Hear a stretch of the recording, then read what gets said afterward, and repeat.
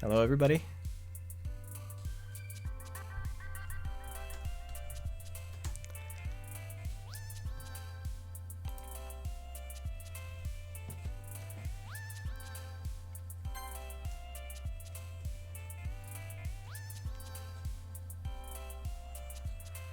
That's a lot of people here. Like 1,000? Already? Yeah. So we already ran into our first issue, and that is the software I'm using to pull the latest donation onto my computer to add to the Best Girl contest. It's not updating quickly enough in order to actually get every single donation coming in. So I don't know how frequently it updates, but it's made by Streamlabs, so I figured that it would work properly. I tested it, but I couldn't test like high donation volume, so oh man, there are already so many donations. Thank you everybody so far who has donated. I'm sorry that I am not able to read all of them. I'll get to a few of them. Thank you CD Shadow for $50. Thank you Tailed Feature for $50. Thank you JTmations for $100. That's a lot, and I will be sure to watch that little animatic later. I'm sure it's really awesome. Thank you Spaghetti for the $69.42.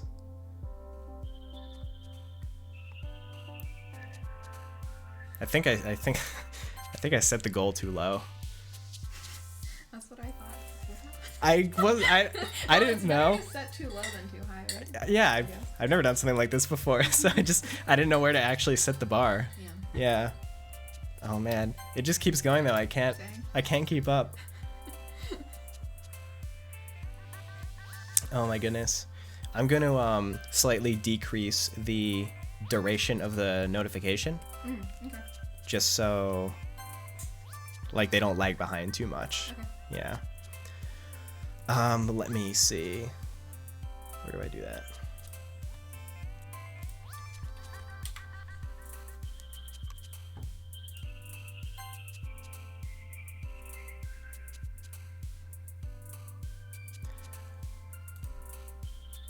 Well, in the meantime, how about we go ahead and talk a little bit about what we're going to be doing today. So, first of all, happy anniversary to Doki Doki Literature Club, and thank you all for joining the event. This event is not professionally put on, it's just something that we put together, so I apologize in advance if there's anything that goes wrong, such as the Best Girl contest is already going wrong, so I apologize for that. Yeah, so my name is Dan Salvato, and I made Doki Doki Literature Club, and this over here is Alicia. She's my best friend, and she's also Team Salvato's executive brand manager. Hi, everyone.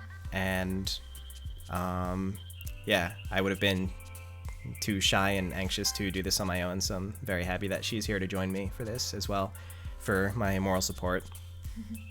And also making sure that we talk about the things that we, the things that we want to talk about, such as the cause that we're raising money for. We are, as you may have seen from the tweets, we're raising money for COVID relief. We chose an organization that is a mutual aid fund, meaning effectively all of the money that you donate to them goes directly to people in need, as in the form of grants, for instance. So rather than it being like absorbed into the charity ether, you can guarantee that the money that you raise is literally going to go directly into the hands of people in need. And that was a big reason that we chose the organization that we did. Is there anything else that you would like to talk about regarding the organization and the stuff that's going on? Sure, I'll read my little prepared statement. Okay, you might have to get a little closer to the mic. I'm sorry. Are you able to? Here, I'll move over. I'll move over. This because it's like that's broken anyway. No, just but it like makes a terrifying noise. Yeah, I'm sorry. It's all good. Is that better? I don't know. Yeah, I'll turn up the gain a little bit just in case, so we can sort of like position it here. Okay. Okay. Is that better? Is that good? Yeah, that should be pretty good. Okay, awesome. Hi, everyone. So as Dan mentioned, today's fundraiser will be raising money for the WFPC's Mutual Aid Fund project. And this fund, as Dan mentioned, provides direct relief to folks in the form of like $200 grants, so that they are empowered to actually use the money, to pay medical bills or rent, things like that. So some of the more, the ways that we don't always talk about people being affected by COVID. So, and also this grant specifically has a focus on women, trans, and non-binary folks. Is everything okay? Yeah. Okay. Go ahead. Yeah. With a special focus on those who have been like systematically impacted by COVID, including those who identify as BIPOC, which is Black, Indigenous, non-white, and Latinx, Asian, and or other people of color, LGBTQ folks, sick and disabled folks, immigrants, unemployed, survivors of violence, parents and caretakers of those, and also people experiencing homelessness. So just want to, let you know who your money is going to. It's going to have like a really, really direct impact on folks in a very real way. So we really appreciate all of your contributions thus far, and we're really excited for what's to come. Yeah. So thank you so much. Yeah. Now we can talk about prizes if we want. Yeah, we can. I know you're nervous. I'm nervous too. Yeah. I'm sorry. No, it's good. Here, give me a hug. Oh my God, no, this is more awkward. It's okay. Okay. She was wearing a Sayuri shirt earlier, and I told her if we hug, then we'll be making Monica and Sayuri kiss. Lit. Yeah. Thank you again for all the donations. Oh, the volume is so... I wish I could read every single one. The volume is so high that I'm not able to get to them all, but I see all of your thank yous, and I appreciate it so much. Thank you as well for enjoying DDLC and for donating your money to this cause. I really appreciate it. Let's go ahead and talk about the prizes. Okay, sweet. All right, so today we're going to be giving away 6 special exclusive art prints. Many of you have probably seen the awesome artwork that we've been tweeting out, kind of giving you some sneak peeks through Twitter over the last couple of days. Did you post the full? I should know this, but did you post the full image? Okay, cool. So many of you have already seen the full image. Are you able to like pull it up by any chance on? I don't know. I can also just show the prints. Everything okay? Yeah. Sorry. No, it's all good. I'm just trying to increase the goal from 2K to 5K just to make it a little more exciting, because awesome. I did not expect to get this much in like the first 10 minutes of the stream. What the heck? I love it. I can't believe it. Yeah. So as I mentioned, we're giving away one of you have the chance to win one of 6 art prints if you donate. We have 2 different tiers of prizes. So the first kind of tier being actually, should I show them? I don't know. Yeah, go for it. Cool. So we have, it's really nice. You might have to help me, like. Yeah, I'll help. I should have like blended it out. Ta-da! So this is printed on very high quality paper stock. It's considered a fine art print. I don't know. Yeah, and this is courtesy of For Fans by Fans, who we are partnered with. So thank you for sending that our way, and check it out. It's digitally signed by Satchely, and of course, if you would like for me, if you win, then I would be happy to sign it for you as well physically. Yeah. So that's very exciting. Yeah. So we're raffling off 4 of these, and to enter for this particular print, the minimum donation is just $5. So, yeah. So all you have to do is donate $5 or more. Make sure you use the PayPal option, not the credit card option, because that's the only way that we can actually collect the info needed for the entry. I tried to disable the credit card option, but for some reason it did not work. So anyone who donates $5 or more, provided you comply with the giveaway rules as well, you have to be over 18 and within the United States, then you will be eligible to win that. Should I show this one? Yeah, so that's the small prize. We have 4 of those, and now we'll show you the big prize. The big boy. Yeah, and we have 2 of these. Yeah. So this is a canvas print. even higher quality, it would look incredible hanging on the wall. And just so you can see, like, it's, made out of, a wooden, it's stretched over a wooden frame. And the dimensions for this one, it's 30 by 20. Yeah, this is 30 by 20. So very, very nice and. Yeah, and it's edge to edge. This piece is, if you see it in person, it's absolutely amazing. Yeah, it's gorgeous. Yeah. Yeah. Cool. So. Yeah, thank you so for that. So there's going to be 2 of these being raffled off, and if you donate $20 or more, you'll be entered to win. Yeah. So we have 4 of the paper art prints, and we have 2 of the canvas prints. For the paper ones, you just have to donate $5 or more to be entered, and for the canvas, donate $20 or more.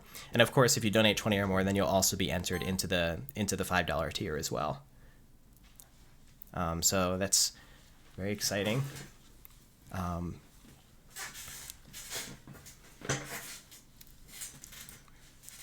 Thank you all again. Let me just read a few of these donations, and then I thought for the first hour here, even though we're already 15 minutes into it, I should have thought of that, but I didn't.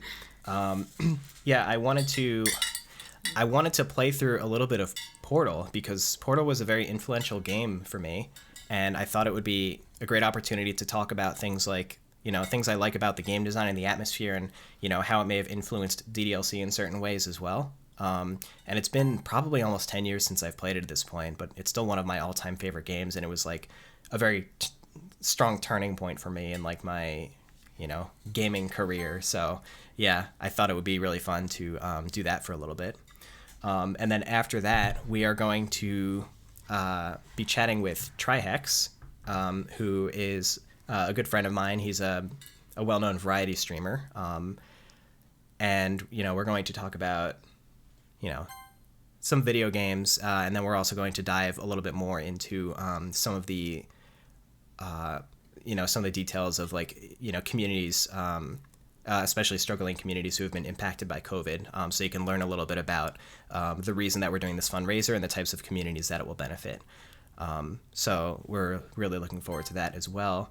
And then probably the big event, which I'm still not sure how it's going to go, but we're going to be collaborating to put a non-canon DDLC scene together with all of you. So you'll be able to donate to have suggestions for dialogue to put into the game, and we'll just see if we can throw together a stream. And then after that, we're going to have Clea as a guest as well. She is an artist, and she is one of our DDLC branding artists who has done things like merchandise and other social media images. And she's going to be doing some drawing on stream. She'll be drawing whichever 2 characters are highest in the Best Girl contest at the time. And then finally, the last hour is just going to be me chilling with you and doing Q&A and stuff like that. So you can ask questions about me, or I don't know, about DDLC or about game development, and I would be happy to chat with you and answer them. And that'll pretty much be it. That's what our schedule looks like. Do you want to talk about milestone stuff? Yeah. We can talk about it later if you want. Yeah. Once we hit the goal, which is now $5,000 because you're all donating too quickly, the reward for hitting the 5K goal is that I am going to give you a tour of my office. So I'm going to take a camera around and I'm going to just show you all the stuff I have in my office, and it'll be a lot of fun to talk about. It's the place where I spend at least 10 hours every day. So I thought that would be really fun. Yeah. And then after we reach that point, every additional $1,000, I will share it's an obscure fact about DDLC or DDLC's development that may not have been known already. So that's what we're looking at as far as the donation incentives go. Okay, so I think we're ready to get started with the first event. It's literally an endless stream of donations. I don't even know how far behind the notifications are compared to the ones that are coming in. It's literally every few seconds. I can't believe it. I can believe it. I'm very sorry to the moderators who are having I hope that it calms down a little bit eventually. Don't because say that. You don't no, you're right. I didn't mean that. You wanted to practically break. I didn't mean not that. actually break, but almost break. Yeah, you're right. I didn't actually mean that. I apologize. Okay, let me go ahead and move this back over here. So let's go ahead and get started with playing some Portal. And I will still be paying attention to all of you, of course, while I play. It's just going to be pretty casual. So let me go ahead and update these texts. Cool. Let's do it. And I apologize again that the Best Girl contest is not fully working properly. I didn't have a way to like adequately test high donation volume, but I did my best. So at least it's kind of working. Maybe it'll like average out to be approximately correct anyway, even though it's like missing a lot of the donations coming in. Yeah. But I, still greatly appreciate all of you who are donating and participating. Well, we're already past 2,000. I can't believe it. Let me go ahead and start Portal.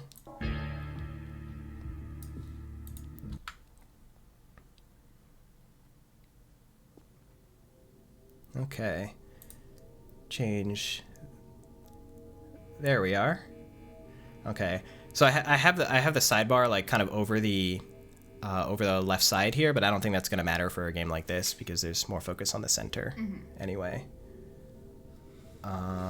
Let's see. And okay, the alerts are still working. Those alerts are literally just going to be nonstop for the next like hour. Oh man. Oh god, I gotta adjust the camera. Hold on. I like cropped it when it was in a different. There you are. I was excited. I was like, oh good, I'm not in it anymore. Yeah. It was like in a different position before. I wasn't gonna say anything, damn. Yeah. I mean, darn. I can keep you off the camera if you want. Okay. Yeah. So again, if you missed it, this is Alicia. She's my best friend and also Team Salvato's executive brand manager. And I'm really happy to have her here to help with some of the logistics and moral support and help take some of the anxiety off of me. Yeah. Happy to be here. Okay, so how's everything else? Is like the volume level good? Are you ready to get started? You're asking me? Oh, I was just asking like, the chat and stuff. Oh my god. Okay, awesome. So yeah, I think the last time I played this was maybe around 2012 or so. Like it's been a long time. It's giving me flashbacks. I think I was with you when you first played. But right? I knew We that. played this together. Yeah. Wait, maybe. Yeah, when you first played. Yeah. Oh really? I think my first playthrough was alone actually. Oh, maybe it was the second playthrough. Yeah, I actually don't remember. Or maybe I'm just remembering like when I played it and you were watching me. Yeah, it could be. But I remember I saw the trailer for this game at a computer graphics and animation like convention, and that was the first time I ever saw anything about the game. And it may have been before the trailer was actually public, I don't remember. But like the moment I saw it, I was like, this game is like going to be special. Like I have to play this game. Like from the moment I saw the very first trailer, and then I played it, and it like exceeded my expectations. It was such an incredible experience for me, and it was a turning point in, I think, the way I kind of perceived video games in general, because games have made me feel like emotional before, but just like the focused atmosphere, and and like unique storytelling like really helped demonstrate what games are capable of in like delivering emotional power to the player, and that's ultimately the one of the main components that inspired me to try making my own games such as DDLC. So that was really important, a really important thing for me to go through. One funny thing, after visiting this game for so long, like it runs so incredibly well on modern hardware. Like I maxed out all of the graphics. I'm playing at 1440p. I don't have a 4K monitor. And there's still not like a single point in the game where it dips below the max frame rate, which is 300 FPS. It's ridiculous. Yeah. So it's like I've never actually played the game in this definition either. Hello, and again, welcome to the Aperture Science Computer Aided Enrichment Center. We hope your brief detention in the relaxation vault has been a pleasant one. Your specimen has been processed, and we are now ready to begin the test proper. Before we start, however, keep in mind that although fun and learning are the primary goals of all enrichment center activities, serious injuries may occur. For your own safety and the safety of others, please refrain from stand back. The portal will open in 3, 2, 1.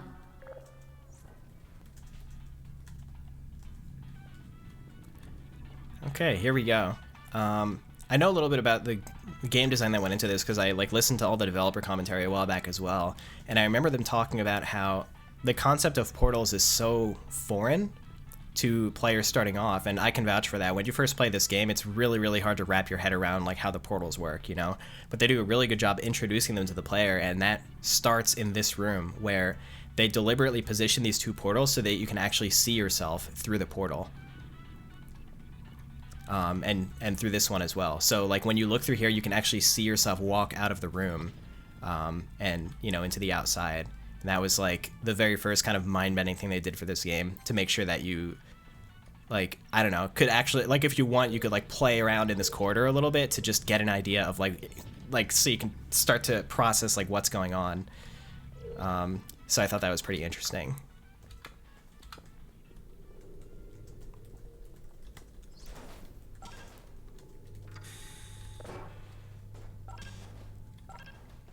Excellent.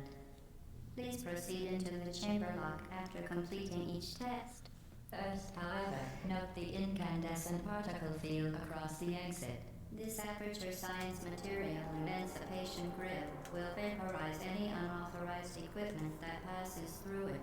For instance, the aperture science weighted storage cube. Thank you again to everyone who's donating. I'm trying to keep my eye on the donation comments, so that I can have a chance to respond to them, even though they're coming through really quickly. Yeah.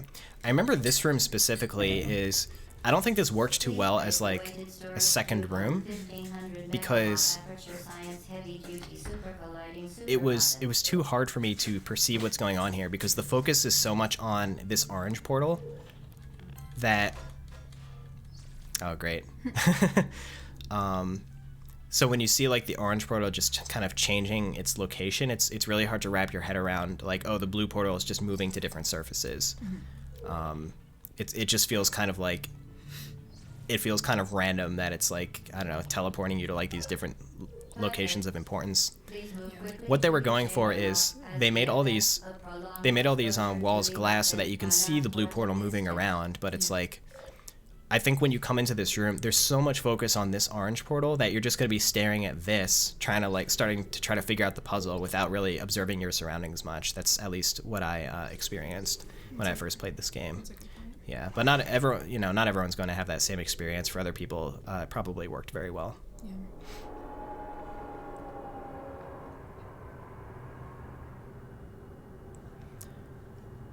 I can't remember what I thought. I feel like you were coaching me the whole time. It could be. Thank you, Endless Tetris, for the $5. You're doing very well. Please be advised that a noticeable taste of blood is not part of any test protocol, but is an unintended side effect of the aperture science material emancipation grid, which may, in semi-rare cases, emancipate dental fillings, crowns, tooth enamel, and teeth. So for this room, they decided to keep this door closed while GLaDOS was talking, so that you had the chance to look through this window and see the portal gun shooting at the different surfaces. If I recall, I think that was said in the developer commentary. And it also actually forces players to, I don't know, listen to a little bit of GLaDOS's dialogue.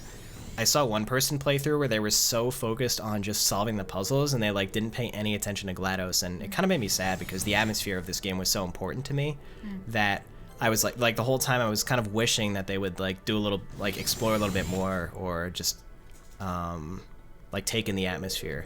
But in the end, I just realized that everyone looks for something a little bit different when they play games, and it's okay if the experience that I got was different from somebody else. If they still had fun with it, or even if it wasn't really a game that was for them, then that's totally fine, because I'm sure that they have played other games that they have fallen in love with as well.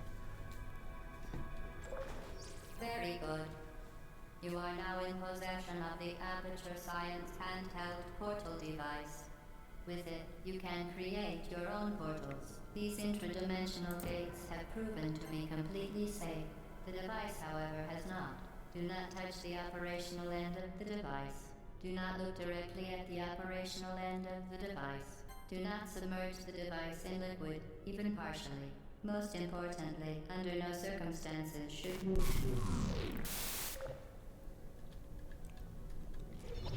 So when you get the portal gun for the first time, you can only shoot blue portals and you can't shoot the orange portal.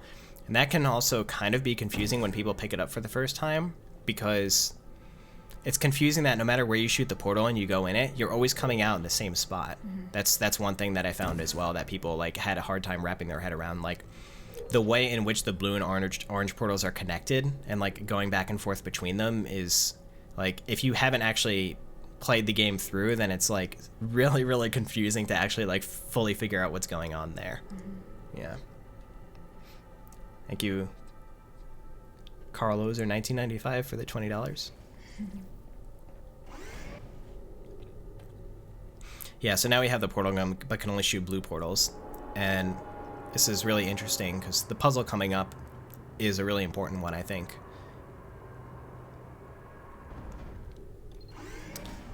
Duck, I'm like actually maybe halfway through Half-Life 1. I'm actually playing through Black Mesa, not the original.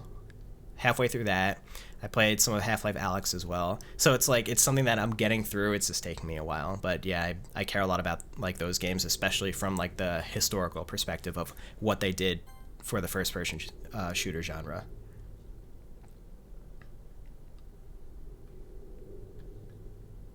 Thank you for the $100, Taros. Do you count APO addresses in the U.S. For the giveaway entry, right?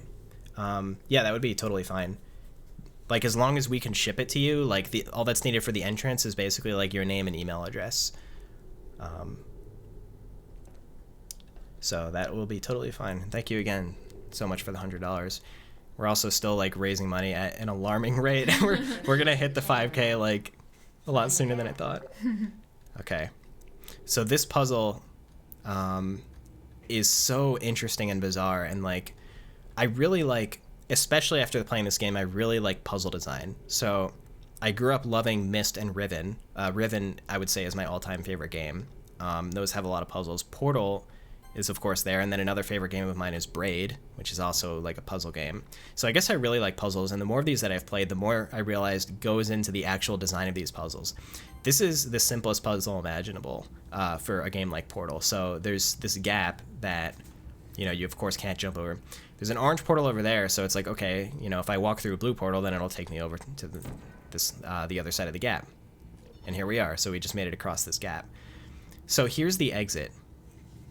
Now, up until this point, the focus has always been, like, shooting a blue portal and going through it in order to get to the orange portal.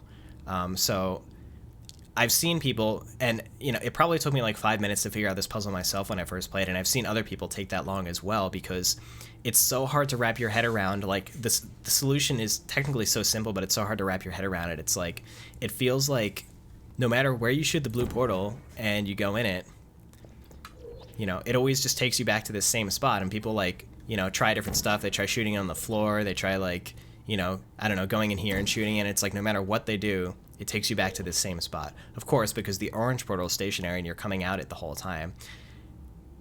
Eventually, people have the aha moment.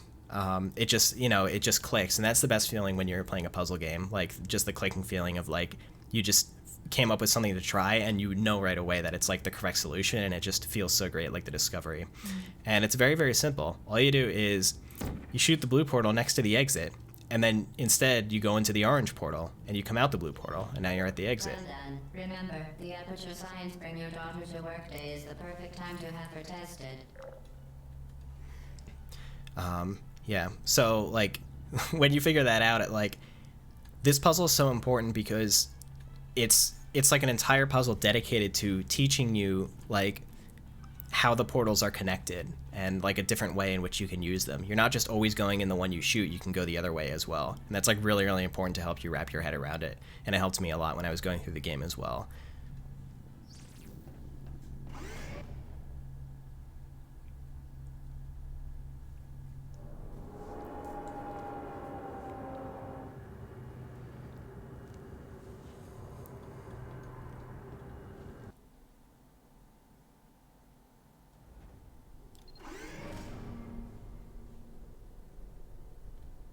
Okay.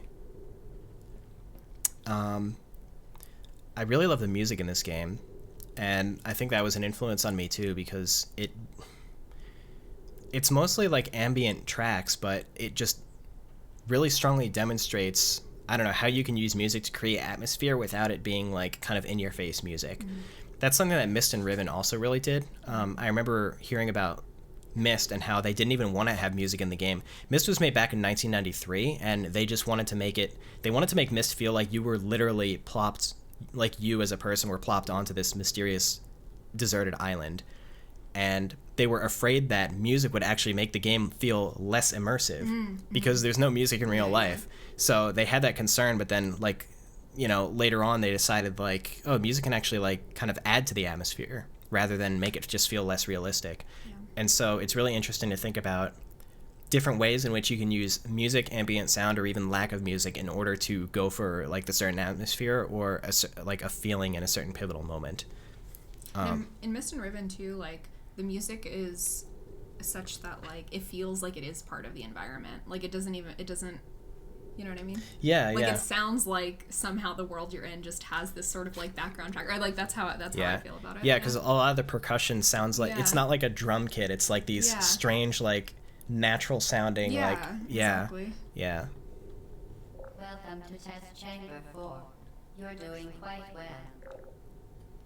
Okay, so now they're finally bringing the cube back in to the equation, and they want to, you know, from the very first room, they established the connection between like this floor button opening the exit door, and then like putting a cube on the button, and so it's like they deliberately established like the unspoken rule of whenever you see this button, you know that you have to put a cube on it.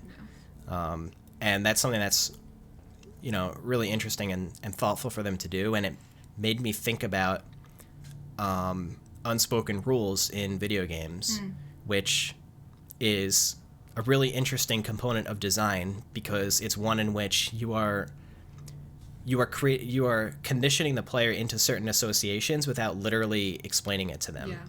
And that goes for everything from puzzle design to the game's controls to things in the atmosphere to like how it progresses, like what comes after this part, is there a pattern there, to even the user interface of the game and the way that you are interacting with it.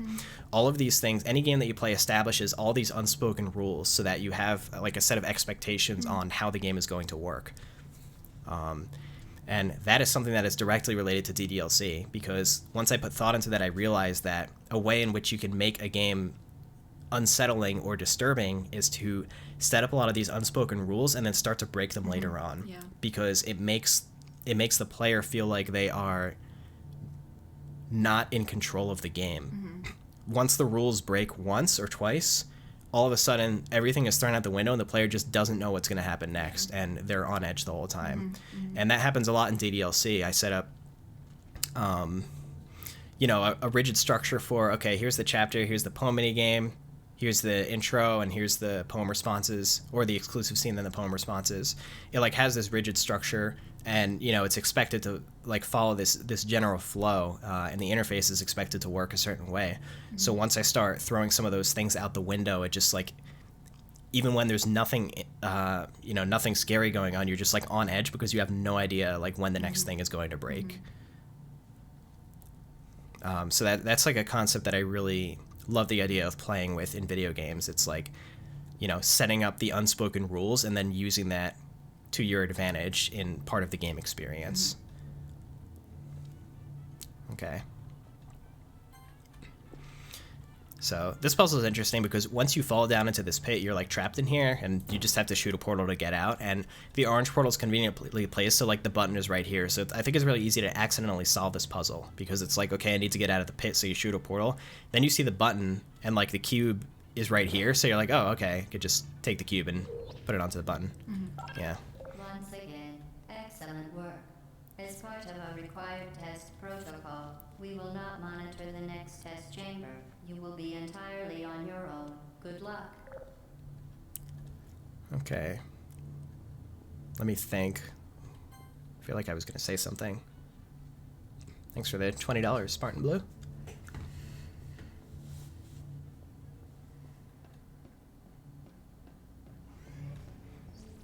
I really love Portal 2 as well, but I think that Portal 2 is slightly more lighthearted in its sense of humor. Portal 1 is like this really like kind of dry sort of like dark humor, and I feel like if they attempted the same thing in Portal 2, then it could have gotten stale. I'm really glad that they figured out sort of how to reinvent the atmosphere in order to like make it a fresh experience again. Although I think that like between the two, I really like the darker sense of humor in this game. It meshes really well with the creepy atmosphere because GLaDOS says things that it's like you want to sort of laugh, but at the same time you also sort of know that she's like being serious in the stuff that she says, and it's just gives you this off-putting feeling, and it's just such an interesting combination of emotions. It's something that I really love.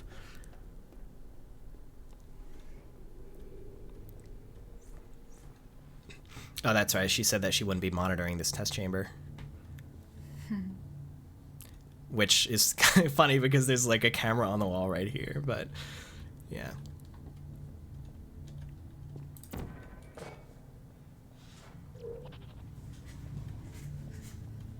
Okay. So this is the first test chamber where you have to chain together more than one portal shot, because again, it's like you think in order to get there, it's like you have to shoot a blue portal there, you know, so you can come out and get the cube, but it's like you do that and then, well, the orange portal's up there, so it's like, how do I get up there? And it kind of traps you. And people, you know, again, I've seen other people play this. I probably had the same experience where you go up here and you're like, okay, well, now I'm up here, but now I can't reach the cube. And they like try other stuff to do that. They like go through and they shoot the blue portal in different spots to like try to, you know, actually be able to reach it. Yeah. So that's sort of mind bending as well. And then you eventually realize that while standing on this platform, it's like, oh wait, I can reposition the blue portal whenever I want. So it's like I'm up here next to the orange portal, so you can just like shoot a portal here, come back through and grab the cube. It's, as someone who has fully like played through Portal and Portal 2 a lot, like that sort of thinking comes really naturally to me, but for someone going through this for the first time, like it could just take a really long time for those sorts of things to connect. And that feeling of like making you think in a way that you never had to think before is like that sort of problem solving is like really gratifying for me. That's one reason I like this game so much, as well as Braid with the time bending elements, and even Baba Is You, which I played through recently, and I absolutely loved that game as well.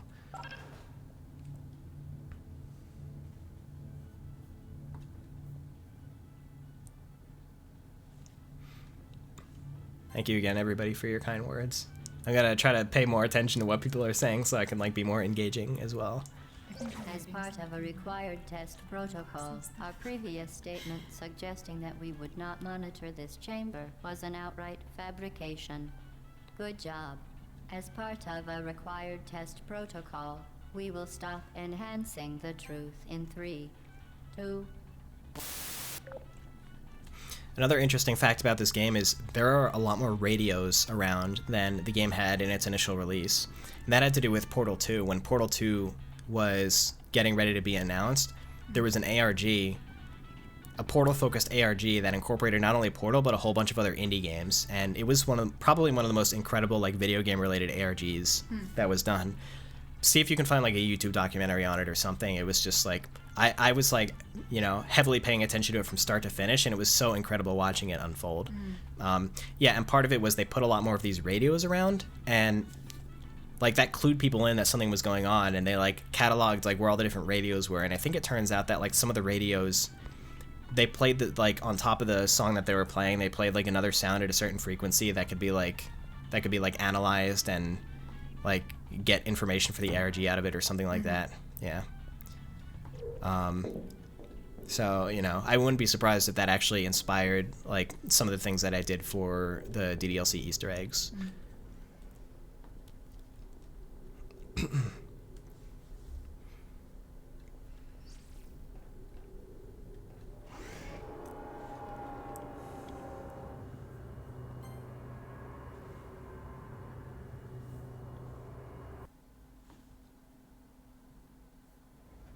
Thank you, Chalky Milk Soda. I'm really happy to hear that it helped you out. I guess it was a good time to play through it. Some of my favorite stories are hearing about like how like DDLC has helped people, start friendships or connect with a community in some way, because those are experiences that I got in my own gaming career that like meant a lot to me. And it was just, it just makes me feel so happy that I was able to contribute to that in some way for other people. While safety is one of many Enrichment Center goals, the Aperture Science High Energy Pellet seen to the left of the chamber can and has caused permanent disabilities such as vaporization. Please be careful. I think this is the first energy ball puzzle. And they made it as clear as possible on how it works. It's like there's already a portal here, and this light like shines up at the ceiling that actually shows you where to shoot the blue portal. I think I recall in earlier versions of the game this light was actually not as bright, so I think it was like harder to notice. Maybe they made it a little bit brighter. Either that, or it just has to do with like updates to the source engine or graphics fidelity or something like that that made that change. I'm not sure. But in any case, this is all we do, and then you get to watch the energy ball like go through the portal as well. Unbelievable. You. Subject name here. Must be the pride of. Subject hometown here. Subject hometown here.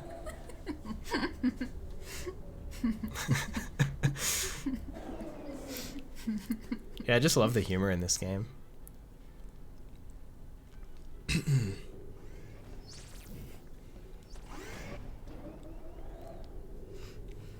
Yeah, I think like, it gives you the feeling that it almost feels like a corrupt version of what it's presenting itself to you as, it's like you kind of get some of the vibe that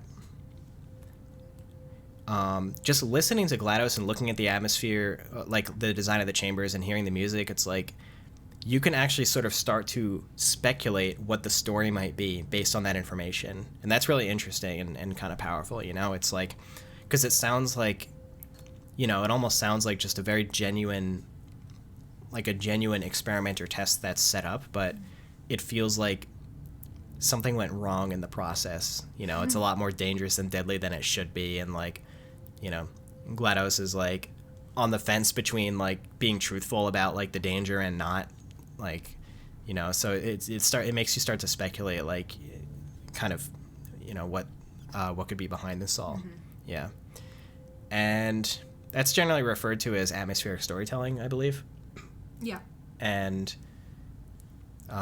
it's something that I have, all my favorite games, typically, they seem to have some sort of atmospheric storytelling. I think it's just so powerful for you, the player, to be the story rather than the story being told to you. It's something that I feel like only games and interactive media can really offer that as a tool, where the story unfolds through your exploration. It makes it feel so personal and immersive, and it's something that I really love about Portal and other games.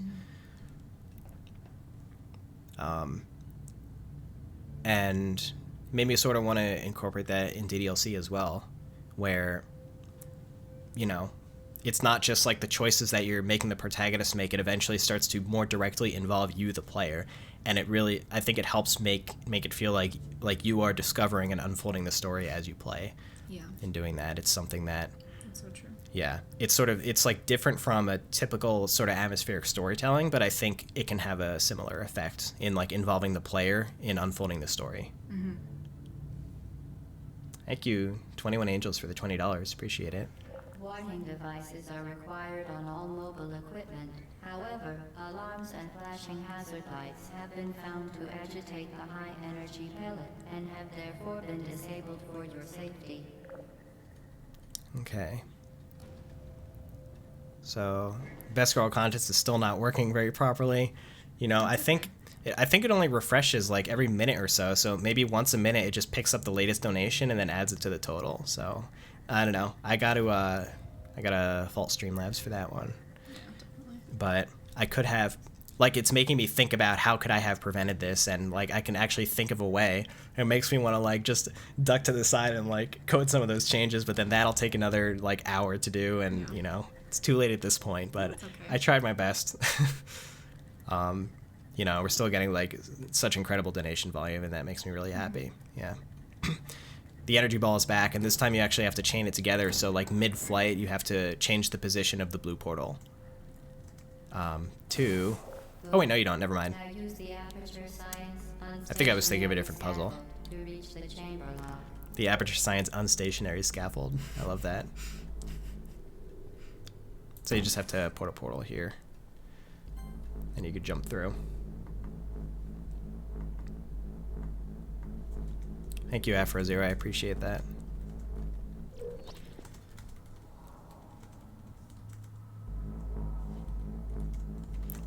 Already at 4,000. Yo, we're not even we're not even an hour in.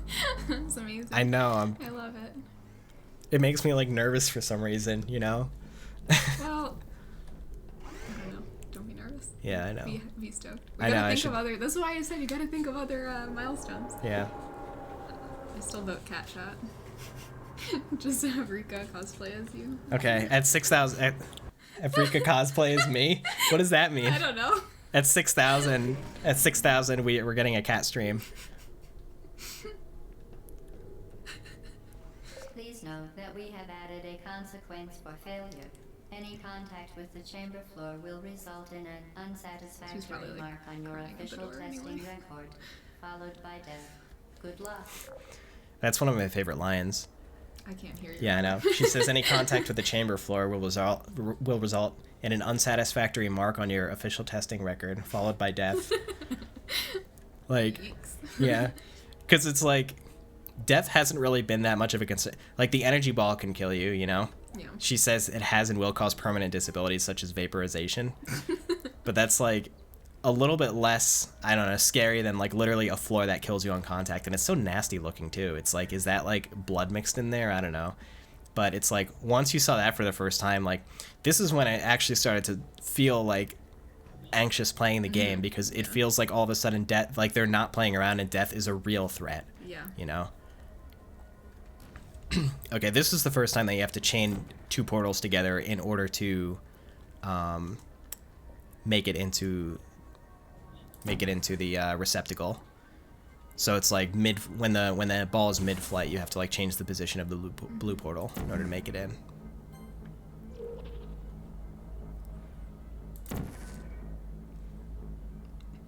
I haven't played Pizza Tower.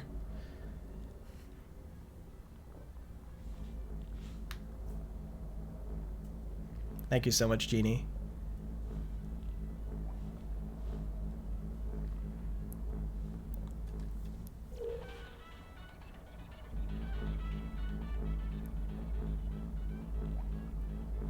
Remember my portal cupcakes? I just thought about that. Yeah, I do.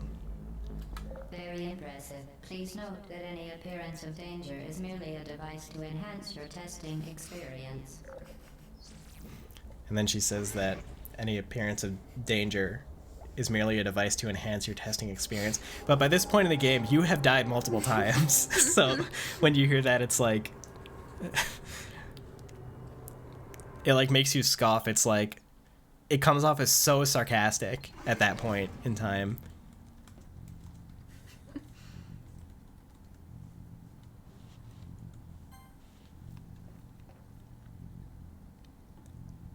Wow, Tallest Rose, that's amazing.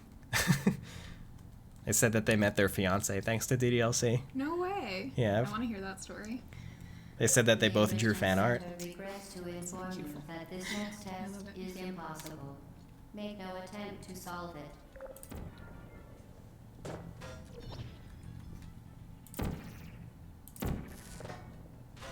Here's another radio that I think was added like later on for the Portal 2 ARG.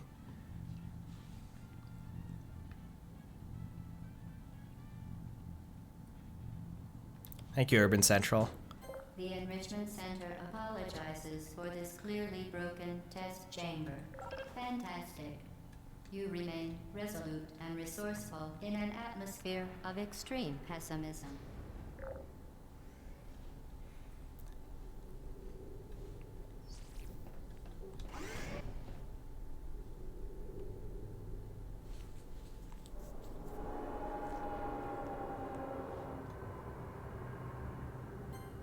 time is flying. It's 4:50 already. In our time zone, that is. Yeah. Thank you, Fairytale. I hope your friends enjoy the game as well. And if they don't, then that's okay too, because everyone has different tastes.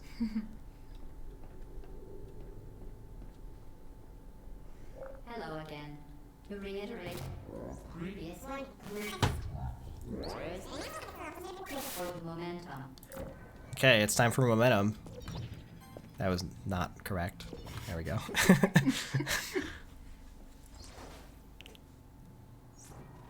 Yeah, where's the Mountain Time gang? Yeah. 6% of the population. 6% of the U.S. population. Where's Mountain Time gang in chat?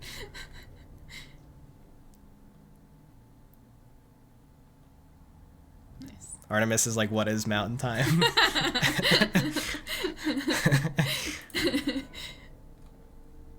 So, wait, there's another time zone? Okay, here we go. Spectacular. You appear to understand how a portal affects forward momentum, or to be more precise, how it does not. I had a hard time understanding that when I first heard it. She says, you appear to understand how portals affect forward momentum, or affect momentum, or to be more precise, how it does not. And I was like, what does that mean? But now I realize it's because it, like, when you jump through a portal, your momentum is conserved, so the portals don't affect your momentum. For some reason, I didn't wrap my head around that initially. So now it's backwards, where they give you the floor portal already, and you have to shoot this one. Yeah. Ooh, I know a speedrun tech for this room. So you're supposed to go through it once, and then it doesn't make you to the exit. So then it extends even further, and you have to jump through it again. But I think you can just, because they don't teach you that you can do this yet, but if you go through portals multiple times, then you you can build momentum through more falling. So I think you can do this, yeah.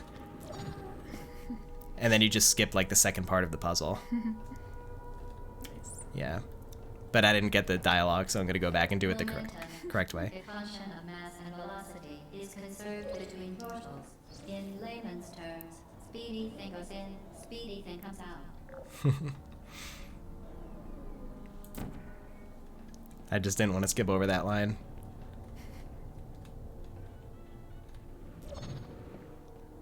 Ooh, dizzy.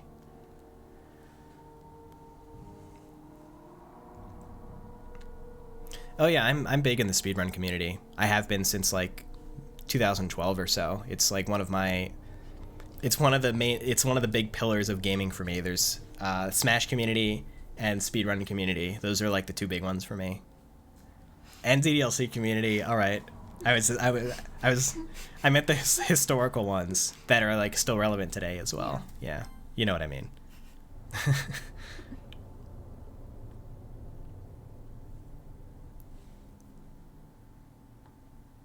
Oh, thank you, Combo Dev. It was the same for me. Modding games is a great way to kind of learn programming and build your skills. For me, it was Smash. For a lot of people, it's Minecraft. So many people have learned programming through Minecraft modding, which is incredible. Yeah. And I'm really happy I was able to provide that with DDLC as well, especially since it's such an accessible game to mod, and it's easy to learn the scripting language. It's a really great doorway to kind of learning programming and game design. Yeah.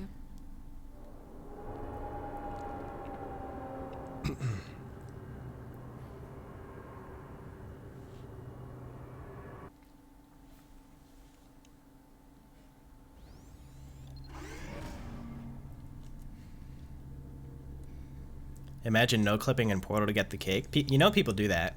That's literally, people do that at the end of the run. After they defeat GLaDOS, you can perform, what is it? The cake is on the same map as the GLaDOS room.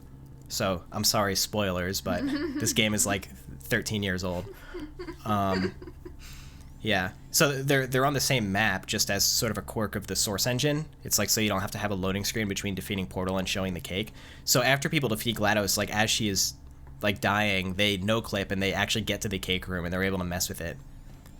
You could even do that to soft lock the game if you put the companion cube in the way of the claw, so it can't so it can't burn out the candle. I think that soft locks the game. The Enrichment Center promises to always provide a safe testing environment. In dangerous testing environments, the Enrichment Center promises to always provide useful advice. For instance, the floor here will kill you. Try to avoid it. I love that line too. And thank you, Timothy. I wish you the best of luck on your own interactive novel.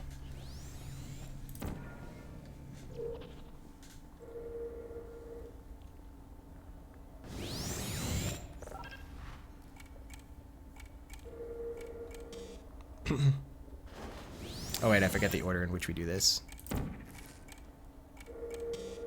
I remember now. I never liked this chamber in like follow-up playthroughs because there's a lot of waiting involved. If you're not speedrunning, that is. You have to like go in here and then shoot this portal.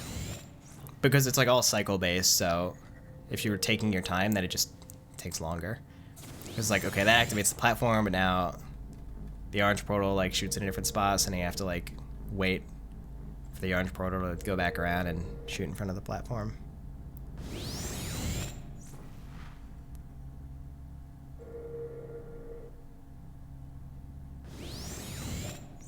There we are. The music when you pick up the second portal gun is the only... It's like the only instance in which something in this game makes you feel good. It's like this sort of feel-good music. The device has been modified so that it can now manufacture two linked portals at once. As part of an optional test protocol, we are pleased to present an amusing fact. The device is now more valuable than the organs and combined incomes of everyone in. Subject hometown here. Wait, where's the exit? Oh, I'm stupid. Wait. Oh my god, why did I do... I'm supposed to hit that button and the exit is right there. For some reason I didn't see the button, I just like turned around. Oh my god. It has been too long since I played this game. Oh man.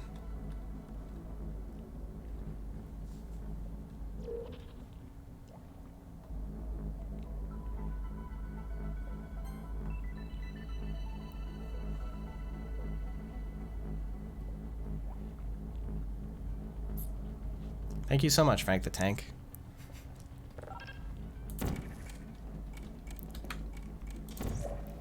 Oh, that's right. So it's like if you don't hit the button and shoot the portal in time, you have to wait for this super slow platform to like go all the way back and forth. That was another reason I didn't like this room.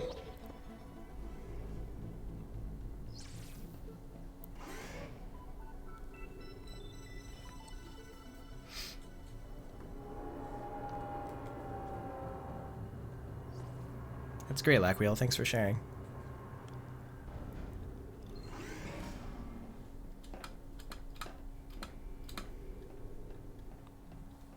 More momentum. Fling yourself. Fling into space. Get ready to fling yourself. This time with 2 portals.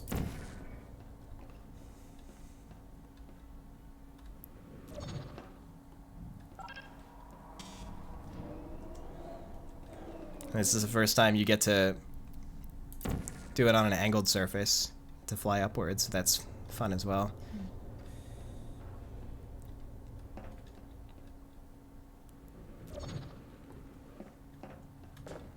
Grab this. Oh, the music isn't happy anymore. Oh, it's already on the hour. We're gonna have to move on in a bit. Mm-hmm. How sad. I was enjoying playing this game. Well, remember... Remember what?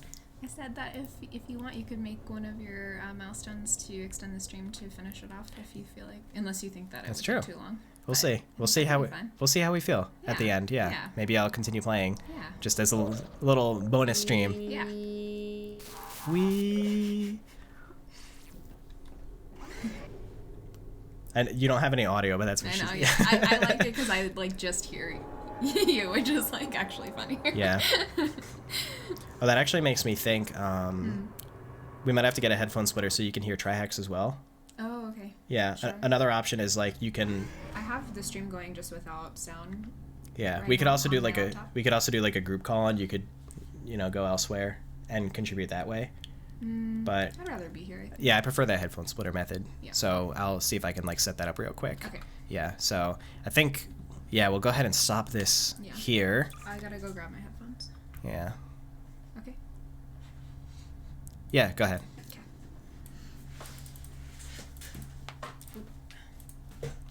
Okay. That was great. Yeah. I really wanted to have the chance to revisit that game, because it is a game that like kind of, you know, inspired me a lot, even in the context of DDLC. So I was really happy to kind of get the chance to talk about it a little bit, both from like a, you know, interesting game design facts about it, as well as, you know, things that personally really resonated with me that eventually translated to DDLC as well. And I mean, another obvious one is the end credits song.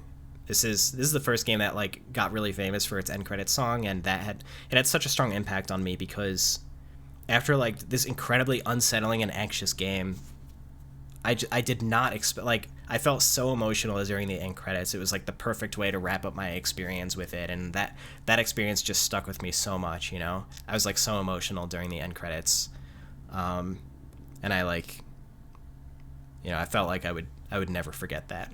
And you know, that's probably, I don't remember my exact thought process, but that feeling is probably what inspired me to, you know, give DDLC like a heartfelt end credits song as well, because most of the inspirations that I get from games are not really like the mechanic or the gameplay element, but it's the feeling that it gives me. And it's like I really hold on to that feeling, and then I think to myself, like, you know, like, how can I deliver this feeling to others? And the end credits song was, I think, such a great fit for DDLC, because I think it would not feel, it would not have felt like a complete ending if the song wasn't there.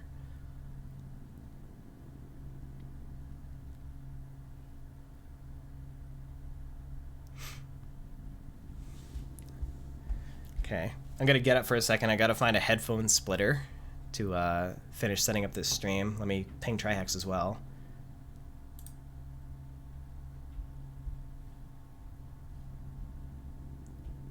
Oh wait, hold on a second. There's an update that just came in from Trihex. He says that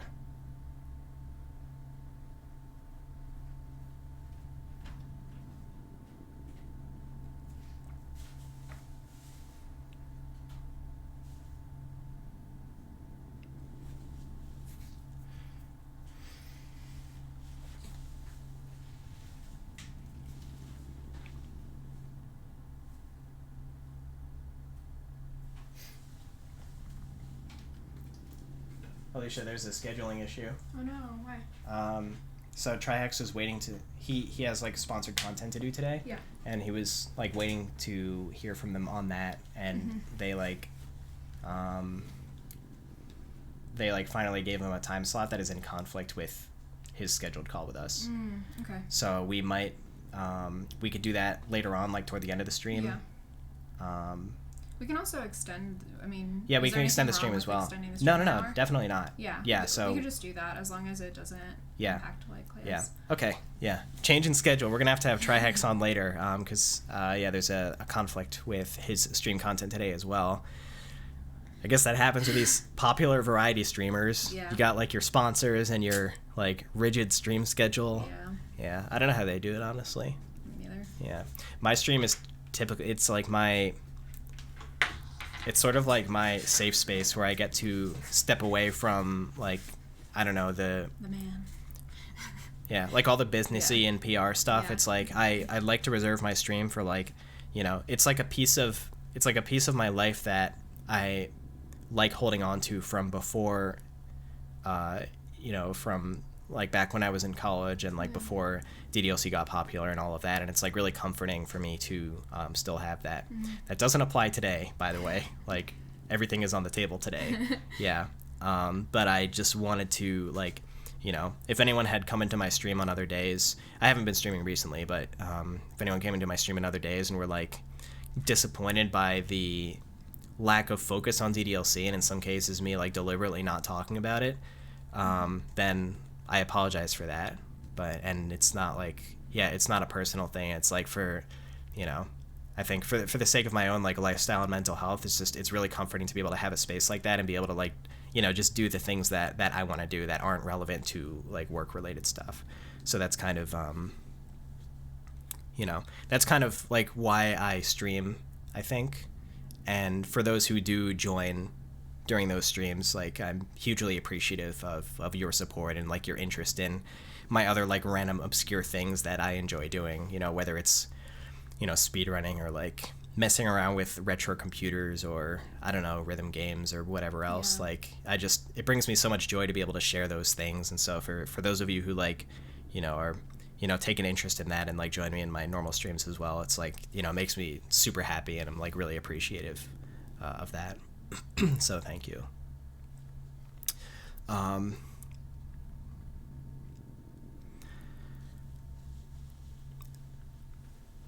So what do you want to do for the next hour? We can continue playing Portal. We can just, I don't know, do like some just chatting. Yeah. Well, I think the people should decide. So. That's true. Yeah. So suggestions on what we should do with this bonus hour. Yeah. We can like put up a poll or something like that. Yeah, that's a good idea. Yeah. Well, we can also suggest, like, we can collect some suggestions as well if anyone has any. Yeah, that's true. Anything that maybe we're not considering. People are cool with Portal. Dan versus Artemis speedrun. I'm too rusty for that, and also I don't have any of my equipment set up.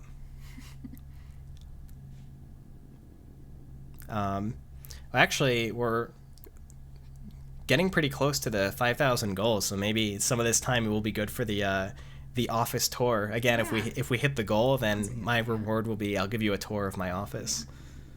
So that'll be fun as well. Oh, I'm sorry I keep turning my head like away from the camera. It's just I have chat on this screen over here, so it's like, and my camera's over here. Mm-hmm. So I'm just like, yeah. Everyone's mostly seeing the side of my head, but yeah. Thank you, $100, just Libitina. Appreciate it. Like, I don't know, could my laptop be helpful if maybe we put it over there as like an extra screen for you? With the chat? Let's see. No, I think it's okay as it is, yeah. I can also, I'm taking, I'm keeping an eye on the chat as well. So. People are saying DDLC.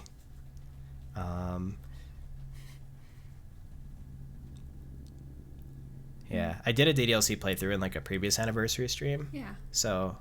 Was that last year? That was 2 years ago. 2 years ago. Yeah. That's right. Melee net play. Oh man, I'd be down. I'd be down for some melee right now. I'm kind of feeling it. Do it. Just say. I don't know. I wanna.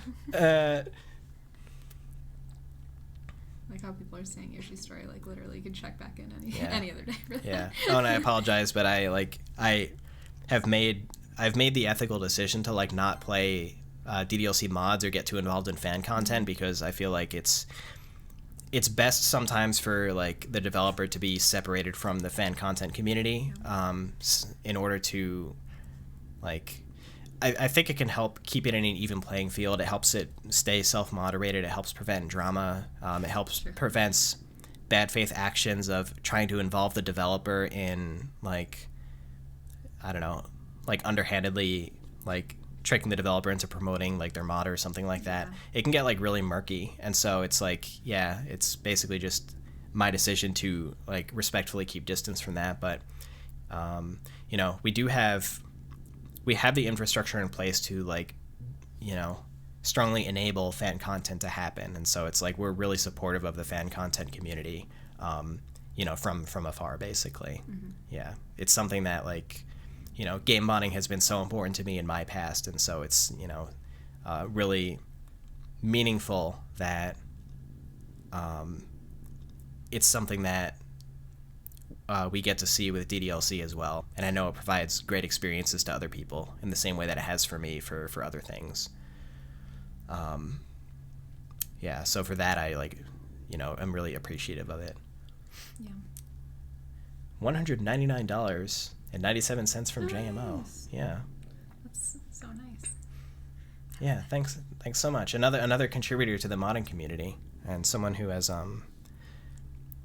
made a lot of friends through it and gone through personal growth. So thank you again. I love hearing about people who have had that experience. Thank you so much. Thank you, Sterling Nano, for the $20.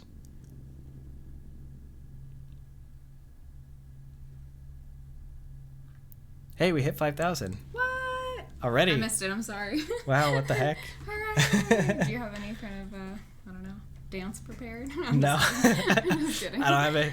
We should have gotten some party poppers or something like that. Yeah. That's all right. Okay. We could always pop those balloons. Oh my god, no. I'm just kidding. Yeah. I have a bit of a phobia of like the sounds, the specific sound of balloons popping. Oh, really? So, yeah. Yeah. Thank you so much, everybody. Yay! Hooray! Okay. That's wonderful. So so then 6,000 will be cat stream, right? Yeah. Yeah. It's wonderful. Maybe I'll like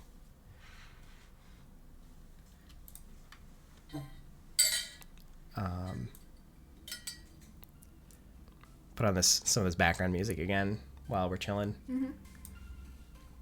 As long as it's like low enough. Yeah. Hope this isn't like very loudly clanking in the microphone. Oh no, it's fine. Okay. 'Cause it's like metal on metal.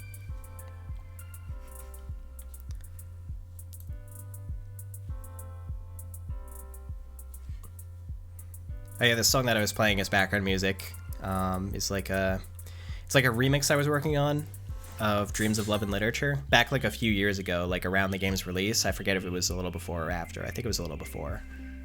And I never finished it, and it's still not finished, but it was finished enough to use as like a background track for this stream. So, is there a way to fix the contest? I could fix the best girl contest if I put. That's true. Could you like narrate yourself coding? Oh man. Is that too stressful? It's too stressful, and it's like it requires like focus and concentration, and it would make me like feel bad because my attention would be too focused on that. Yeah, so I apologize.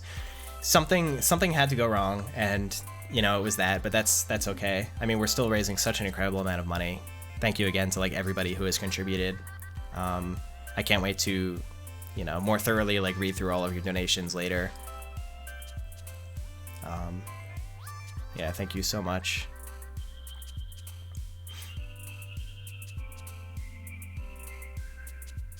We can straw poll it.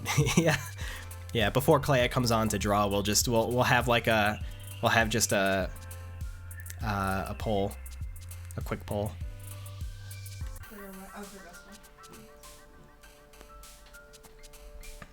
Oops, I accidentally hit a key on my keyboard that like jumped a little farther into the song. That's okay. You want to do the office tour? Yeah. Okay. I'm excited. I don't know. Maybe you can, I don't know, keep an eye on this stuff. So, Yeah. How are we going to do this? Okay, so I have...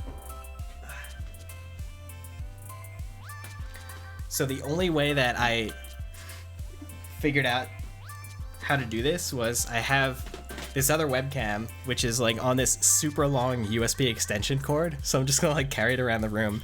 And I'm going to temporarily switch the audio from this microphone to the webcam. So the audio is going to get really, really bad for this. I'm just warning you. And the video is going to get worse too. You can't use that, right? No, Oh. That's actually what I tried first. Oh, okay. Yeah, I had to settle on this. Yeah, unfortunately.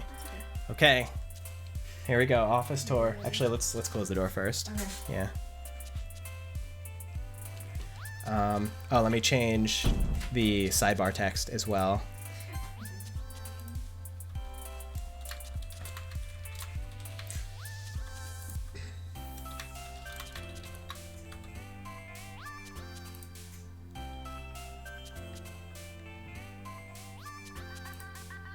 There we go. Okay. Are you ready? We're about to have a major switch in quality here. Ready? Okay.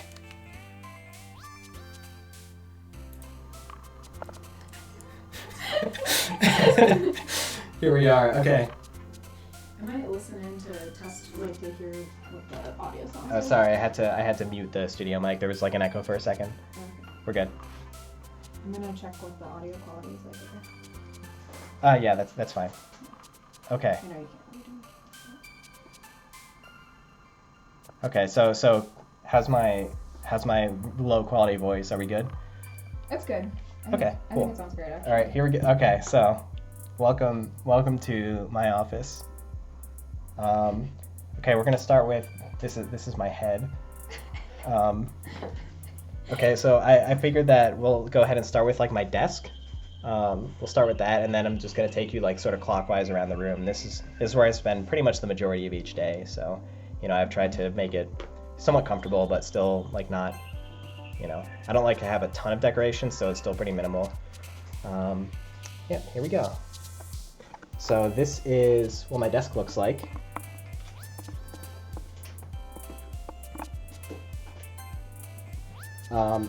Right now, I have a third monitor set up on the left side over here.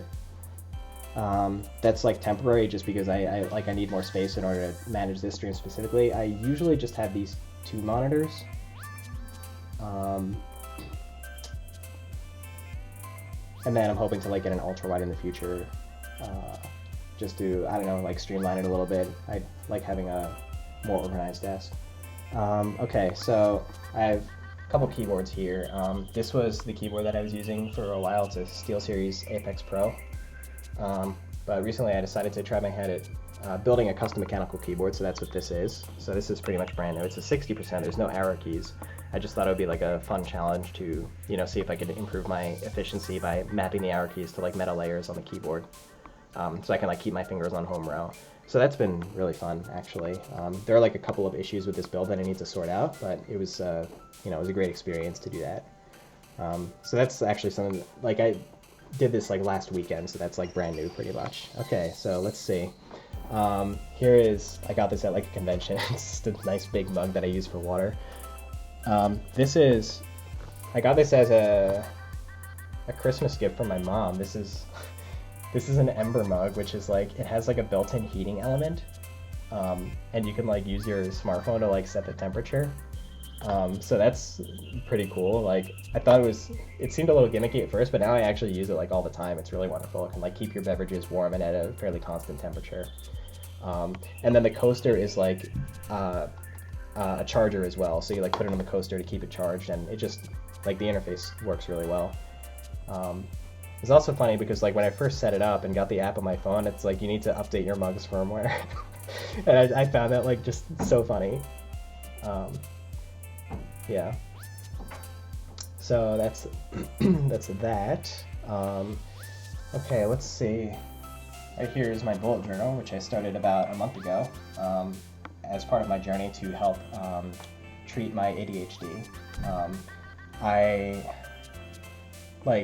I had heard of bullet journaling in the past and thought, like, I kind of dismissed it as, like, I'm not interested in like an analog task management system or journaling system, because software and technology can just do everything better than an analog system can. And I discovered that I was not necessarily correct. There are a lot of advantages to an analog system as well, such as it feels like a lot more personal and inviting. It's like you have to like deliberately put time into it, and it feels like when you fill a page, you're actually like creating a piece of art in a way. It feels like you're sort of like filling a blank canvas, and it just makes you feel much more attached to it. That's something that is really beneficial, I think, about having an analog task management system or a bullet journal. And it was also invented by someone who created it to help manage his own ADHD, and so that's something that really appealed to me as well. So that's that. Let's go around over here. This is my laptop that's temporary. Okay, here we have my Wii, which has a 20x60E sticker on it and a couple of DDLC stickers. We have my Switch in the back there. They are both set up to like a capture device on my computer under the desk.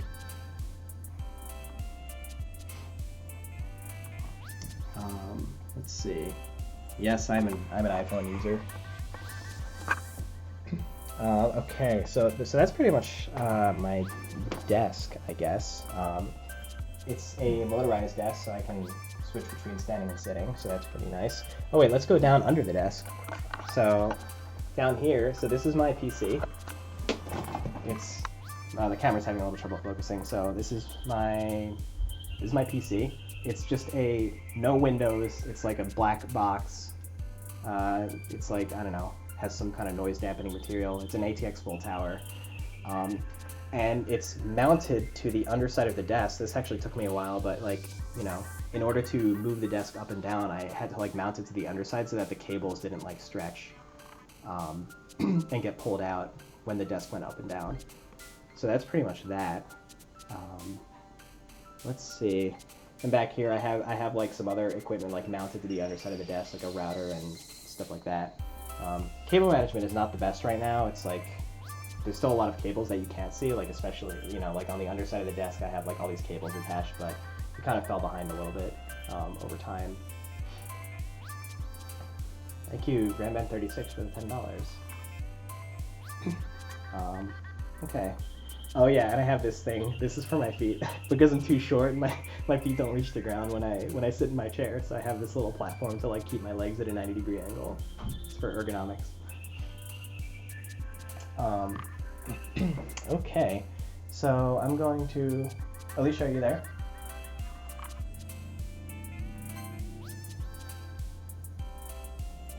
It looks like Alicia ran away for a second. I'm not going to be able to like read chat when I get up from my seat. So, yeah. Thank you so much, Spaghetti. You're Spaghetti's friend. I appreciate it. Thank you, Rod.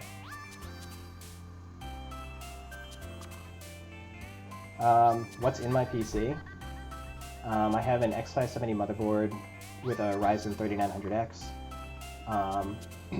RTX 2070, but actually I have two video cards in there now because I've been switching over to Linux, and using KVM in Linux you can get like nearly bare metal virtual machine performance as long as you like pass PCI devices directly to the other OS.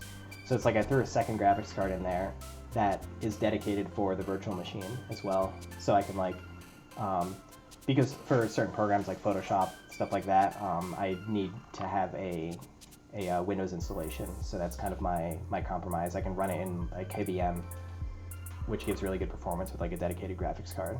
So that's what I have going on. And if you're curious about Linux, I'm running Linux Mint, and my desktop environment is GNOME. Which I know Linux Mint doesn't come with GNOME, but I like GNOME, so yeah. Okay, so let's move on. So we're going to be coming around this way. This is my blackout curtain because I'm a vampire. This is what you see directly behind my desk. You can see this often in my stream. So I have, oh, Alicia snuck that little Monica plush pillow there. But you have the Yoshi Story poster. And up here is a Yume Nikki poster, which it's pretty rare that you see Yume Nikki stuff at like conventions, so I had to pick up that poster because I love Yume Nikki. It was a pretty big influence for me. And then down here we have an Ashley plush, which I also picked up at a convention that's handmade. And then we have a GameCube puppy plush that I got on Etsy next to my GameCube controller.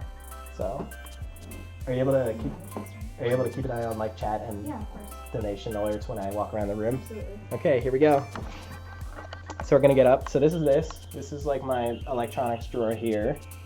Then we're gonna go around, and this is the other side. So this is my sort of like retro PC workstation, where if I'm streaming Amiga, then I actually like sit here. I have cables like kind of going all the way across from my main PC over to here, so I'm able to like capture and stream from this setup. It's like, you know, it's really difficult to get it right, but that's something that I do. So yeah, so over here we have network switch. We have an OSFC for capturing retro hardware. And then this is, I didn't tidy this up ahead of time, but this is like an old 2010 MacBook Pro. We have, I don't know, keyboards. I got this custom keyboard for my Amigas. It has like the Amiga OS key on it. And then down here, the last machine I was messing with was a Power Macintosh 9600. So I got that up and running, and I'm looking forward to like doing some fun stuff with that. And then here's my NAS, which I set up recently. It's network attached storage. It's basically like a miniature computer dedicated to storage and delivering like your files over the network, and has like network services and stuff like that. And that's been wonderful. It's like, backing it up is very, very simple. I have access to my documents from any device on the network, which is great. So it's like when I switch to my laptop or another computer, then I still have access to my documents. So that's the way that this setup looks right here. So now we're going to keep going, and this is my bookshelf. These aren't really books, but yeah, so this is just some of the computers that I collected. This is also a little bit messy right now, but this is my my original Amiga 1000. It was my family's very first computer, and it's still very dear to me. Then it has some expansion cards on top of it that I've been like swapping out and stuff like that. There's an external floppy drive.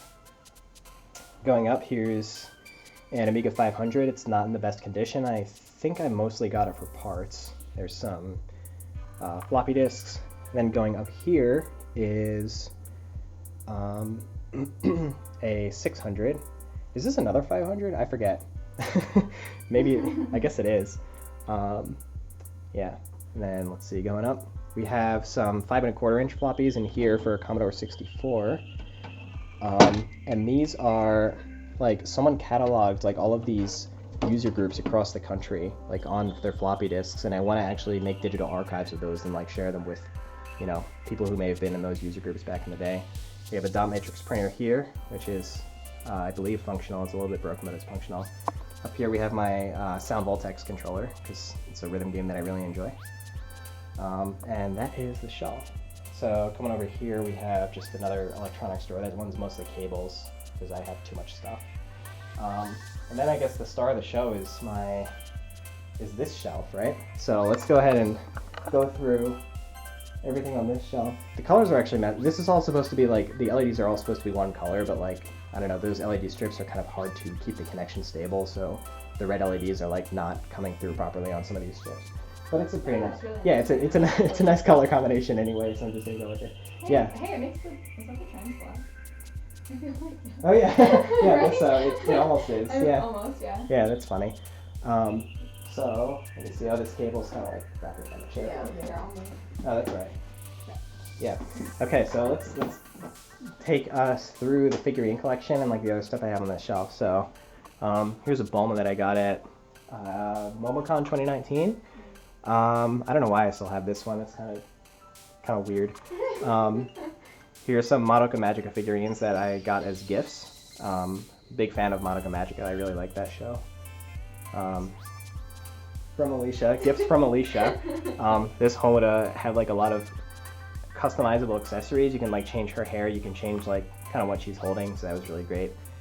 So I made her like the glasses version before she was fully trained with like the golf clubs. So that was great.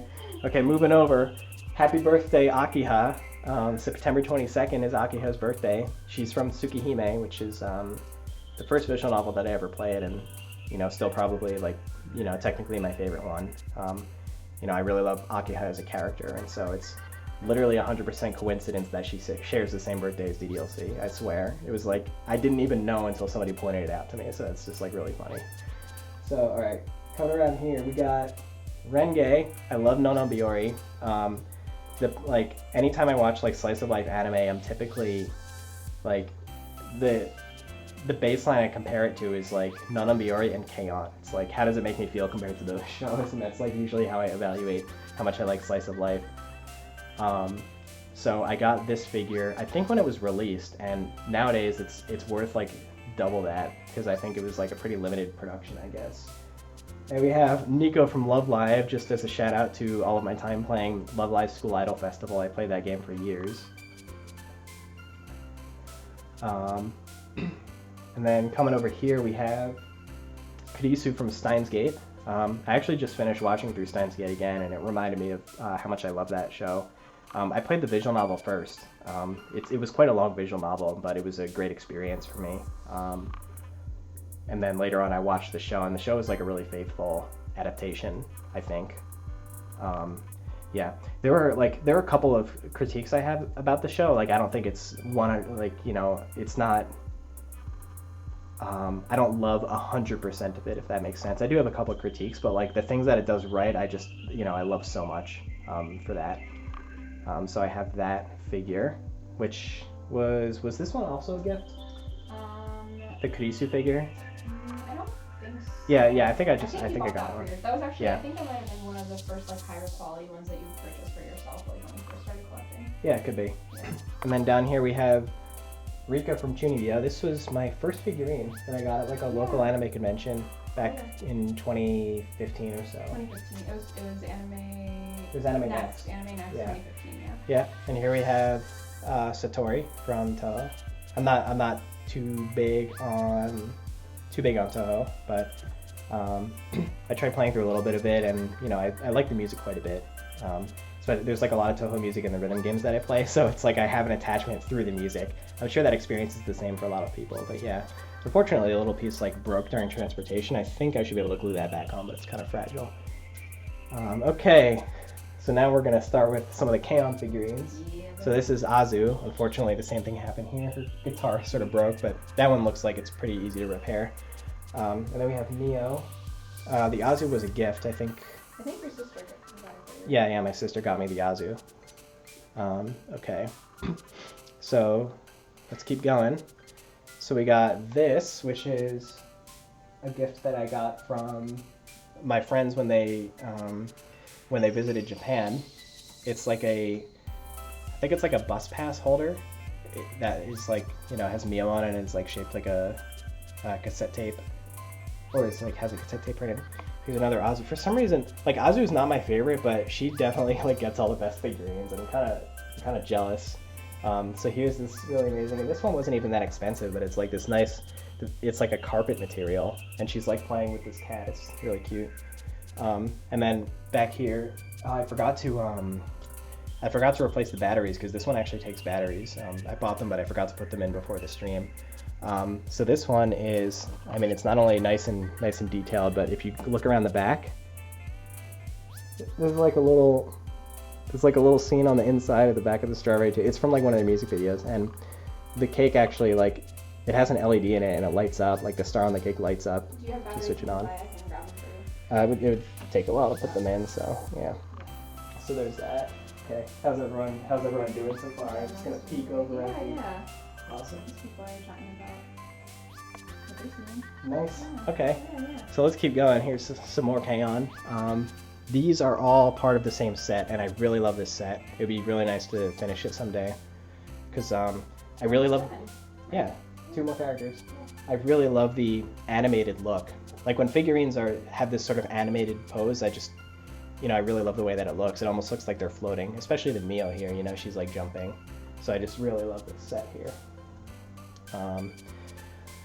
And then here's another Madoka figurine. This one is Kyoko, and this one is like fully posable, and she has like a ton of accessories and different hands that you could put in and stuff like that. I had no idea it was going to be this big when I first got it. So I've like messed around with the poses a couple different times, and this is where I landed. Yeah, and those are all the figurines that I have. Almost anyway. There will be a couple more coming up, but yeah, that's pretty much it. So thanks for enjoying my figurine collection with me. Okay, let's keep on going. So now we're gonna get to some nerdy stuff. Wow, As a that thing, was- yeah, as a that thing. was a nerdy. Yeah, okay. Nerdy in a different territory. Let's say that. Okay, here we go.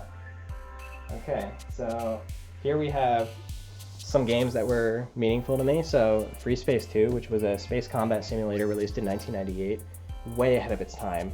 And it was like just as space combat sims were like past their peak, so I don't think the game was very popular at all. But it was just incredible. Really great storytelling, really great voice acting. The visuals, like, for the time they were good. And the source code was released in the like mid 2000s, which is almost unheard of for like commercial games. And so there's like a active community of people who have like enhanced the game for modern hardware and all of that. So that's like really cool too. We have Braid, which is one of my favorite games. Here's a Steelbook Metroid Prime trilogy. Metroid Prime is also one of my favorite games. I played through that again recently, and it was a wonderful experience. Abduction, which came out in 2016 by Cyan, which is the company who made Myst. And here's a collection of the Hitchhiker's Guide to the Galaxy books as well. And I haven't read that I read that when I was a teenager, basically, but, I still have it, so, might as well display on the shelf. And then coming around here, we have first edition books of each of the 3 Myst books. I got these when I was in high school as well. So. I realize I can just bring this over so that you have a look at it. Oh, that's all right. Okay. Yeah, thank you, though. Okay. Okay, moving on to this shelf. So we have a custom Monica Nendo that was given to me at a convention in 2019 by a group of people who delivered some gifts to me, and it's so incredibly well made, and they gave me the classroom set to go with it. So thank you again to those who were able to deliver that to me. I have it proudly sitting on my shelf here. And then next to that we have a little Mio Nendoroid as well that Clea got for me as a gift at a convention as well. Yeah. Okay, so now coming along, we have a homemade wooden companion cube block. It's wood and felt that my friend made for me in high school, and I still have. Here's a big Myst book that was a part of their 25th anniversary Kickstarter. It's you can open it up and there's a screen on the inside that shows the islands and stuff. Do you want me to hold it so you can show it off? Or how about I hold the camera for you?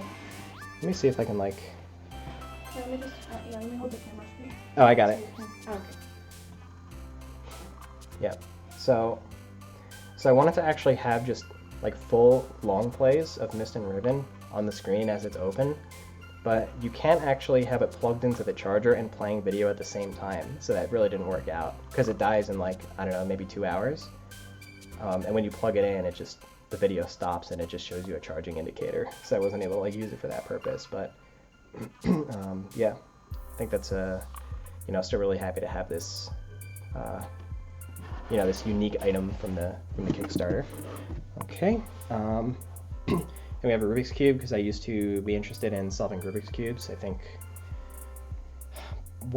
before I became inactive, I think my average time was around 45 seconds.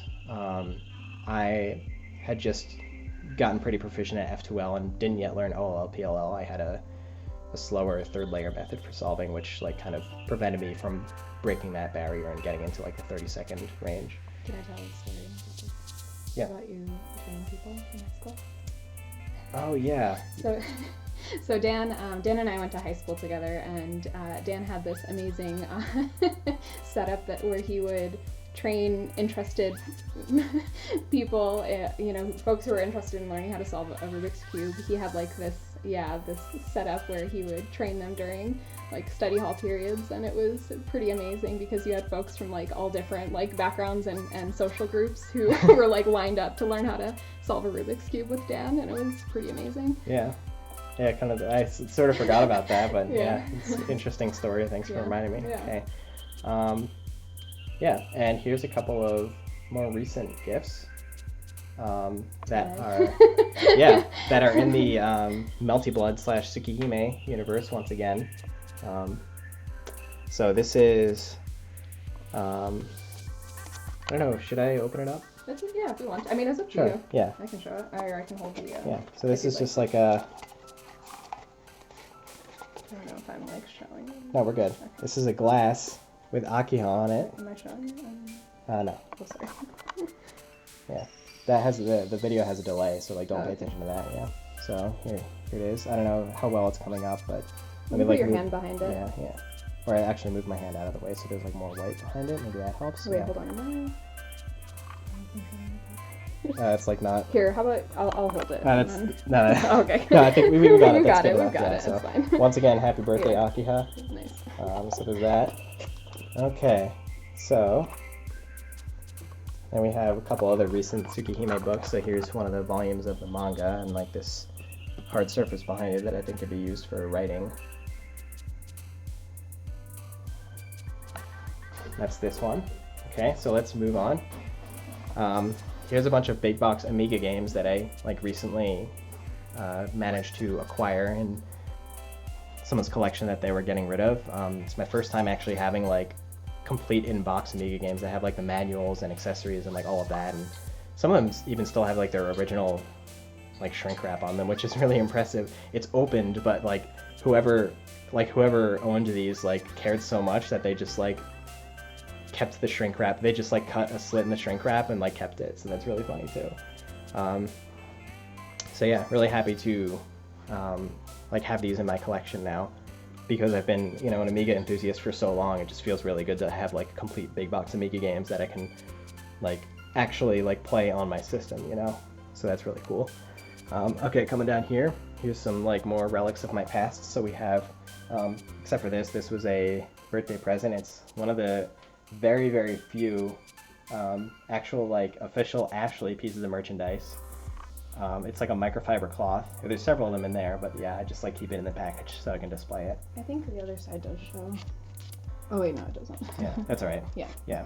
Okay, and this is a original DS complete in box, and or actually no, the DS is here, but the box is here. And for some reason, I don't know. Even though I was like what, maybe 14 when I got this, 14 or like maybe 15. No, I think I was 15, but I like cared enough to actually keep the box of the unit for some reason. I think it's because I got an import from Japan, because the DS, like the fat DS, did not really have alternate colors in North America, but in Japan they had various colors, so I really wanted to get one in like matte black. And I really love this box design. It's like nice and minimalist, you know. So I still have that. Here is another boxed imported copy of Electroplankton, which I also really loved back in the day. And now moving here, we have a Game Boy Micro, which is probably my favorite handheld system of all time. I just absolutely love the way that it feels. Like, it feels so sleek, and the design just feels ahead of its time. It has like the swappable faceplates. The buttons feel really incredible to me as well. I love the way that the buttons feel. Yeah, just really cool. It's like solid metal. I love that thing. Here's some faceplates. Here's a business card that I got from, oh, it's backwards, that I got from Steve Wozniak when he did, like, he was at a tech show, and then afterwards he like did some like, you know, signatures and stuff like that, and like photos, had people line up, so I had the opportunity to meet him and get that. And yeah, I realized like that you know, after like learning more about him and kind of his history with electronics and Apple and all of that, it's like, you know, I really felt like I related to him, where he was never really interested in like the business component and just like wanted to do what he was passionate about and like share his passion with others. And you know, when I like put more thought into that, I realized kind of how much it meant to me, and like how I sort of fell in the same boat. So yeah, thank you, Steve Wozniak, for being an inspiration. Here's just some old Game Boy games, and then got my 20XX Tournament Edition memory cards. Shoutouts to the Melee Gang, if any of you are in chat. I really got to restock these, by the way. I've had that on my to-do list for like a long time now. I gotta finally get around to it. Yeah, but 20XX was like a really big project of mine, so you know, it means a lot to me. Oh, I have duplicates of some of these games because it's like, I don't know, some of them it's like my brother sometimes had the same game as me, and they somehow like ended up in my possession like after all this time. This is my original GameCube Animal Crossing memory card from when I was a kid. And the sticker on it was from like an issue of Nintendo Power that came with some memory card stickers. It has the Able Sisters on it. So this actually has my original data on it as well. So that's like just a really neat relic as well. Okay, let's see. Coming over here, we got boxed copies of Portal and Portal 2. It was tough to find a boxed copy of Portal. I just got that as a collector's item back in the day because Portal was part of the orange box. So I didn't even know that, like, I wasn't even sure if they had like a standalone version of the game, but apparently they did. So here it is. It was never opened. I wonder if that is worth anything nowadays. Who knows? And here's Portal 2 as well, which I believe I did open because I used that to probably install the game back in the day. Okay. These Mario and Bowser plushes are from my childhood. The Yoshi and Shy Guy ones are like more recent gifts from people. I have a couple of Yoshi Story cartridges because I speedrun Yoshi Story. And an ocarina that I got from STL Ocarina. I got that one back in high school, and I don't think they make this one anymore, but I still really like the design. Okay, here's my Wii U, which is literally collecting dust. Oh man, I feel so bad for this system. Like, it had some incredible games on it. The system itself was a pretty far cry from incredible. Yeah, I have like some Splatoon amiibos as well. I loved Splatoon. I didn't put a ton of time into Splatoon. I played it a decent amount, but like the aesthetic of it, I just absolutely loved, and like the uniqueness of the combat, I just really, really like what they did with it. And I wish we could see like, you know, more companies like trying to like creatively reinvent genres like that. Yeah, so I'm a big fan of Splatoon. Down here, this is the award I got from South by Southwest in 2018. This is just some gifts that I got from someone I used to know. And then over here we have a fanzine, a DDLC fanzine, which I also proudly display on my shelf. That was given to me at the same event as the Monica Nendoroid.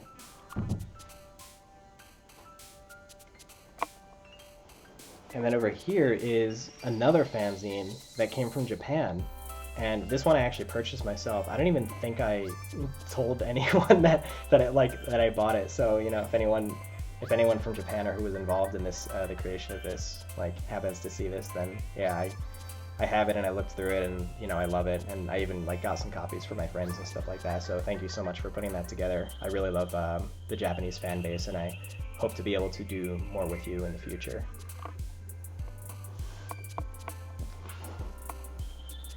And then this is kind of some miscellaneous stuff down here. It's just some I don't know, various books that I had, like Amiga instruction manuals. And oh wait, here's my original copy of Ribbon. It seems to have snuck its way down here. Look at this incredible packaging, like, for this game. This game came out in 1997? 97 or 98, I think it was 97. And like, they were, like, Cyan, the creators of Mist and Ribbon, were just masters of atmospheric storytelling. They were just ahead of everyone else at the time, and so they put together this incredible package. You know, the game came with like 5 CDs. Hold on, let me get this open. I have some original notes in there as well from my playthroughs when I was a kid. Yeah, so we have like this incredible package. Like, again, just for like a PC game from 1997, it's just so neat to well, are we in focus here? Yeah. It comes in 5 discs, and like it, you know, and these images are like relevant to the game as well, and they appear in the game. So it's so cool the way that they did this. Huge amount of respect. And as I mentioned, this, you know, I would classify this as my all-time favorite game. I think it had like the biggest impact on me as far as video games go. So my hands are kind of full, so put that away later. And then that's pretty much it. Over here we have like a shredder and a garbage can. Here's a pile of Dokis that Alicia like dumped here before the stream. And yeah, now we're coming back around and we're all done.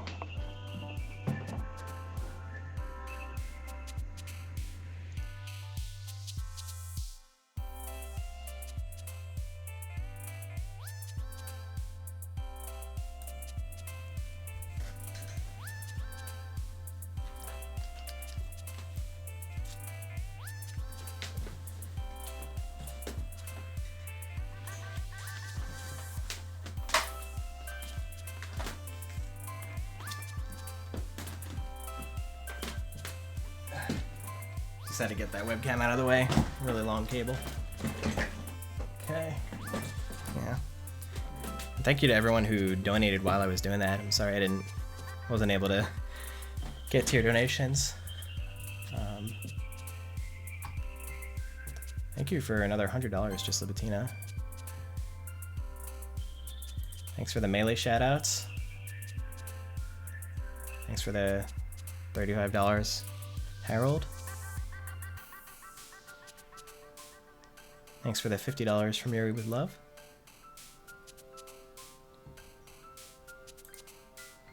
Appreciate all of your words and participation towards this fundraiser. Thanks for the $50, Crazy Joshua. Oh, this whole time I was forgetting to like change my game name. I think it's just been on just chatting this whole time, which is mostly relevant, except for like the Portal playthrough. I forgot to switch it to Portal. That's fine. We're doing our best.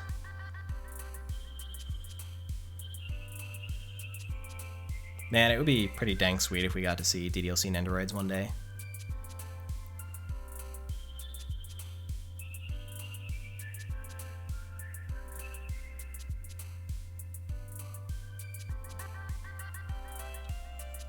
Hey Dave, thanks for joining.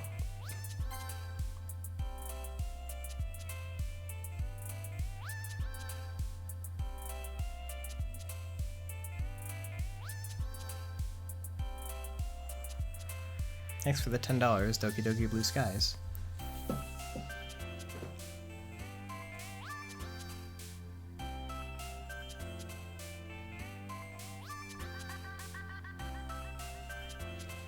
I don't get to talk about my shop all too often, really. Am I interested in SCP? I have a lot of respect for SCP, and I read a fair portion of the SCP wiki, but I'm not like super deep into the scene, you know? But it's something that I really respect and appreciate.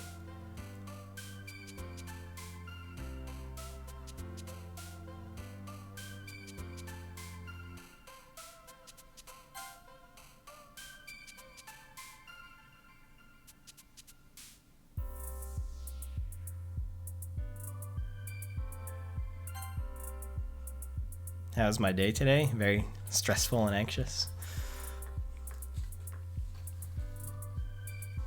But it's good now.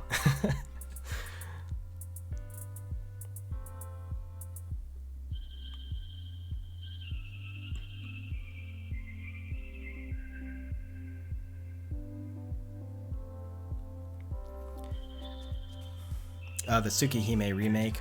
I feel like I would want to play that on my own and probably not stream my first playthrough of it, so I don't think I would be doing that.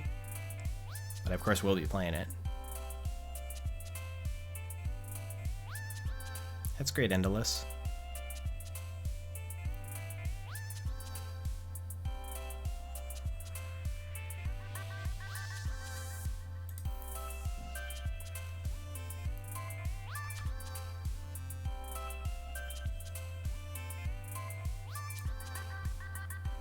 Oh, you're right, my Best Girl program crashed. I think it crashed when... I don't know, I think someone probably donated in a different language and it failed to decode like the byte for the language. But it was broken. It was broken long before that anyway. It wasn't working properly, unfortunately. So maybe I should...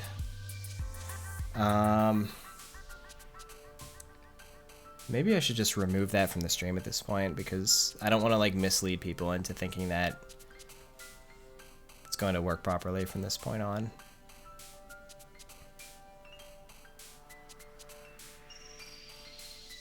I'll go ahead and do that. Let's see. I should be able to...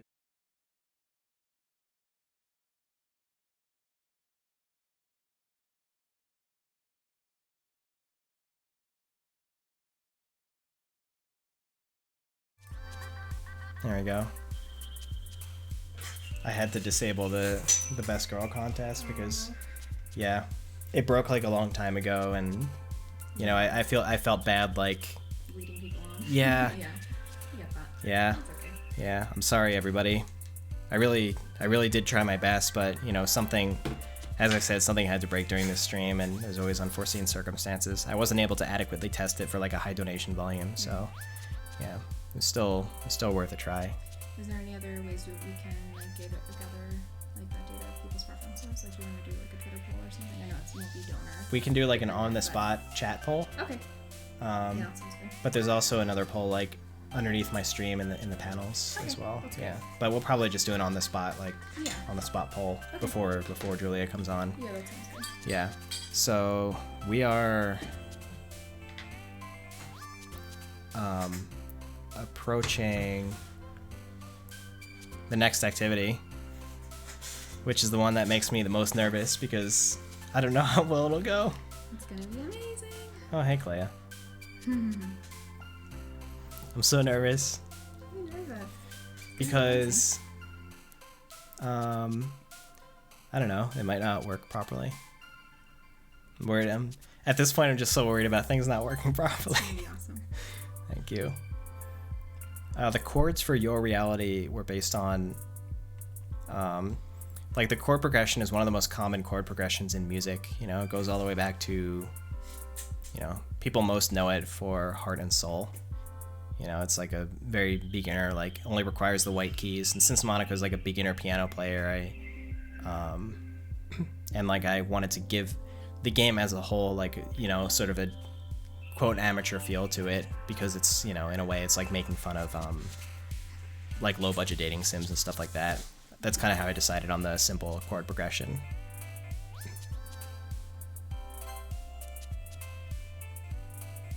Thanks for the $35 Oedipus Flex. Hooray. How are we doing? Getting closer Closer to what? to our next start to catch up. To 6K? Yeah. Yeah, once we reach 6K, we're bringing the cat in. Do you want to remind everyone, because we skipped the last hour, reminder of like what we're raising money for? Do you Yeah. You can just give a quick overview, or do you want me to pull up? Yeah, you can do it. Yeah, we'll quickly provide some information about you know, what we're raising money for and the giveaway and all that, and then we'll go ahead and start the next activity. Okay, so yep. Cool. So just a quick reminder that today's fundraiser will be raising money for the WFPC's mutual aid project. The mutual aid fund provides direct aid in the form of $200 grants to women, trans, and non-binary folks. Am I close enough? Can y'all hear me? I don't know. You can take my seat if you want. No. So grants are provided directly to recipients in need, which is really nice. So you can be assured that like your money is actually directly helping folks who are most impacted by COVID. And specifically, there's a focus on those who identify as BIPOC, which stands for Black, Indigenous, Non-White, Latinx, Asian, and or other communities of color, or people of color, LGBTQ, sick or disabled, immigrant, unemployed, survivors of violence, parents or caretakers, and people who are experiencing homelessness during this time. So yeah, and just a reminder, we are going to be raffling off some exclusive art prints, which is really exciting. I will quickly show those again now for those of you who might have missed it. So we have,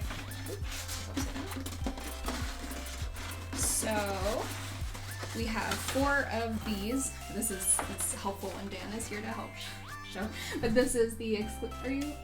Oh, okay.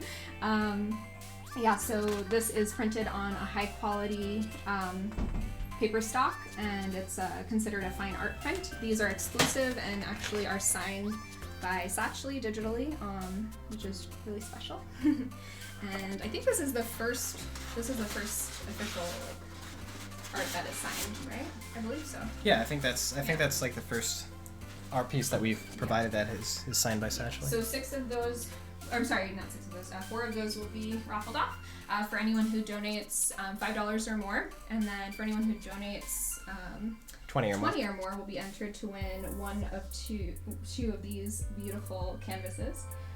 Yeah. And the dimensions for these guys are 30 by 20, so it's a nice big print. Just in case it's blocking your voice because you're like talking from the other side of it. Yeah. There you go. So we have 2 of these to give away for people who donate $20 or more, and this is a 30 by 20. Mm-hmm. It's like it's a canvas stretched over like a wooden frame. It looks really amazing in person. It would look great to have on your wall. Yeah. So as long as you donate using the PayPal option, then you should be entered automatically with the information that PayPal has you provide for the donation. Mm-hmm. Yeah, subject to, as long as you're eligible. It's subject to rules. You can check those out. You have to be over 18 and you have to live in the United States in order to be eligible. Yeah.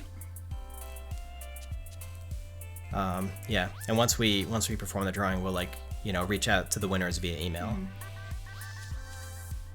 There will also be, just so for folks who might not be in the U.S., I don't know, you can't see like how many viewers are not based in the U.S. No, I can't. But yeah, so like a slightly different version of this piece will also be available on our website in the future, and a portion of those proceeds will go to the same organization and possibly an additional COVID relief organization.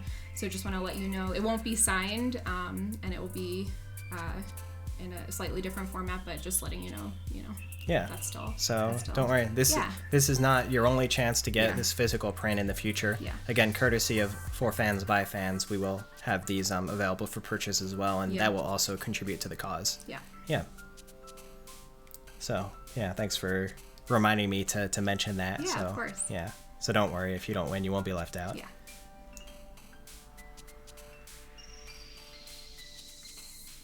Thank you for the $20 inverted twice over. Thank you for the $50 Tadigami. Thank you for the additional $25 JT Nations. One respond. Just so that. Oh yeah. Let me update Trihex. Yeah, so just a reminder to folks, we had a slight change in schedule. Trihex was our scheduled to be our first guest, but something came up. We will be instead having him come on in about an hour, I think, or maybe a little bit after that. Yeah, a little after that. It's going to be after. Because Clay is going first, and then Trihex will be around later. So yeah. So hooray! It's going to be a longer stream than anticipated. Hooray! Yeah, it's good for everybody. Yeah. Are we going to then extend the time in terms of entries? How is that going? Yeah, it'll be live until the entry period will be until the end of the stream, or even the end of the day. Yeah. Okay, that sounds good. And do you want to talk about when winners are going to be announced? Because I don't think we talked about that, and I don't know if people are expecting. Oh, I mentioned it. Oh, okay. Yeah, so winners sometime within 10 days after this stream, we'll draw the winners and reach out to you via email if you have won. Mm-hmm. And we'll also announce it. We can announce it if they, right? Yeah. Provided we have their permission to do. Yeah. Absolutely. Okay, so let's transition over to the worst activity of them all. The best activity of them all.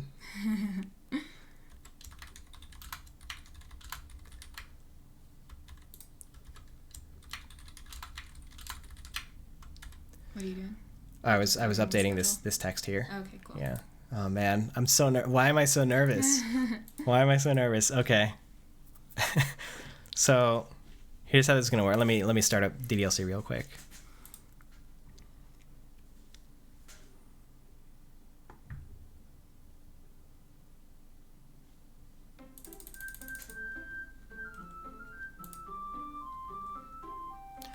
Okay.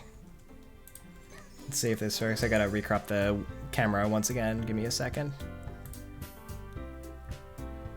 Okay. So that goes here, and then we extend this. There we go. This is Twitch Rights DDLC. So the way it's gonna work is I'm basically gonna have the game open, and I'm gonna have a text editor open off stream, and people who people can donate with suggestions for dialogue, and I'll add them to the game if they're reasonable enough and make some amount of sense, and we'll just have to see after the hour what we come up with. Is that the quality of the stream? No, it just auto that's on your end. Oh, okay. Just making sure. Thank you.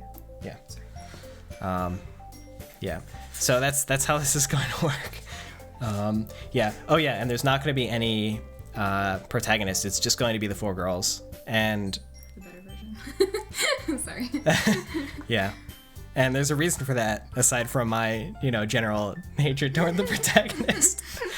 The reason is that I thought it would make for a more interesting dynamic to make just the girls interact with each other on their own. It would make for a, I think it would help their personalities come through the most if they bounce off of each other and interact with each other. So, not that it's going to matter, once, this derails to the point of total nonsense, but, again, we will try our best here. Okay, so let's get started. Okay, so I'm going to click on Twitch Rights here. Let me move this window a little bit.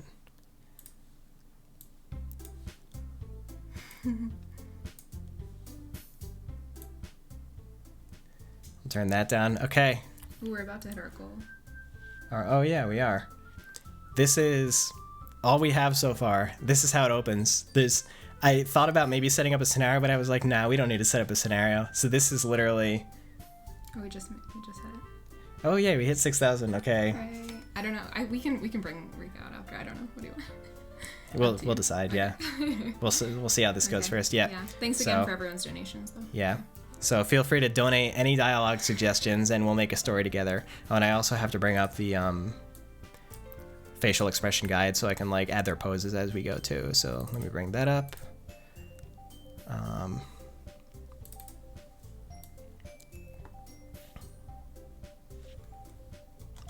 Can put that here.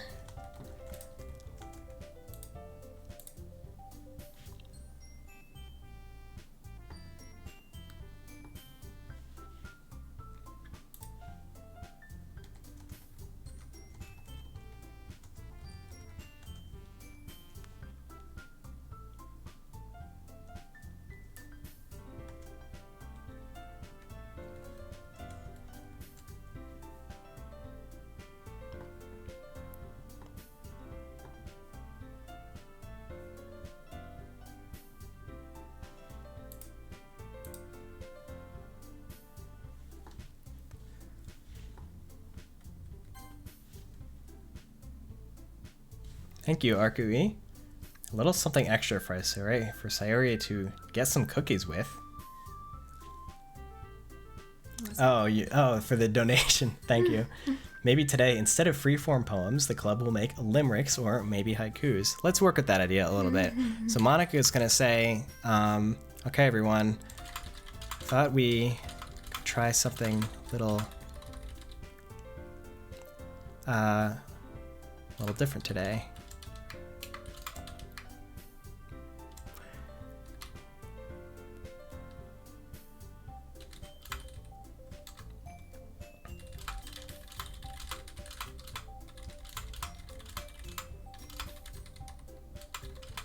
Do they get to see this? As soon as I like refresh, they'll be able to see it. Yeah. Okay. Then let me just modify her facial expression a little bit. Do the reload. Renpai has incredible developer tools. It's so easy to like reload and roll back and stuff like that. Okay. So this is where we are. She says, okay, everyone, I thought we could try something a little different today. We're all typically writing poems, but there are other kinds of formats that might be fun to try. Thank you for the $20, Justin 5 Luigi. Use your donations to suggest a dialogue.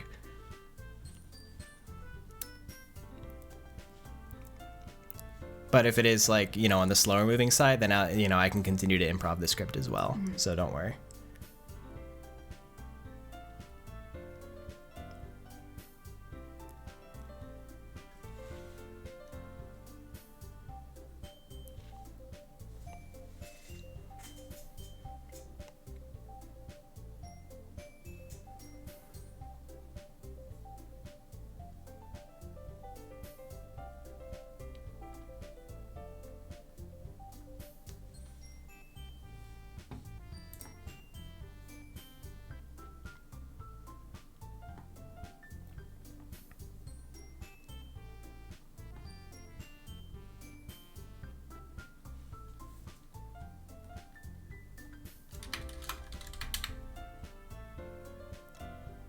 Hold on, I'm checking in with my moderators about something. Okay. I know what I'm saying. Okay.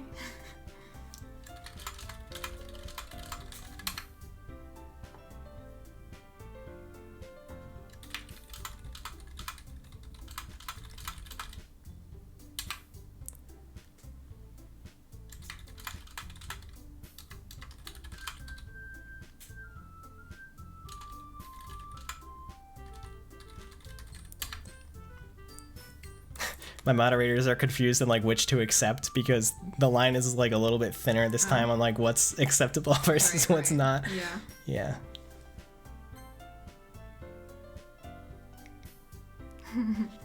Okay. Natsuki has something in your pocket. We don't know what it is, but she really doesn't want anyone to know. Uh-oh. Okay, let's see if we can work with this.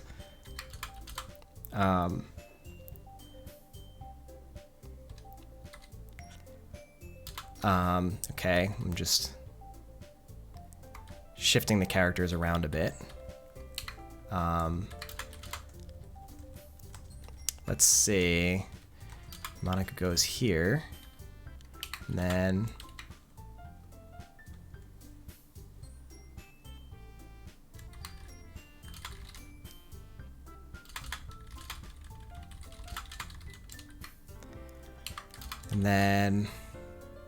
you'll see what I'm typing in a second. It'll be pretty good.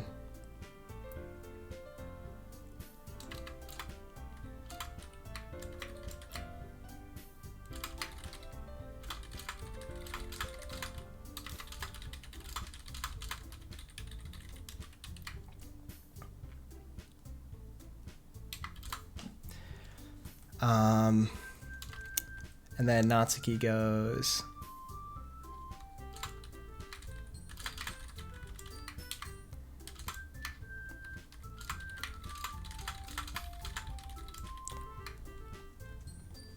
Okay. This is what we got. Okay. We're all typically writing poems, but there are other kinds of formats that might be fun to try. And Natsuki comes, yeah, that's a good idea. Let's do that. Huh? Aren't you usually the first to complain about new activities? Well, I just ... Hey, what's that in your pocket?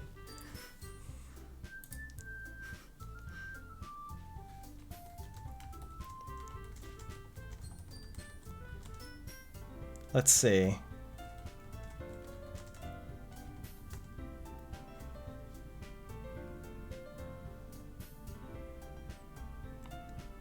We can continue with this, or I can like use someone else's suggestion to shift gears a little bit.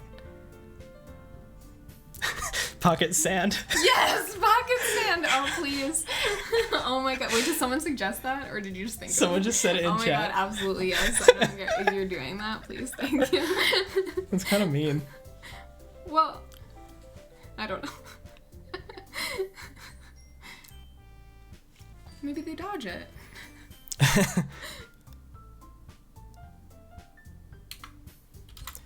Okay.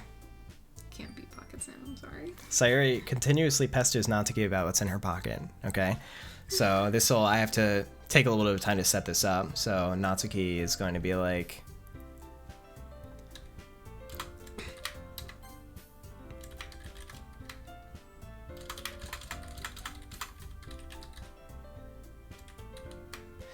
then I have to shift them over again. So much of this script writing is just like moving the characters around the screen, as anyone who's like worked on mods knows. Okay, and then Sayuri comes in.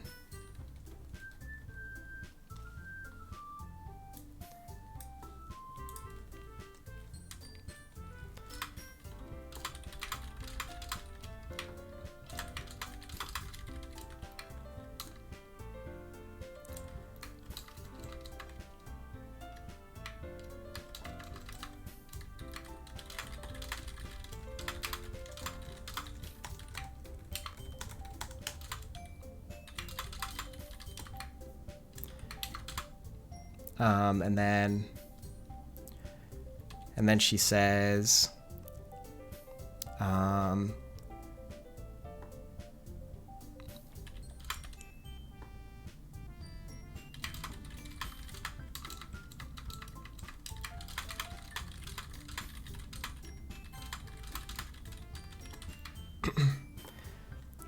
okay, let's try this. Let me just make sure that this is the right facial expression I wanted for Sayuri. Okay, this is what we got. Okay, let me roll back a little bit. Okay, we're all typically writing poems, but there are other kinds of formats that might be fun to try. Yeah, that's a good idea. Let's do that. Nervously. Are you usually the first to complain about new activities? Well, I just ... Hey, what's that in your pocket? Nothing. Can we just do the activity? Oh, whoops. I missed a... My formatting was wrong. I skipped over a line. Nothing. Can we just do the activity? You're hiding something. I want to know too. Is it a present? Oh, I bet you're just hiding snacks from me again. Okay. Let me go through.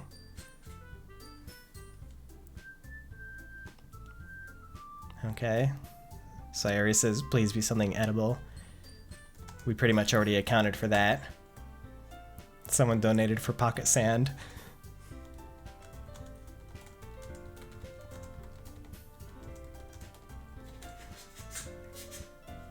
Just then, Yuri burst through the door in a panicked frenzy. Let's do that. Yeah. Let's go for it. Okay. So let me real quick.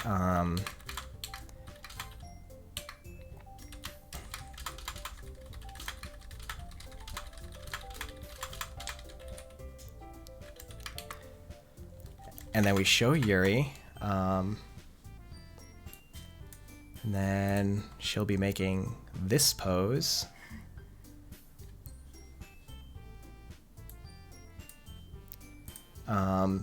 Let's see.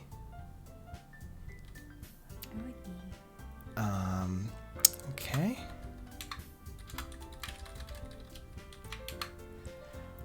And then she looks off to the side.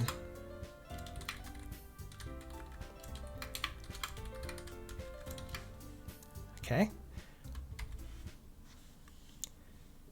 This is getting good. It's getting good. Okay, roll back a little bit for the context. You're hiding something. I want to know too. Is it a present? Oh, I bet you're just hiding snacks from me again. All of a sudden, Yuri bursts through the door in a panic. Everyone, there's... And that's where we leave off. What happens next?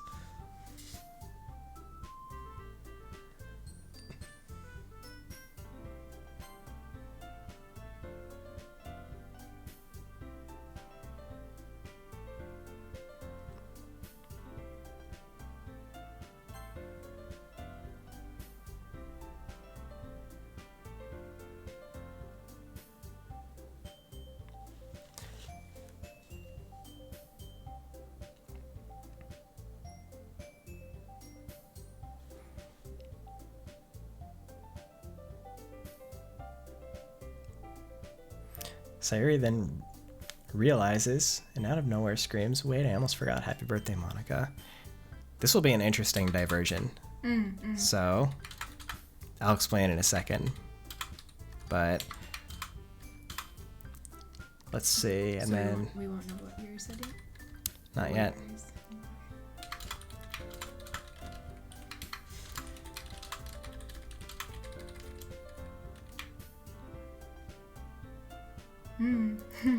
She says, yeah, she says this. And then Yuri let's see.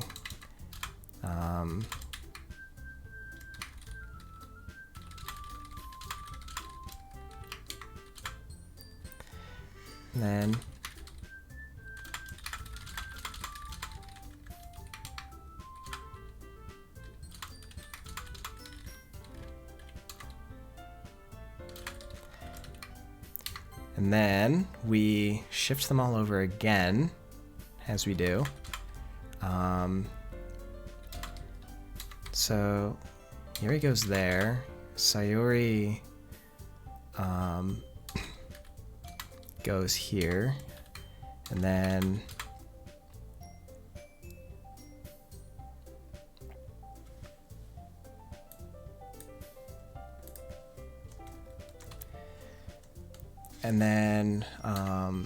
Natsuki goes like this. Yeah, Natsuki's coming back. Are you excited?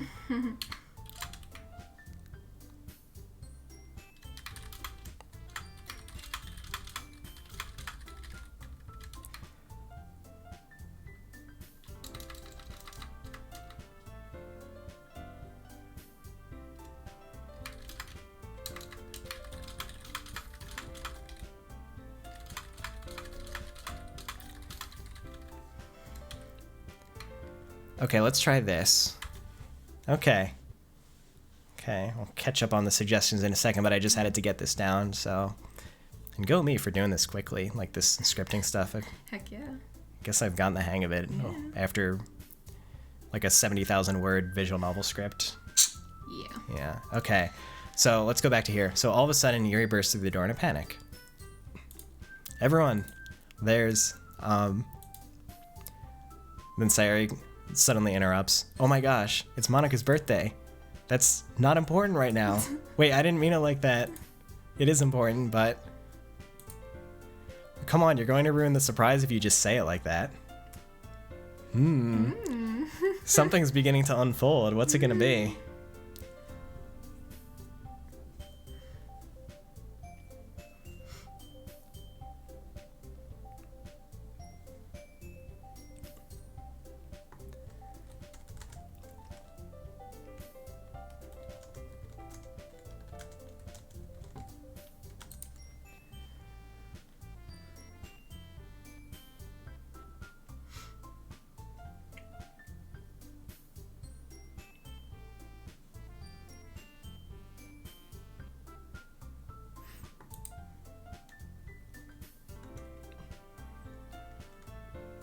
I think my moderation team might be caught up in something again. We'll be ready in one moment.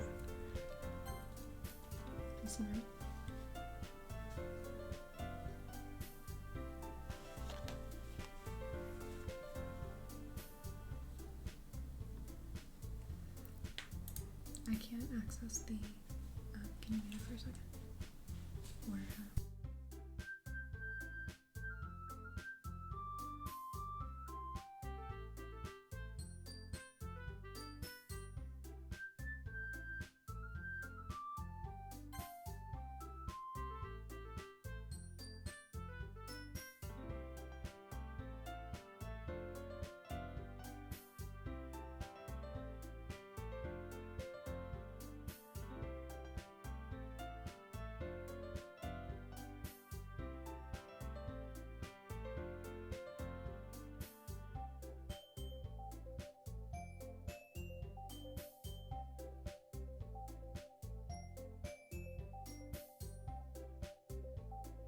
Sorry about that. We're all new to doing something like this, so we just like, you know, there are like concerns regarding you know, how to perform that moderation correctly, but let's see. What did I miss? Natsuki pulls out her patented pocket cupcakes and offers them to Monica. And then Yuri's like, there's something I desperately need to tell Natsuki. Okay, so I'm gonna work with this next. So Natsuki's like, let me like hide the characters again, and then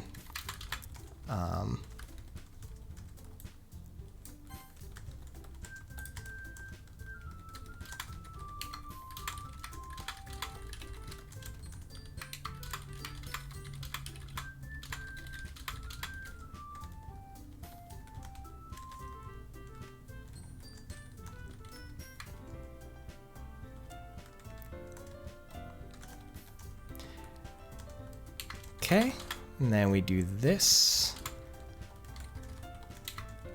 and we show Natsuki again with this expression.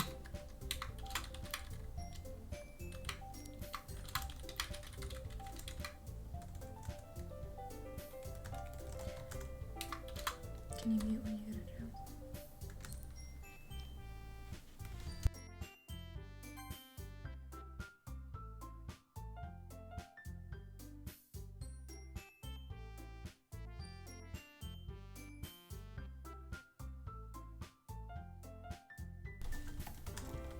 Okay.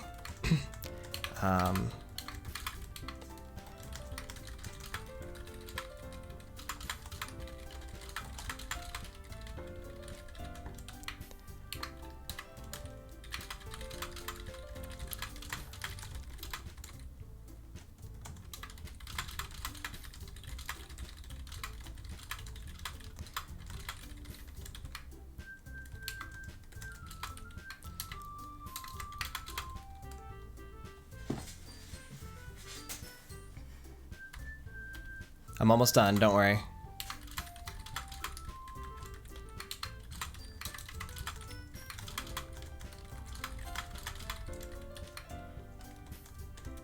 Almost done. And then...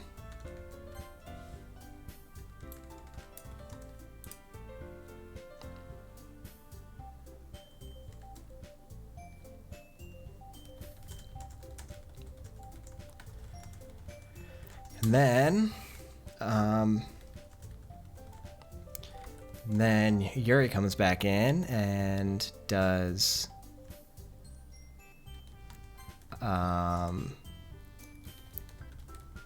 this.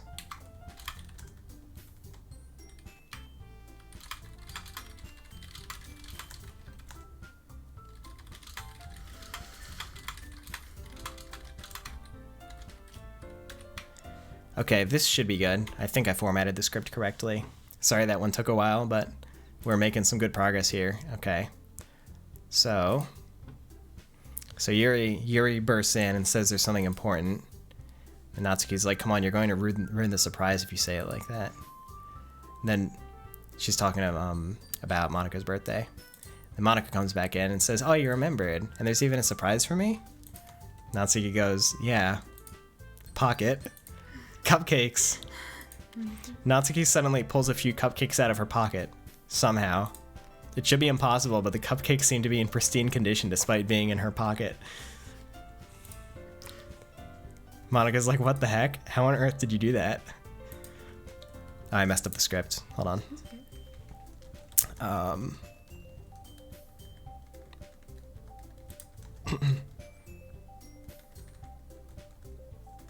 Wait, what did I get wrong?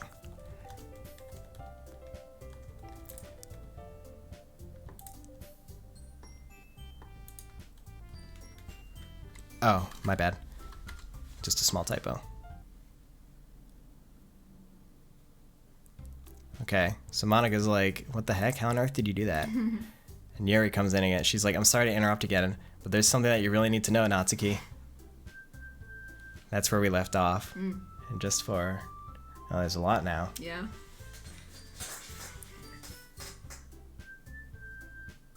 Let's see. And Sayuri, it's not really her birthday. They all make fools of themselves. Natsuki has the cookie dough in her pockets. Someone randomly shouts, there's an imposter among us. We might go with that, actually. Yeah, that's good, actually. Yeah. Gotten matching charm bracelets. One for Monika. That could be nice later on. Nice. Yeah, I like that. Yuri was supposed to take care of the surprise for Monika's birthday, but something went terribly wrong. Okay, I'm starting to formulate a plan. What if, like, okay, so I like the line where it's like there's an imposter among us, and then Yuri says that, and she's like, maybe she's like trying to create a diversion because she's so ashamed that she like forgot to prepare something for Monika's birthday that she like just in a panic tries to like take the focus away from it. But then later on, it's like going to like reveal why she's acting strange, and then she feels really bad, and then everyone comforts her. I like that. Yeah. And then later on, someone like brings out the matching bracelets or something like that. Okay, that's the story format that I have in mind. I'm still going to be taking suggestions, but like that is the plot that I have formulated so far.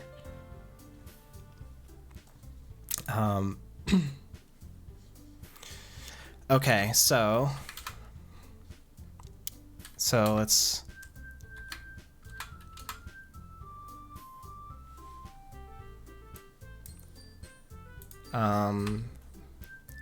then Natsuki goes here.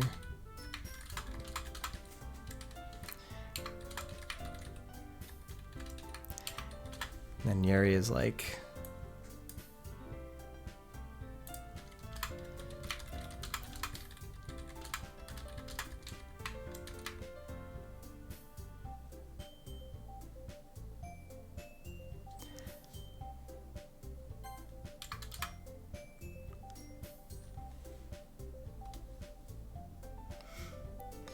and then Natsuki's like,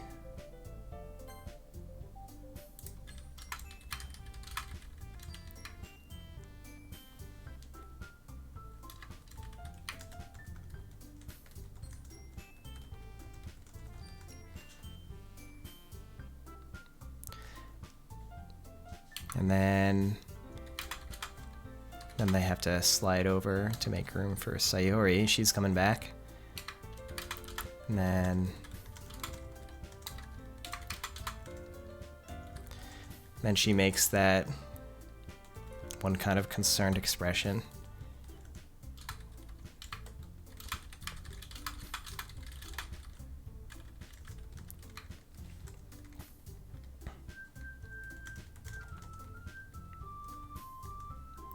Okay, this is where we'll leave off.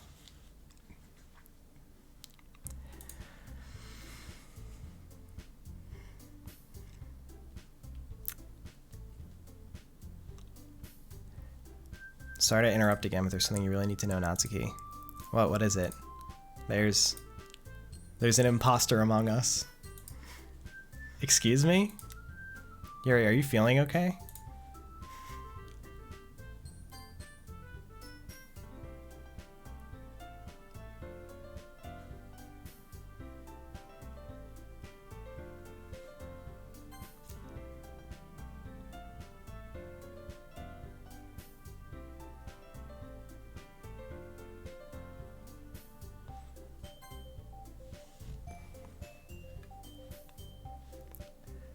Let's see.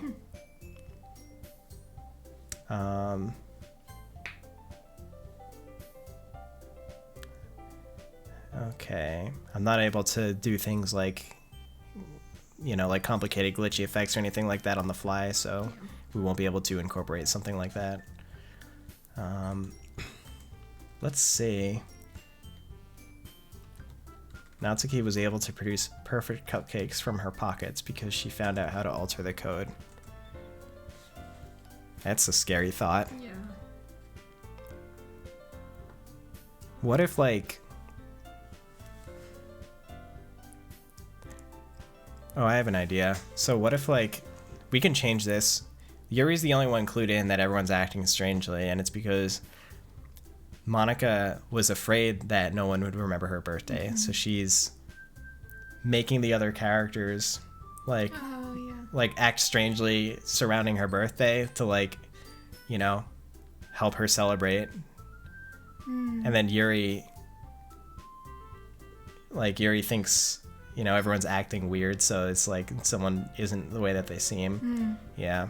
So then it's like Monica who ends up feeling really embarrassed because she didn't trust her friends enough to remember her birthday, and then they all have to reassure her. Yeah. Then they give out the bracelets. Yeah, I think it's beautiful.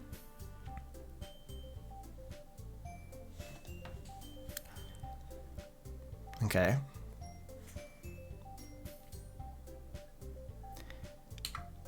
So let's see if we can continue along those lines.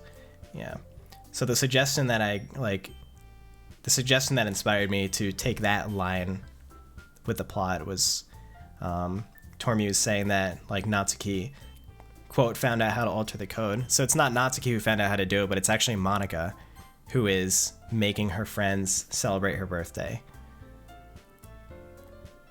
So I'm gonna write a few more lines along in that direction, and then after that we'll see what happens. So this is just going to take a couple of minutes on my end to do. So we're gonna say,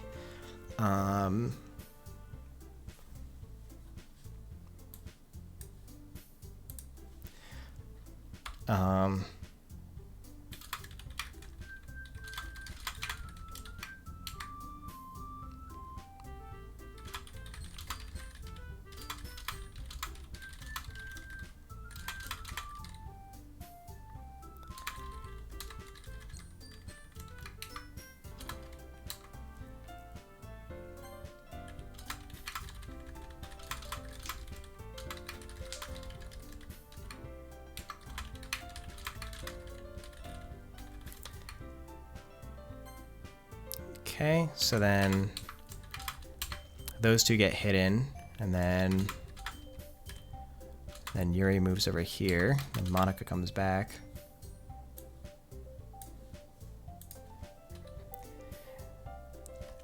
Goes here.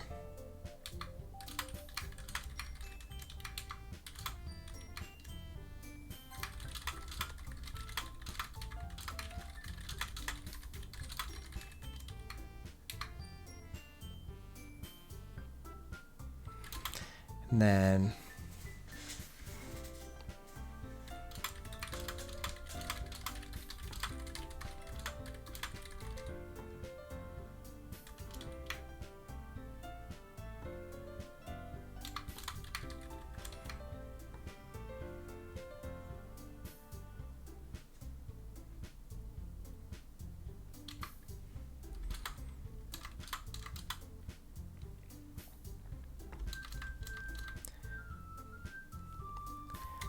let's try this.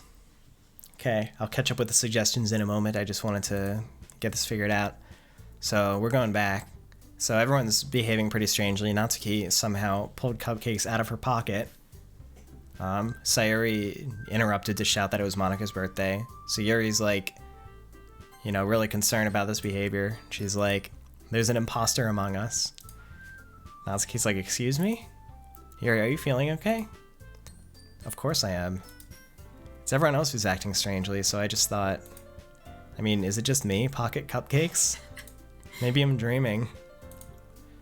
Oh, Yuri, you're just worrying too much. Everything is perfectly normal. I'm so happy that everyone remembered my birthday. But, and that's where we left off.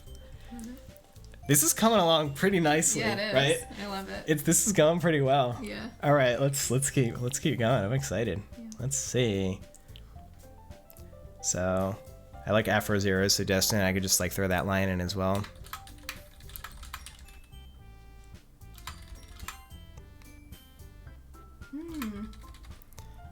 That is a really good. I like that a lot.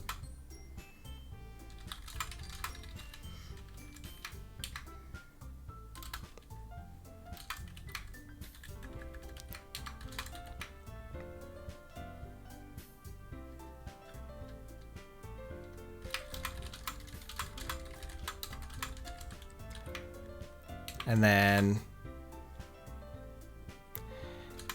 then the characters have to move over again, so let me just take care of that real quick.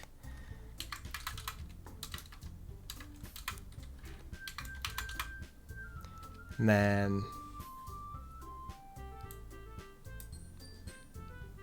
Sayuri does that one. Sayuri's coming back, and she says,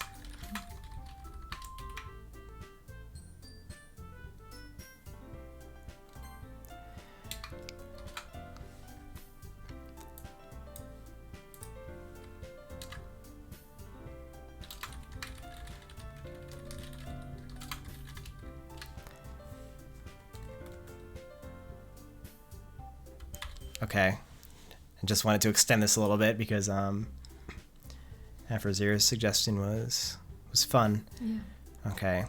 So let's see. Oh, you're just worrying too much. Everything is perfectly normal. I'm so happy that everyone remembered my birthday. But Sayuri was even reading a horror novel earlier. That would never happen. Yuri, just don't sweat the details, okay? I love horror. Something's definitely wrong. How's that? Amazing. Okay, so let me catch up on the suggestions real quick. So someone says the imposter is Yuri. She felt embarrassed for not being able to get Monika a proper gift. That's the idea that we were playing with before, but it's sort of redirected toward like, it's like everyone else is acting weird, so it's actually Monika who is like manipulating everyone into, quote, remembering her birthday. Let's see. Let's see.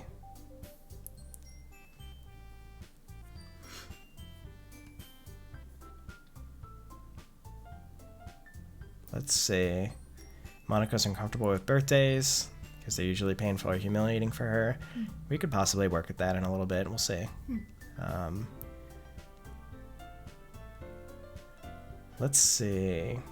Yuri thinks everyone's acting weird, but decides to choose one and abruptly states that Monika's kind of sus.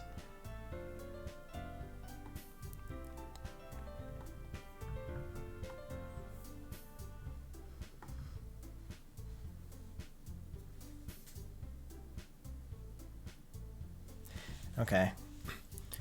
Yuri says, Natsuki's never this nice. Sayori isn't this intelligent to remember Monika's birthday. Well, that's not, like, very nice, but I think, like... You can adjust, too. Like, a good point... Like, at this point, Yuri could start saying, like, pointing out all the, like, strange... She's like, something's definitely wrong, and then she talks about Natsuki and Sayori's strange behavior, and then she's like... And then she says, Monika, you're acting strange, too. Like, you know, pretending that all this is normal.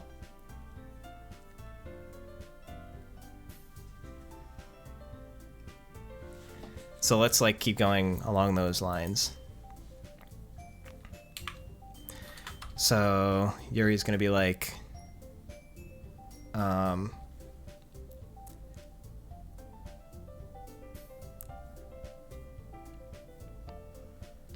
so Yuri's gonna be like, I'm just finding a good facial expression for her.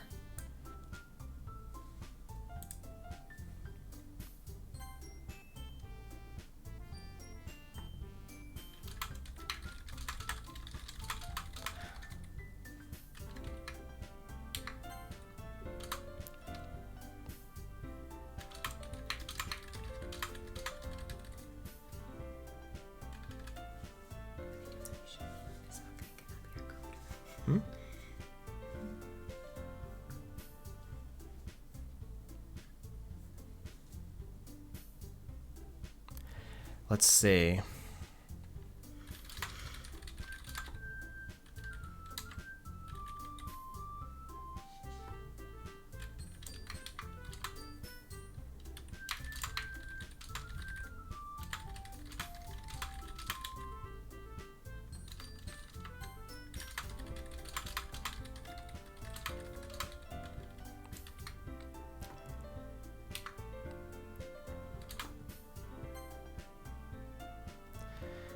Okay, so Yuri goes off and says everything that she finds strange. And then...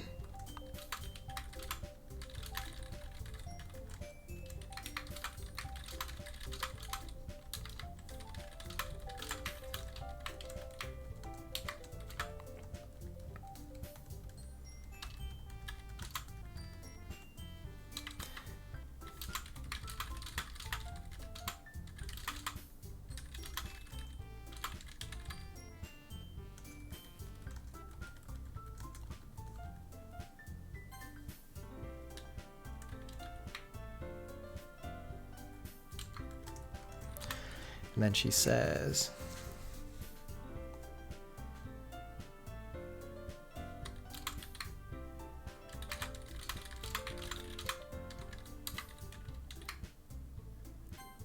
and then Monika says,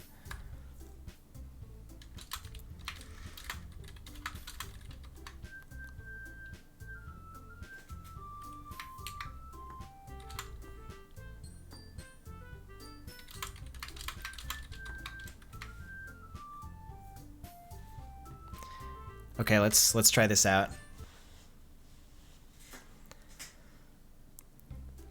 Okay, so rewind a little bit. Sayori's like, I love horror. And he's like, something's definitely wrong. Sayori's supposed to hate horror. Oh god, I got the... What happened? What was that? Oh, I know what happened. This should be a 3 and not a 4. That's like a placeholder image in case you... Like, in case it can't find the image that you defined in the script. Interesting. Yeah. That was interesting timing, though. Yeah. Something's definitely wrong. So, yeah, that was Monika did that. Right, exactly. Yeah. Yeah. She's catching on. Monika's like, delete! Yeah, exactly. Okay. Sayori's supposed to hate horror, and Natsuki's usually not particularly nice. And Sayori's usually on the forgetful side, so... But more importantly... You're acting strange too, Monika. You can't just pretend this is all normal behavior. I feel like I'm going crazy. Well, maybe you are. No, I'm not. And that's where we left off.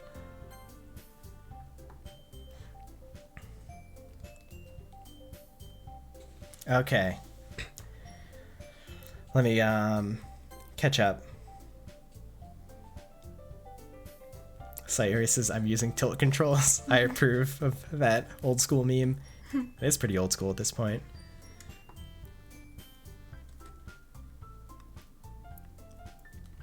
And then, let's see.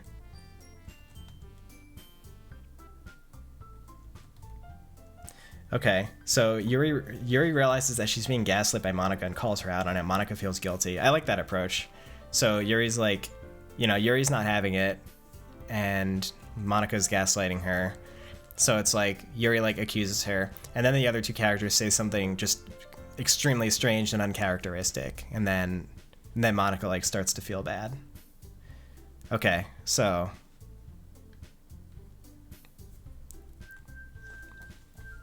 okay, I think we have a general direction to go. That's great. Yeah, okay.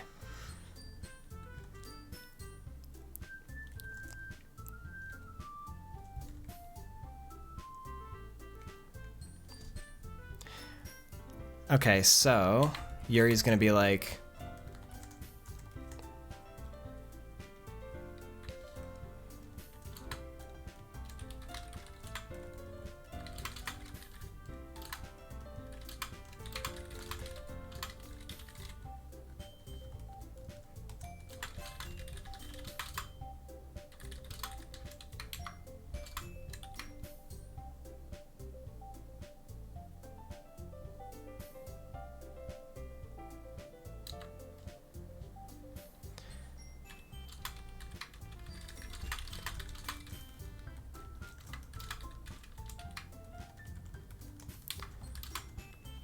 okay, and then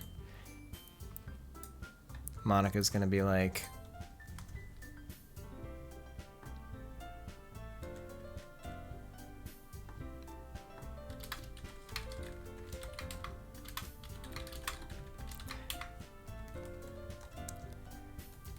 and then Sayuri says something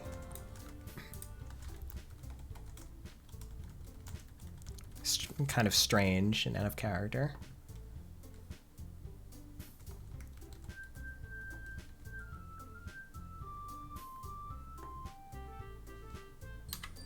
With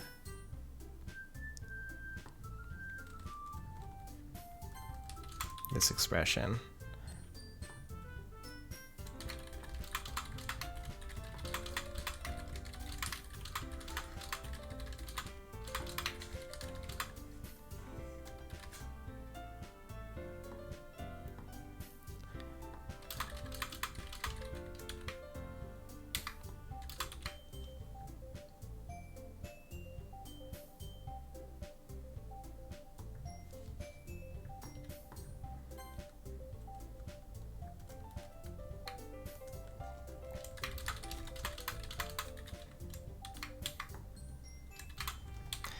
And then Natsuki comes in. Someone give me something strange or out of character for Natsuki to say.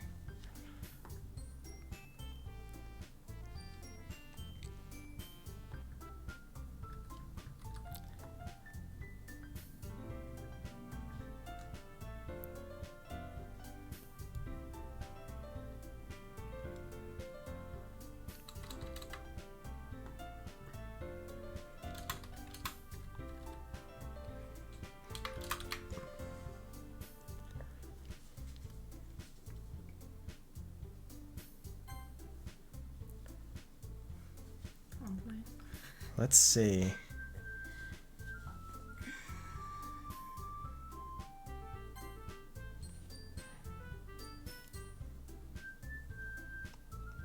Oh, those are some good suggestions.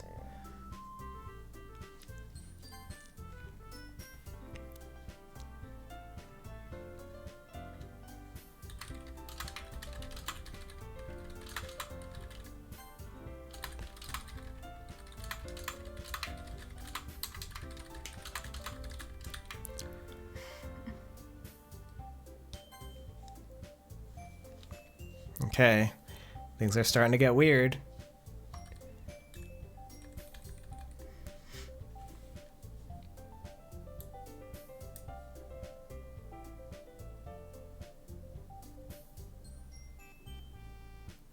Things are starting to get weird.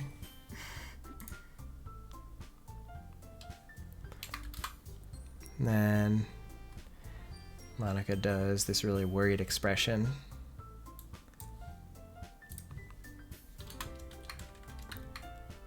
Okay. Sorry. That's okay. Okay, this is where we are. Assuming I didn't make any mistakes in the script. This should be pretty good. Okay, so let's see. So you're acting strange too, Monica. You can't just pretend this is all normal behavior. I feel like I'm going crazy. Well, maybe you are. No, I'm not. You're up to something, and I really don't appreciate you gaslighting me like this. I really don't like it, so sad, Yuri. I really don't like it. But, ... I'm not. Monica is the president of the Literature Club, and her birthday is on September 22nd, which is this day. The cupcake is not a lie. It's Monica's birthday, so manga isn't literature, and also Natsuki is cute. ... And that's where we left off. It's good. When's Monica gonna crack at a bit that she was up to everything?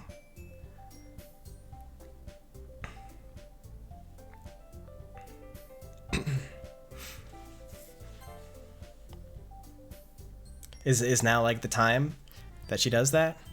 Did you see that one?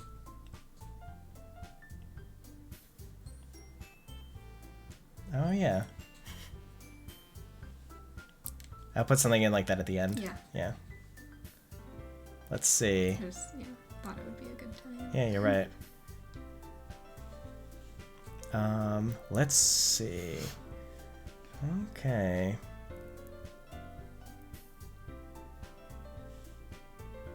Pocket crumbs. Because she had pocket cupcakes, so now she has pocket crumbs. It's really funny. So, it's like, we have like 10 minutes left, so it'd be, like, this would probably be a good time for us to kind of approach the, I don't know, sort of turning point where Monica like admits that she was up to it. Mm-hmm. Yeah. So.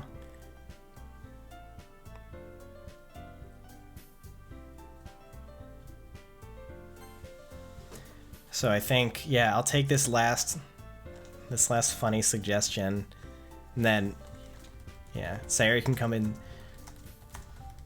Wait, that one still needs to be. I saw that and it just wasn't accepted, but I like it anyway, so I'm bringing it up. Sayori can come in saying I am error, and then Monica sighs and gives up. So it's like the turning point. It gets so weird that Monica's like, okay, fine. Yeah. So.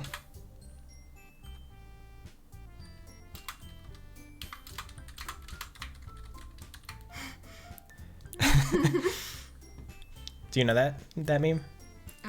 No. Oh, that's from Zelda 2: The Adventure of Link. Oh, okay. There's like a town that you walk into, and you can like talk to the people in the town in that game, and you go in a house and you talk to this one guy, and he just says, "I am error," and that's like all he has to say. Love that. Yeah. That's great. Yeah. I didn't Okay. realize it was a reference to anything. Okay, so then Sayori hides, and then let's like shift over the characters again. Let's see. So Yuri goes here, and then Monica goes here, and she like sighs and gives up.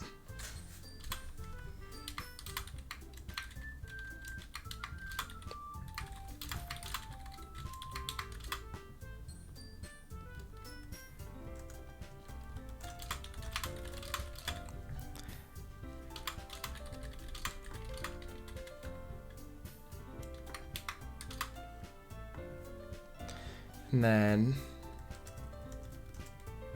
let's see. Okay.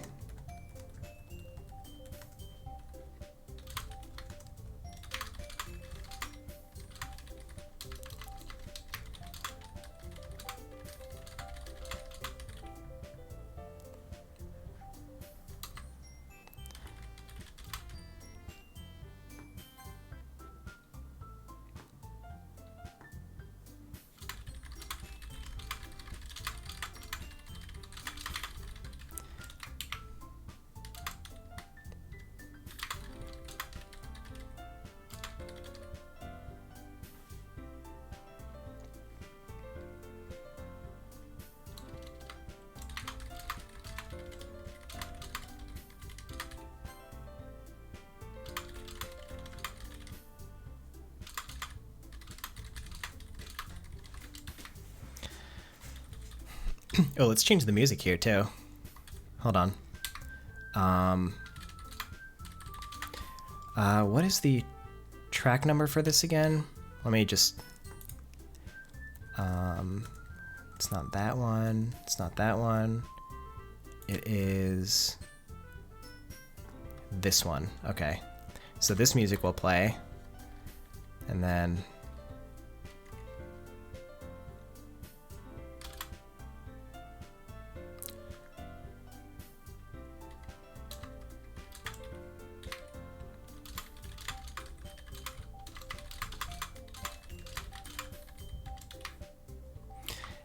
And Yuri is like, man, I'm just like going on my own train of thought now. I'm almost done with this section, so I'll show it to you like momentarily.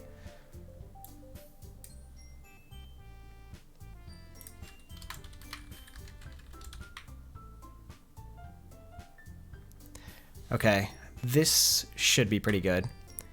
So let me reload, and then I'm gonna, oh man, there's a bunch of new suggestions coming in, but I was in the zone. Oh, sorry. Here, Okay. I'm trying to catch up with you. It's okay. So let me just backtrack and... Okay, so the cupcake is not a lie. It's Monika's birthday, so manga isn't literature, and also Natsuki is cute. Monika's, like, getting nervous because everything's going weird. I am error. Then Monika's like, sigh, oh, I didn't move her in the correct spot. Hold on. Let me see what went wrong here.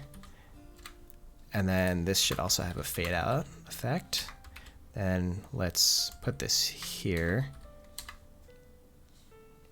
And then this line can move to here. And that should work. Okay, so let me rewind a little bit. Reload. Okay.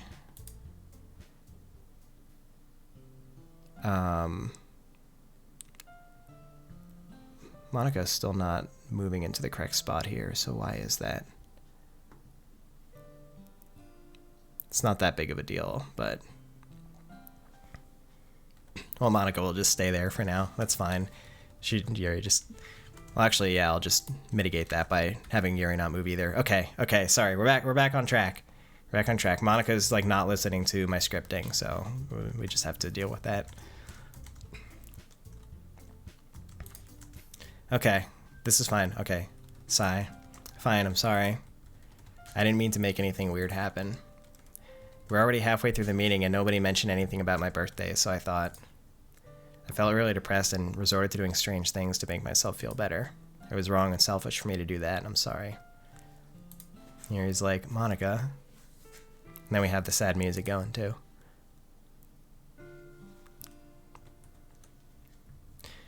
So, and then, let's see.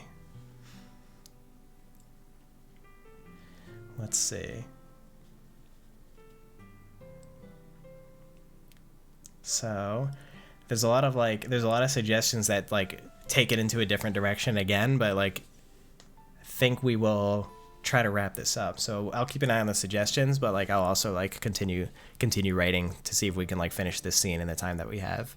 Because it'd be great. Like, I actually didn't expect to, like, complete a scene, but I think we might be able to do that. Yeah. So, yeah. Actually, I also told that we're going to be a little late. Okay, so cool. She's still with that. So...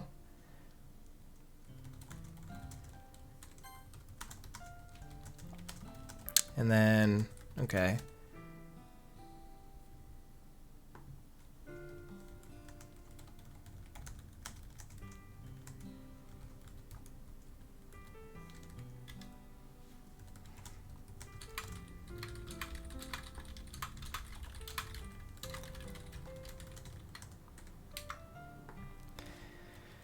Okay.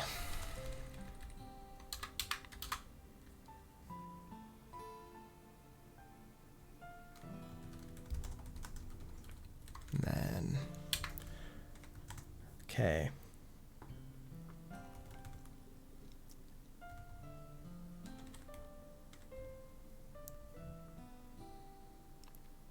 Yuri reveals the charm bracelets to Monika. That's like the finale.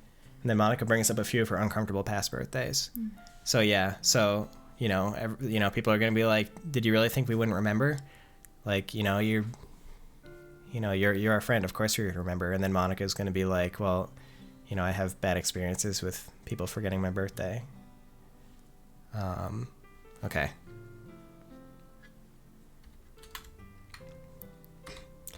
Then let's see.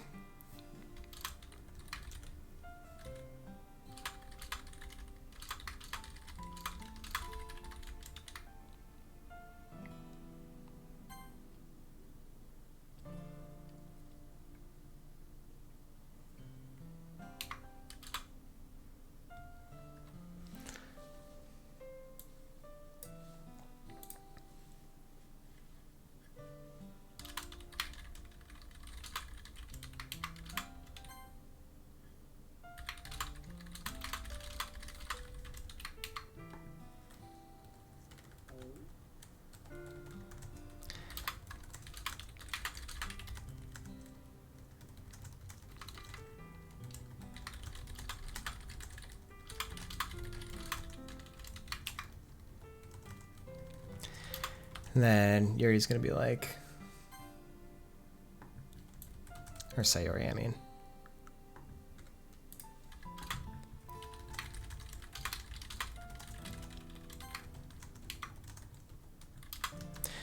And then Monica's gonna be like, I'm almost ready with this section, so I'll share it in a bit.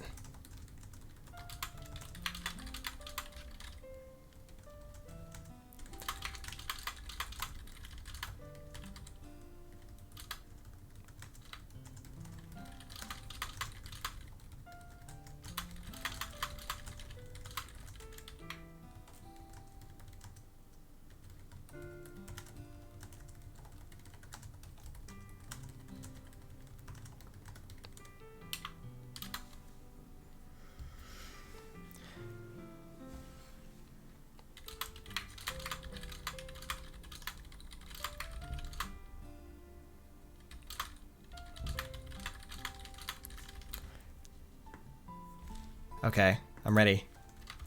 This is where we are. Okay. Okay. Let's see, did I miss anything? Okay. Thanks for the $50. Where Hund? Sorry, I don't know how to pronounce your name. I appreciate it. Okay. So, let's see. Okay. So Monica's like, I didn't mean to make anything weird happen. We're already halfway through the meeting and nobody mentioned anything about my birthday, so I felt really depressed and resorted to doing strange things to make myself feel better. It's wrong and selfish for me to do that, I'm sorry. Monica. Whoops, I broke the script again.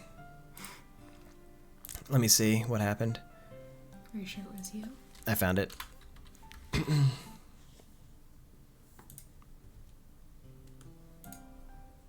You really thought we didn't remember? You're a friend, of course we'd remember. Yeah, you're right. I'm sorry I didn't trust you. People just usually don't remember, so... Really? That's terrible. It must be because I have a lot of friends, but most of them are kind of on the distant side. But I should have known better. You've all always been such great friends. It's getting so wholesome! So wholesome. Eating it up. Amazing.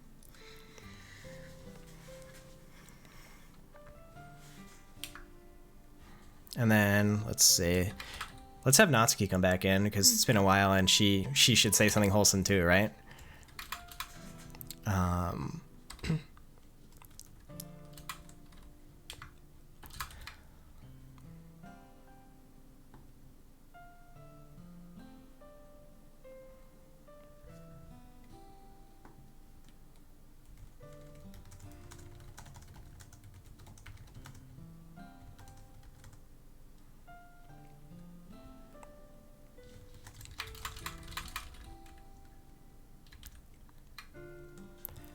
And then Natsuki's gonna be like...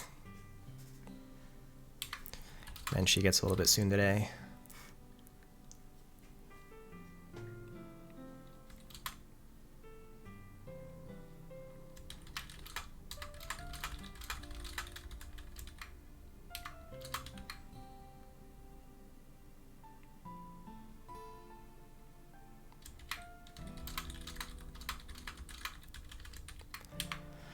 And then she goes, then she does,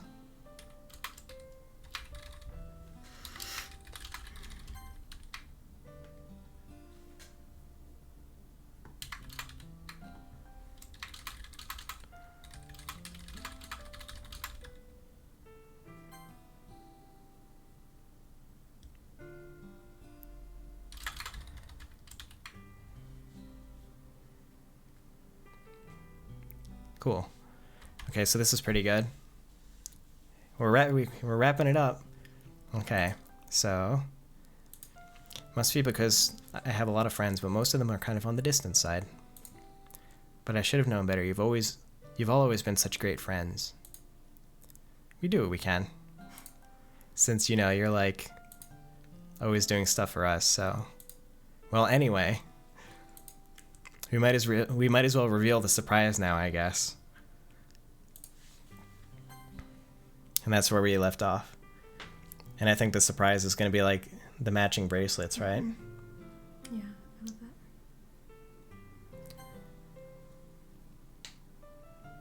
Let's see. Let me just keep up. Thanks for the $20, Effortless Fury. Oh, that was back like 5 minutes ago, but thank you nonetheless. Thanks for $20. That's strategy. Appreciate it. So, yeah. Sounds like everyone's cool with the direction that this is going, so yeah. Okay. And then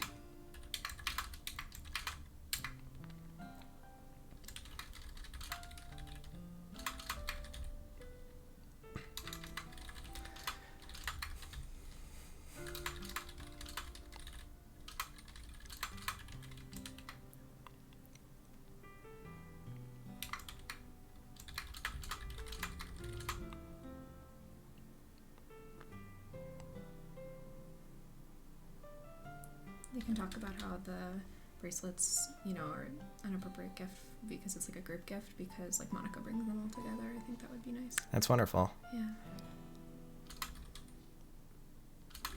Sorry, I know I'm like whispering because I don't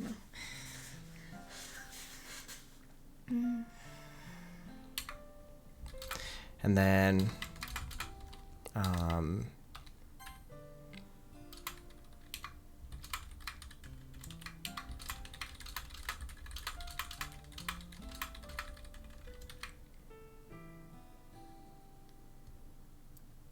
Well, does it make sense for them to be, for to say like, for these for you?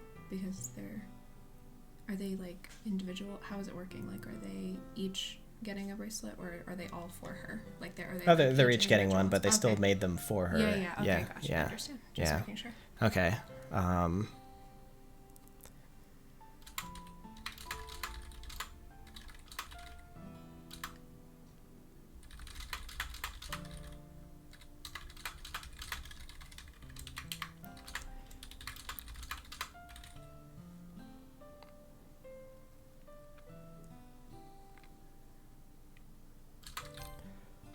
It would be nice to... Do you want to clarify that they're charm bracelets or? Sure.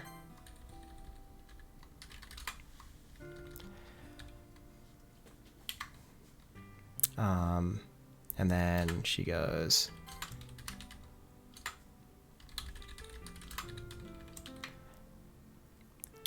And then Sayuri comes in, and then she says this.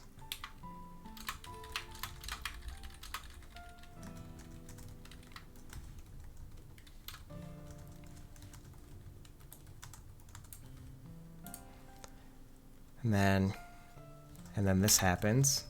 I know I'm talking to myself, but I'm getting too into this. It's so much fun to write these characters. Yeah. I'm always happy when I get the chance to do it.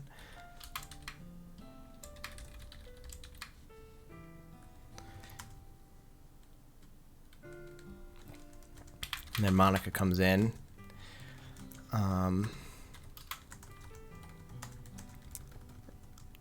Like this.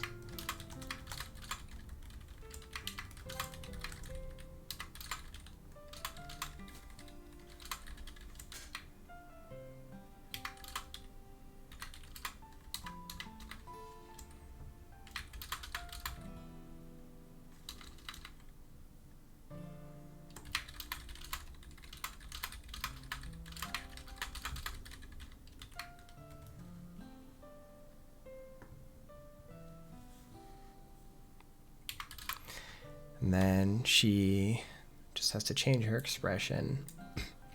And then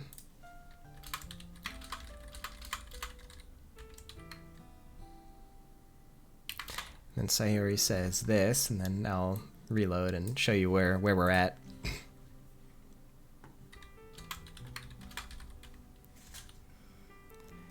Okay. I didn't expect it to be this wholesome. It's perfect. Okay.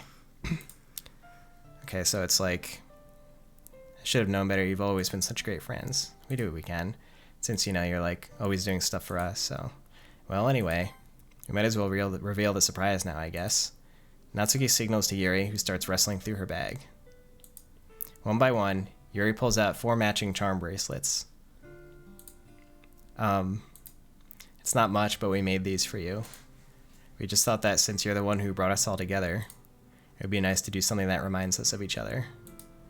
It's symbolism, so. They keep. I love it. It was Yuri's idea. Well, then she gets really embarrassed. Oh my gosh. Yuri, that's the sweetest thing. No, it's sweet from all of you. Thank you so much. You really are the best. No, you. Thank you for letting that went through. Thank you for the $100, LJ Dark Thunder. I appreciate it.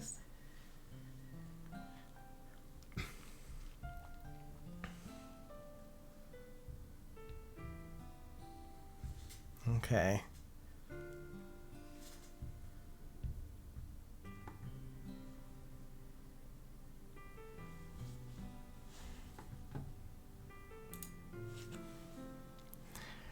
And then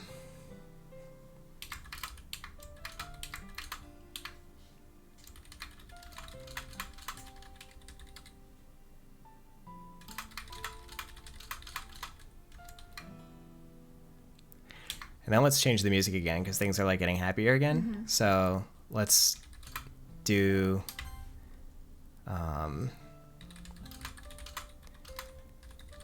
this track. It's like the conflict resolved track. Okay. And then Sayori comes back. And then she's like and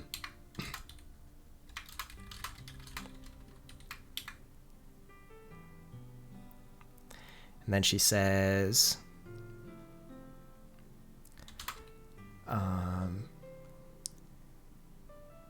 I'm doing the group hug thing. I like that. Whoever suggested that, we're doing that.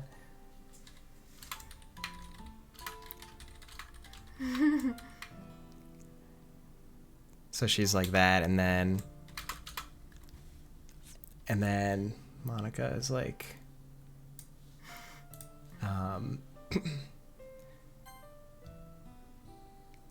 it's like this. Oh, I'm sorry.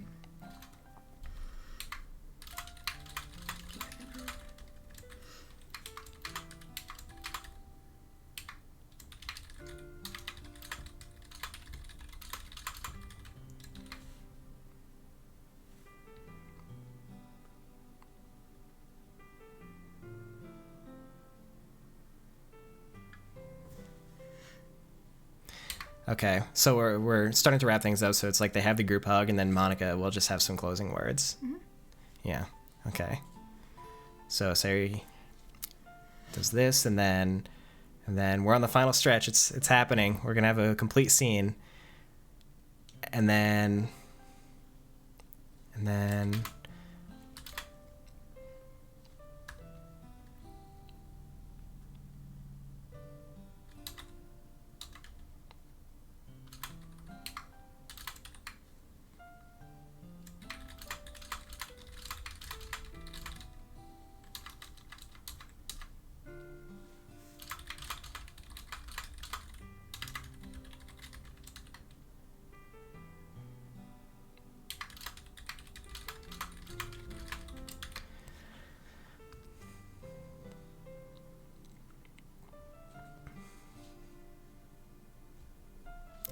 Okay, and then Natsuki comes back and she's gonna be like, hold on, there's one more thing. And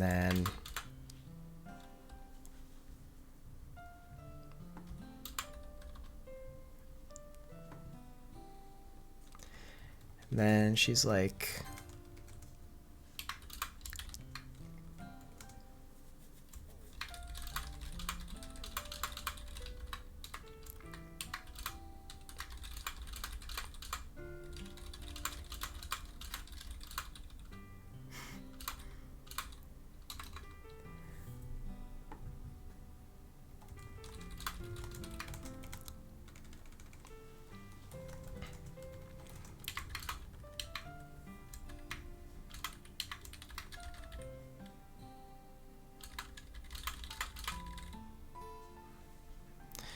okay, so then Natsuki goes to the closet and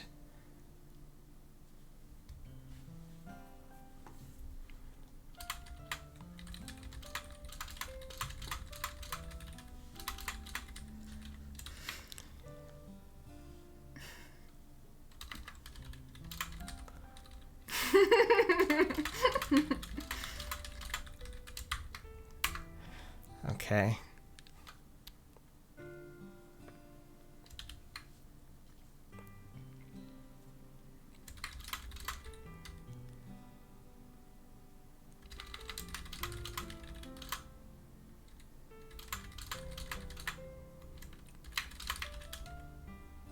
I think we should talk about it briefly before that part is revealed. Talk about what? Like how they're confused that, you know,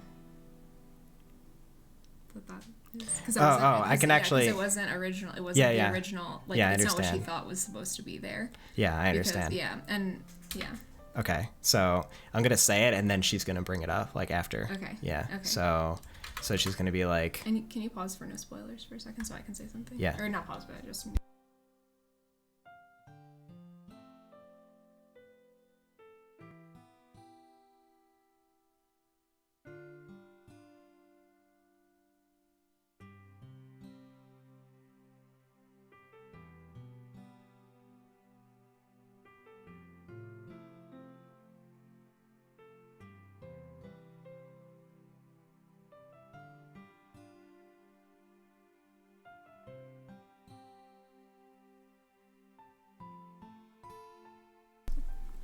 Sorry, I had to have a private conversation with my editor here. And then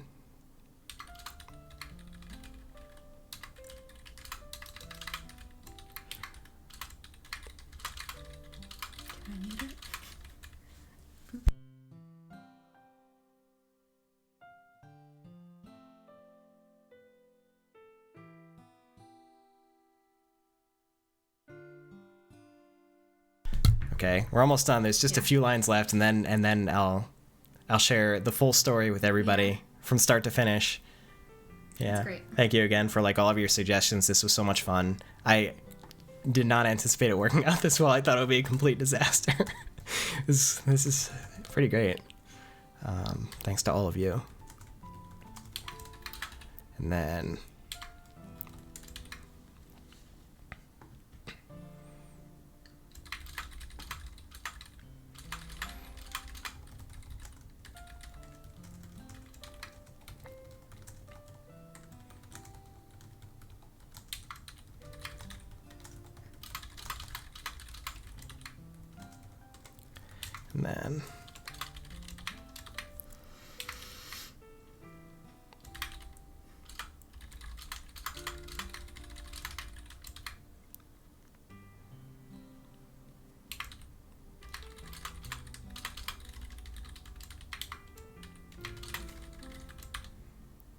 that's the end.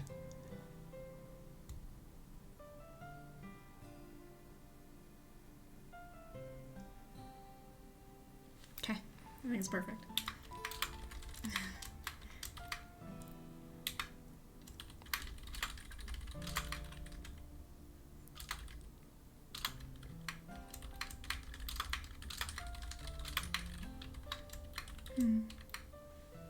That's the end. It's perfect. Okay. Yeah. Okay. Are we ready? Okay. So we're gonna go start to finish. My laptop died.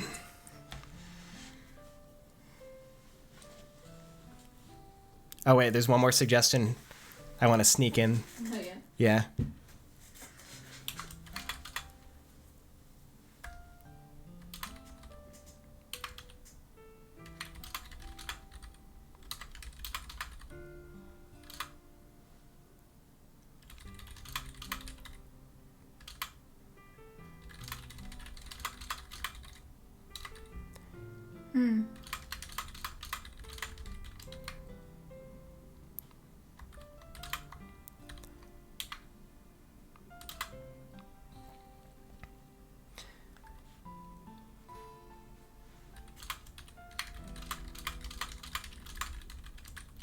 Okay, that's the actual end. Yeah, I think that's, yeah. I like that. Yeah. Okay, we're done. Yeah. We're done. Are we ready? All right, start to finish. This is the final product. I know I was like kind of going solo at the end there, but we were like, we had like a good path to the ending, and the contribution slowed down. So okay, here we go. So let's go back to the main menu, Twitch rights. Okay, here we go. Start to finish. Don't speedrun it. It's fine. Speedrun. Let's go. No. Any percent. No.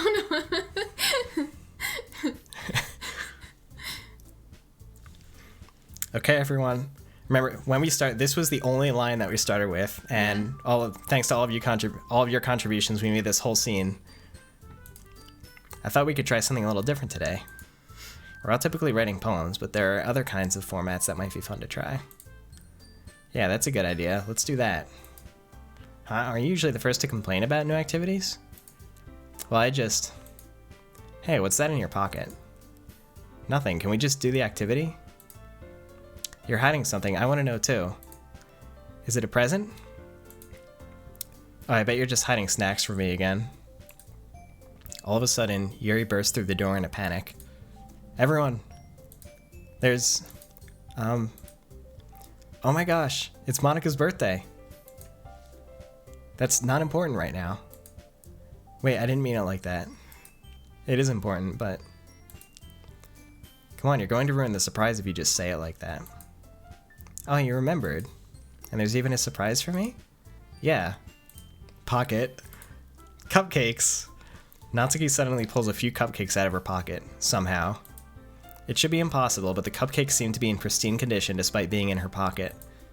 What the heck? How on earth did you do that? I'm sorry to interrupt again, but there's something that you really need to know, Natsuki. What? What is it? There's an imposter among us. Excuse me? Yuri, are you feeling okay? Of course I am. It's everyone else who's acting strangely, so I just thought... I mean, is it just me? Pocket cupcakes? Maybe I'm dreaming. Oh, Yuri. You're just worrying too much. Everything is perfectly normal. I'm so happy that everyone remembered my birthday. But... Sayuri was even reading a horror novel earlier. That would never happen. Yuri, just don't sweat the details, okay? I love horror. Something's definitely wrong. Sayuri's supposed to hate horror. Natsuki is usually not particularly nice, and Sayuri's usually on the forgetful side, so... But more importantly, you're acting strange too, Monica. You can't just pretend this is all normal behavior. I feel like I'm going crazy. Well, maybe you are. No, I'm not. You're up to something, and I really don't appreciate you gaslighting me like this. I really don't like it, so sad, Yuri. But I'm not. Monica is the president of the Literature Club, and her birthday is on September 22nd, which is this day. The cupcake is not a lie. It's Monica's birthday, so manga isn't literature, and also Natsuki is cute. Monica getting nervous. I am error. That's the best part. Yeah. Sigh. Sad music comes in. Fine, I'm sorry. I didn't mean to make anything weird happen. We're already halfway through the meeting and nobody mentioned anything about my birthday, so I felt really depressed and resorted to doing strange things to make myself feel better. It's wrong and selfish for me to do that. I'm sorry. Monica. You really thought we didn't remember? You're a friend. Of course we'd remember. Yeah, you're right. I'm sorry I didn't trust you. People just usually don't remember, so... Really? That's terrible. It must be because I have a lot of friends, but most of them are kind of on the distant side. But I should have known better. You've always been such great friends. We do what we can. Since, you know, you're like always doing stuff for us, so... Tsundere Natsuki. Well, anyway... We might as well reveal the surprise now, I guess. Natsuki signals to Yuri, who starts rustling through her bag. One by one, Yuri pulls out 4 matching charm bracelets. It's not much, but we made these for you.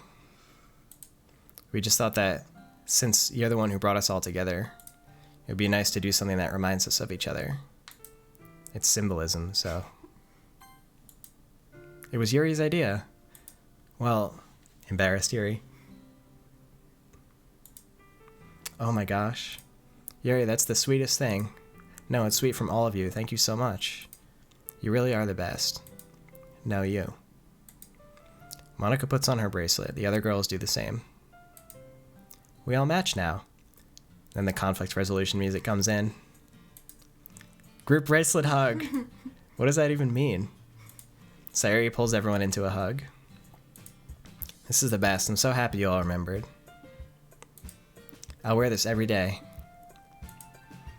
Well, there's still one more thing. Mostly from me, but everyone else can take credit too if they want. Natsuki dashes into the closet and pulls out a cake that she was hiding on the manga shelf, the one place Monica would never look. For some reason, the cake says, "Just Monica." That's weird. I don't remember the cake saying that. Whoops, my bad. Guess I forgot to change that back. The girls set up some plates and utensils. Yuri goes to make some tea. It's another day at the literature club. Another day full of friendship and literature. Happy birthday, Monica and Doki Doki Literature Club. And thank all of you viewing this live who contributed to the story and to a good cause. Wait, what does that even mean? The end.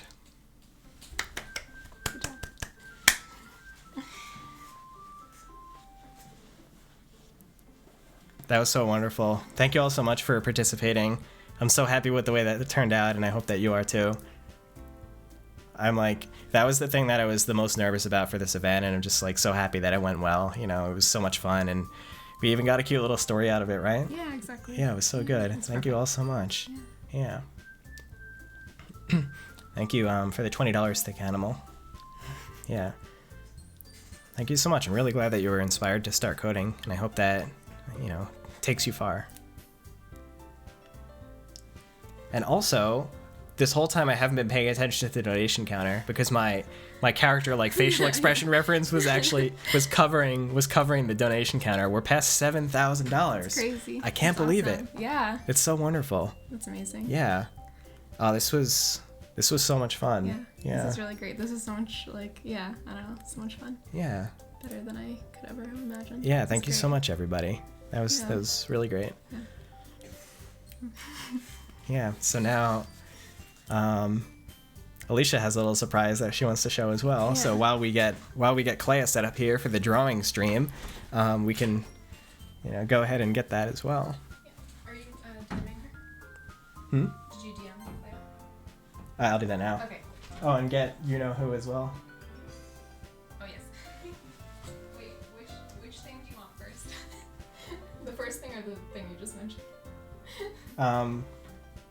You can bring her. I have that already. Right? Okay, yeah, that first then. Okay.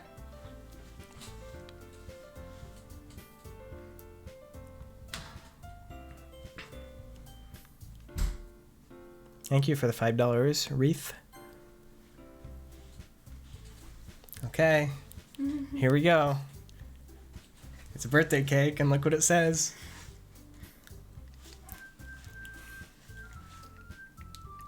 Here you go. You want to take it? Yep. And hold it up. So Alicia was trying to whisper to me during the suggestions because someone suggested a birthday cake that said just Monica on it.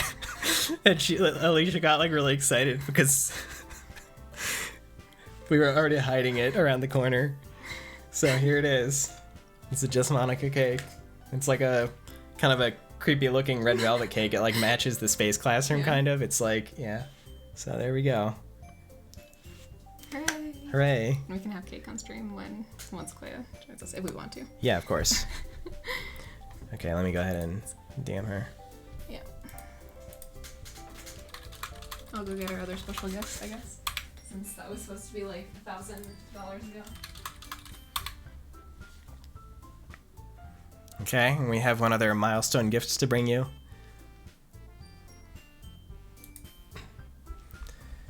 Okay, I'm gonna go ahead and let me quit DDLC. So the next step is I'm gonna see if I can get Clea on like a Discord call, and then we're going to like set up kind of a screen share sort of thing. So let's go ahead and get started. I'm gonna call her. Oh wait, let me update the sidebar. Okay.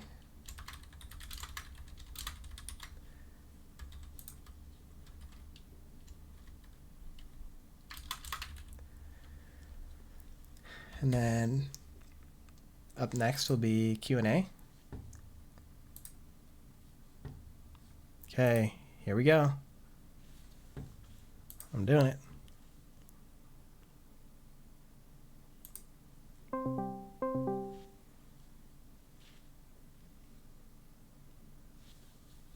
Hello? Hello? Hello, I hear you. Wonderful. I'm upping the volume of the audio output so everyone else can hear you. Okay, cool. Yep. How's the volume, everybody? And meet Clea. Clea is a wonderful artist and also contributes to some DDLC artwork as well for things like merchandise and I don't know, branding and social media.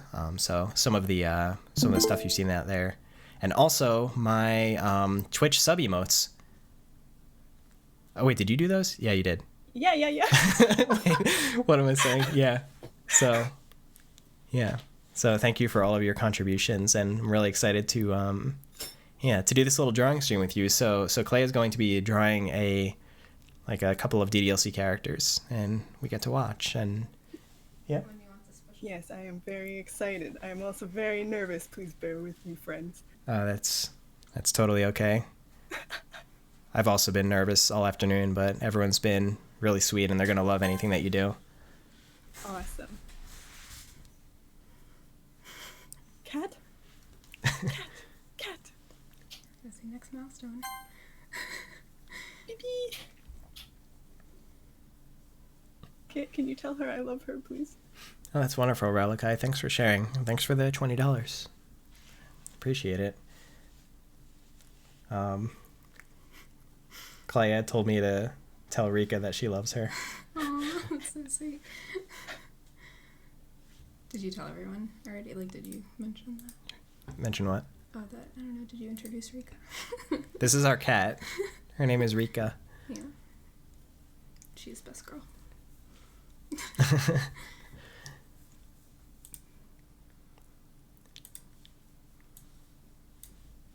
I can't hear. Oh, yeah, that's true. I would have to find the headphone splitter. Let's see. Clea's standing by. I'll go ahead and change the scene real quick so everyone can see. Yeah. Yeah, that sounds good. So we'll do this, and... Sorry, she's like trying to get into your wires. Okay, you're about to go live, Clea. You ready? Yes. Is everyone ready for the face reveal? The Clea face reveal? Show me some hype in the chat.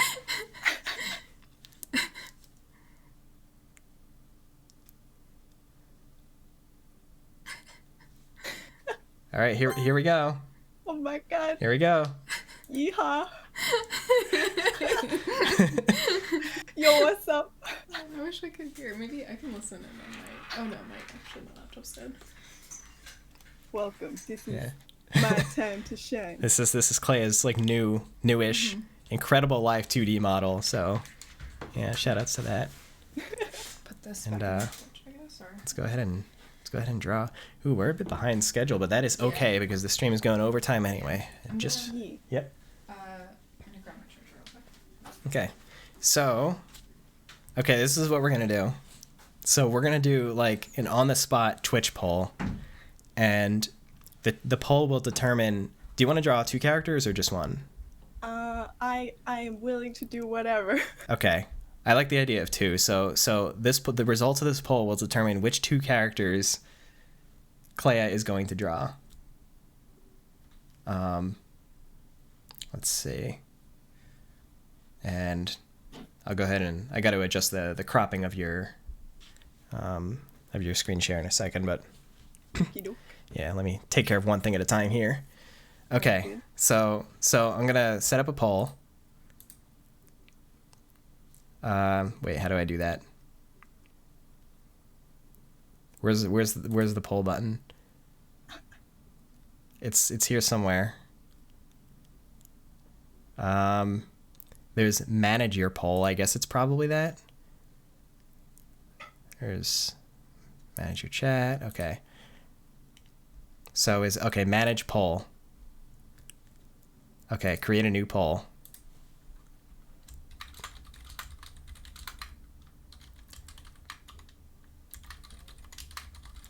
Okay. Who should Clea draw? Sayuri, Natsuki, Yuri, and Monica. And the duration will be 2 minutes. This will be a 2-minute poll. So everyone get your mouse pointers ready. Get your mouse pointers ready. Because the poll is starting. Let's make it 3 minutes. The poll is starting now. Here we go.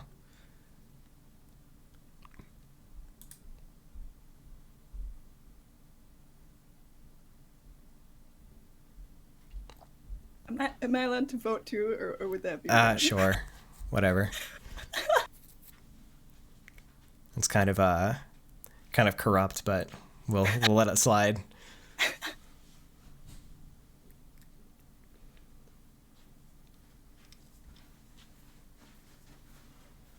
Gotta support best girl Yuri. Power strip over here? Power strip? Yeah, I just need somewhere to put this in. Yeah, it's behind that giant pile of dokis that you just dumped on top of it. Yeah. Oh yeah. Is it cool if I do a quick little like shout out for the Japanese viewers who are probably here? Oh yeah, please do. Okay. 日本人の方もいるなら来てくれてありがとうございます。応援してくれてありがとうございます。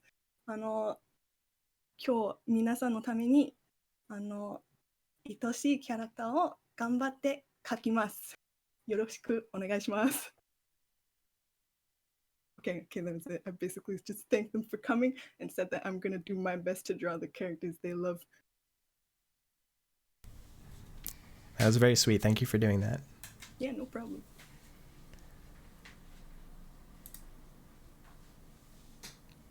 Okay, how's the poll going?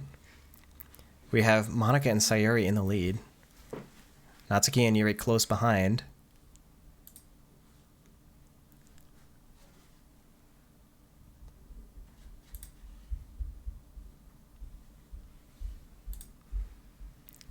Come on, where's Team Yuri at? Yeah, come on, man. That's my girl.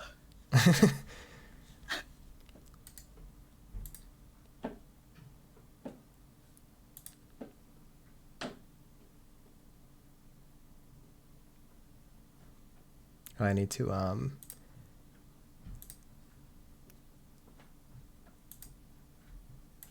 that should be there.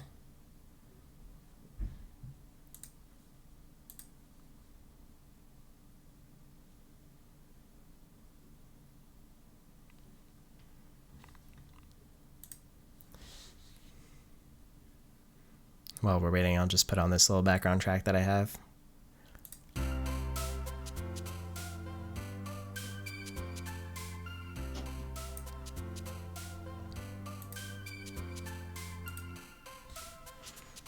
Yuri's still behind. Sayuri and Monica still have a comfortable lead. Oh my god. Ooh, that would be a fun combination though. Sayuri and Monica? Yeah. I could see Monica like bossing her around to do something and she's like crying. I think they would all be fun combinations. Oh yeah, yeah. Thank you for the $5, Blue Blur. And thank you for the kind words. Thanks for the $20. View VHO.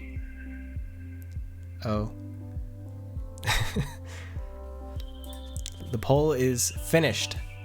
Monica came in first, with Sayuri in second, and so that means that we will be drawing Monica and Sayuri together. Ooh, baby. Let's go. Okay. I'm very nervous, so my hand's gonna be really shaky. I'm sorry. It's all good. Oh my god. Oh, what? Okay, there we go. Okay, what if they keep doing big hug?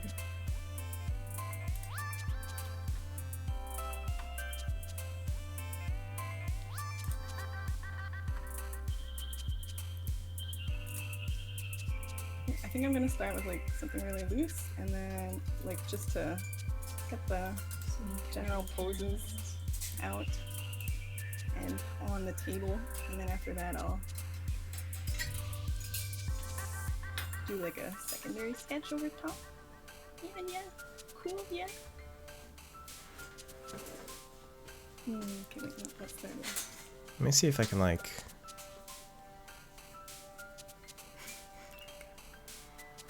Okay. What are you guys doing right now? Clay is just starting off, and Okay. I'm just... Who did we decide on? It's going to be Monica and Sayuri. Oh, nice. Yeah. Cool. Is there a way for you to increase your microphone volume, Clea? Yeah, let me see what I can do real quick. Down. Down. If you Okay. want to kick her out, let me know. No, it's fine. And once we're just finished setting this up, I'll find a headphone splitter so Okay. that you can Okay. listen as well. Yeah. I can also, like, if you want, I can use my laptop. It would just take up a little more space. Oh man, I'm scared that Rika's gonna like knock something over on the stream. Where is she? She's behind, like very Okay, behind your is this better? Thank you, Hyperius V. That is better, Clea. Awesome. Awesome. Wonderful. Thanks for doing that. Yeah, no problem.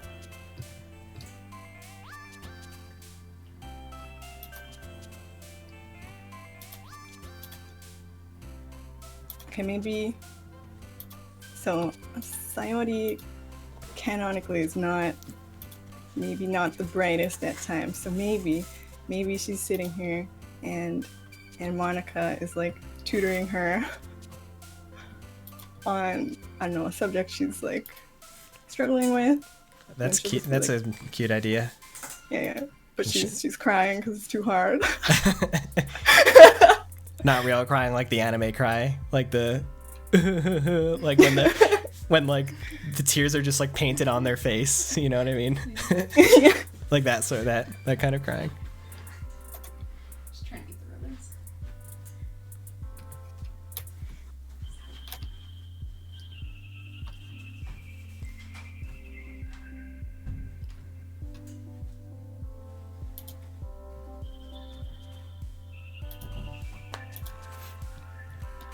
Oh, someone asked if I'll be saving the Twitch rights scene that we wrote, and this whole stream will be archived, so it'll be available through that.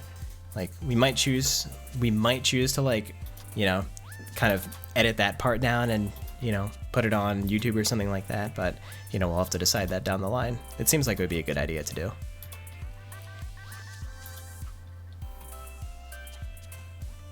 Okay, I'm gonna go ahead and find a headphone splitter so that Alicia can listen in as well. Okey-doke. And also I forgot to like adjust my camera crop again.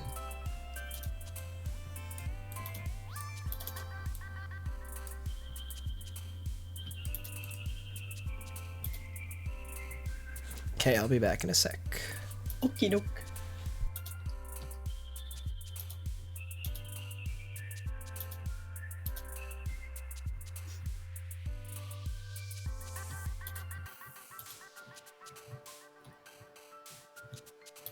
Yeah, I'm gonna be like super in the zone, so if I don't speak for like 8 years, I am so sorry.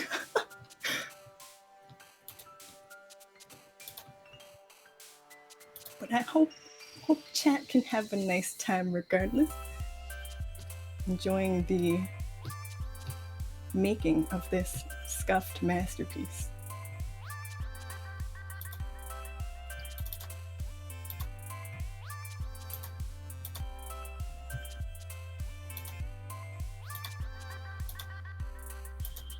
Okay, I'm gonna put another window so I can look at this reversed, because that'll make it easier to spot errors on the fly.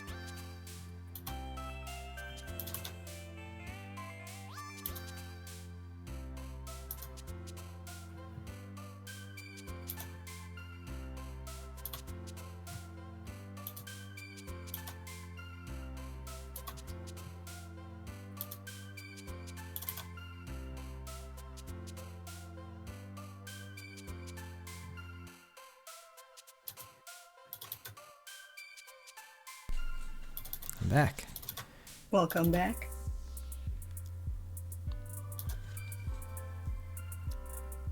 Hello, Bree Steak Baba. This is an Omocat shirt.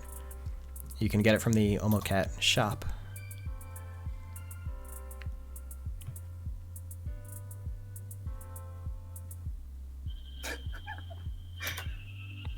Ooh, I get 50% off my first order. Thanks for the $20, John Gibra.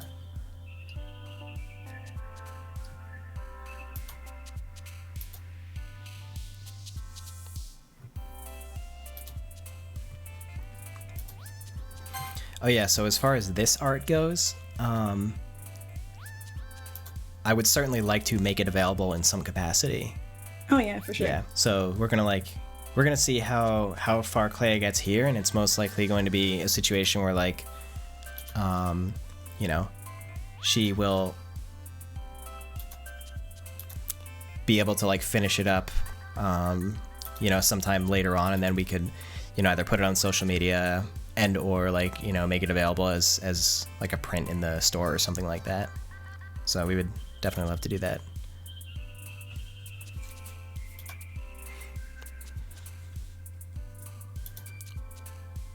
Oh my god, knees weak, arms heavy, palms sweaty, mom spaghetti.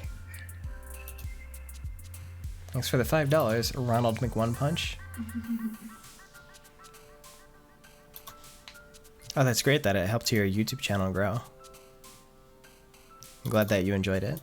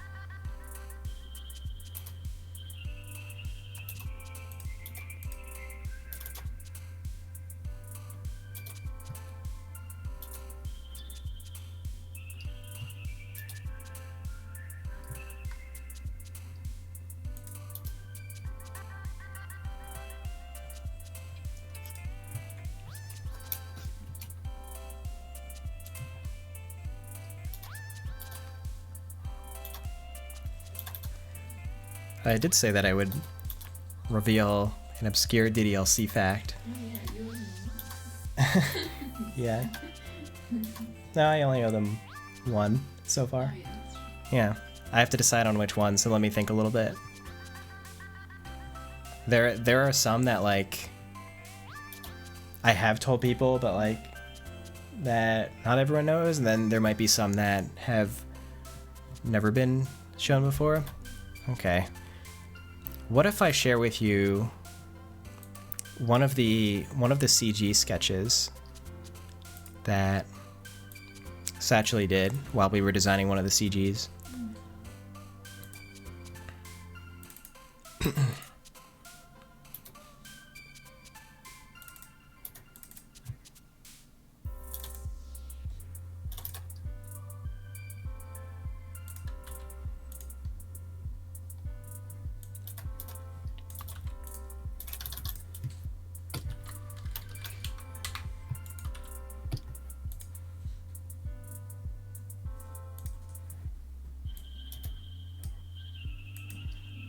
Let's see. Here it is.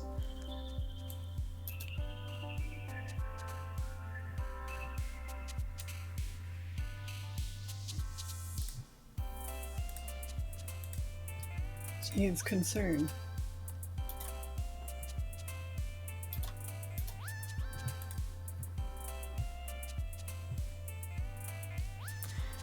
Okay, here it is. Are you ready?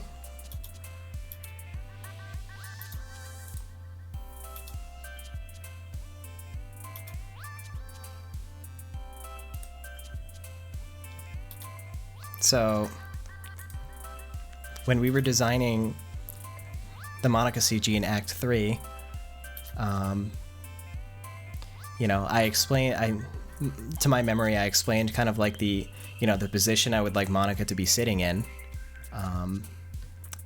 for the space classroom, you know, like at the desk with her, like her chin resting on her hands like that, with sort of like, you know, kind of endearing expression. And this, I think, was the first sketch that Satchely did. And I still really like it because the way that Monica's looking at you, it's like, you know, her head's like a little bit tilted and it's like a really loving expression. But since, like, just based on the position that it was in the game, you know, sort of the final boss area, it should, like, I wanted it to look like there were a couple things I wanted to change about it. One, I think it, like, I wanted it to look a little bit more unnerving in general. And the second thing is I wanted to not have it tilted. I wanted to just make it a fully straight on angle so it actually looks like you're sitting across from her at the desk. And so those are the changes that we, you know, ultimately made to it as it turned into the final CG. But yeah, I found this like first draft CG sketch that started to incorporate like some of the ideas, and you know, I thought it would be nice to share that with you. So, you know, hope you thought that was cool.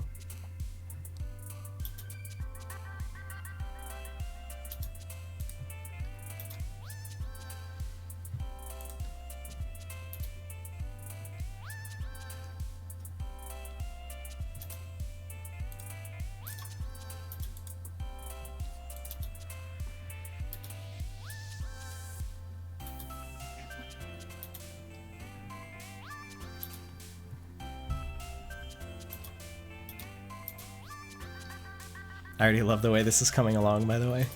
Oh yeah? It's wonderful. Nice.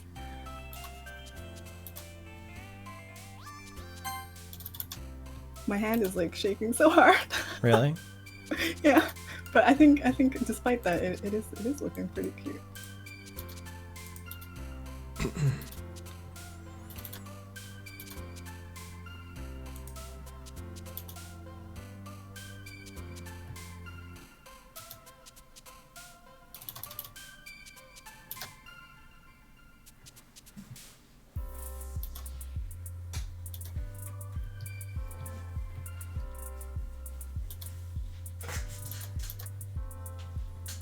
Are we ready?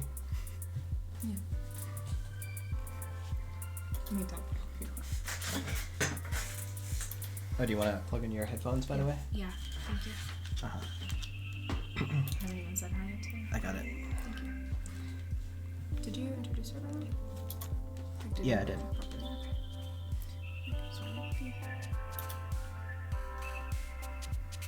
Okay. It's a little bit tight. Do you want to switch? I just switch over. Yeah, that's better. Okay. Hi, Clea. I can Hello? hear you now. Just saying hi. Yeah. Hello.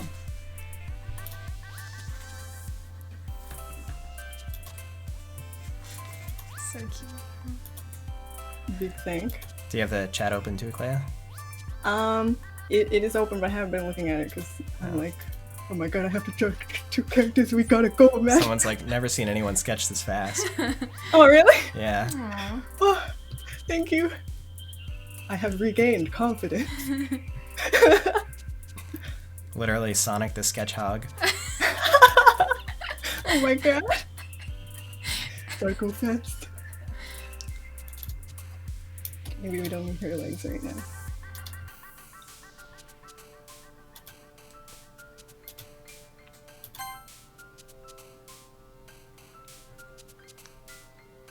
Thank you, Honey Bunches of Gina. Oh, lots of love from New Jersey. Guess who else is from Gina! New Jersey? That's Gina. It is? It's my Gina. Really? Yeah, yeah. Oh, that's wonderful. Aw. It took me a second. I was like, wait a minute. Oh, do you know her username? Wait, Yeah, what because if it was like- we watch Oh. anime on Discord. That's cute.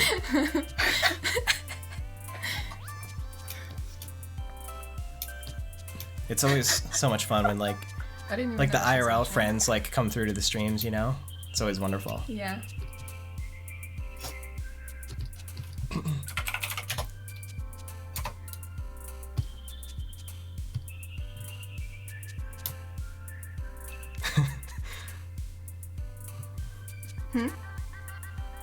Look what she drew on the paper.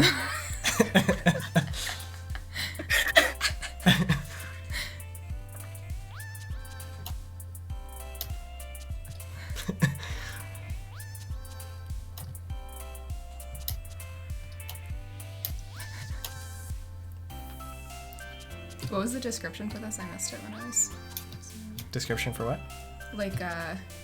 Did she explain like what kind of scene she was going to be drawing? Or Oh, yeah. I missed it because Oh, it's just like she thought that Monica could be helping Sayori study. Sayori's Aw. doing the cry because Aw. she's having a hard time. so cute.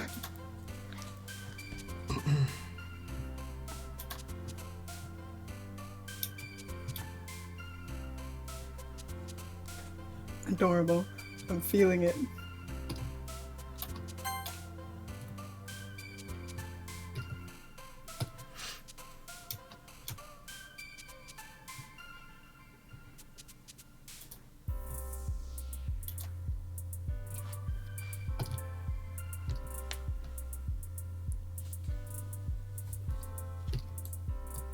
Oh, thank you for the $50, Belia. Oh, thanks, Maria. So sweet.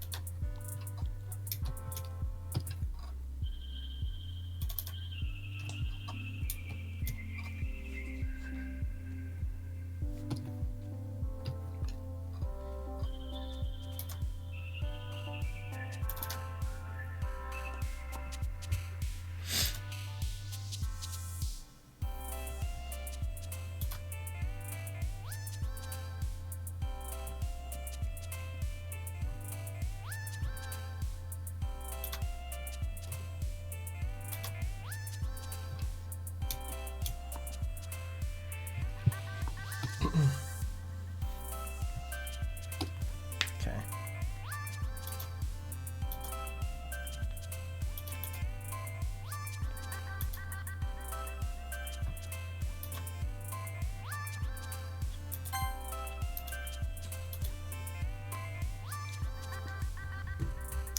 No, maybe the mouth before was good. Yeah.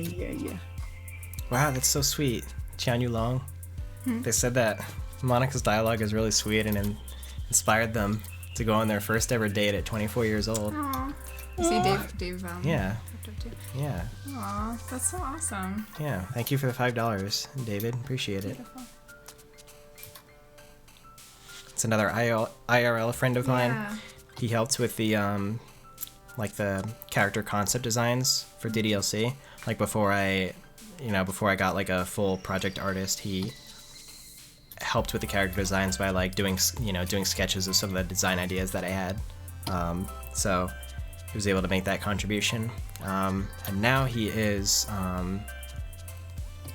translating manga for Viz and Shonen Jump. Actually, he has 2 live right now if you want to check them out.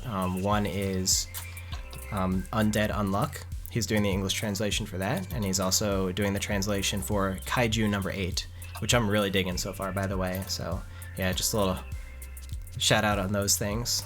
If you want to... sorry. Go ahead.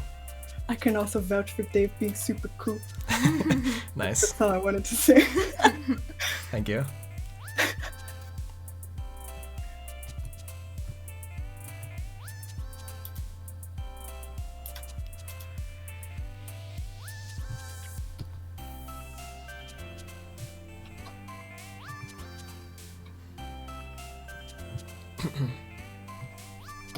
Just gonna clean up some of the lines a little bit, and then we can add some colors. Wonderful. Yeah.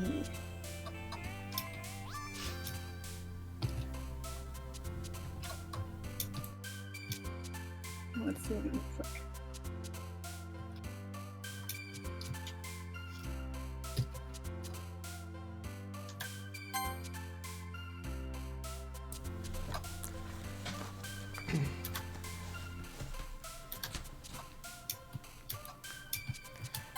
Okay. Hey, Mythos, thanks for the $5. And thank you, Mythos and Belia, for helping out so much with this event. Yeah. It's been working out really well. Everyone's done such a great job. I couldn't have done it without all of your help, including you, Alicia. Oh, thanks.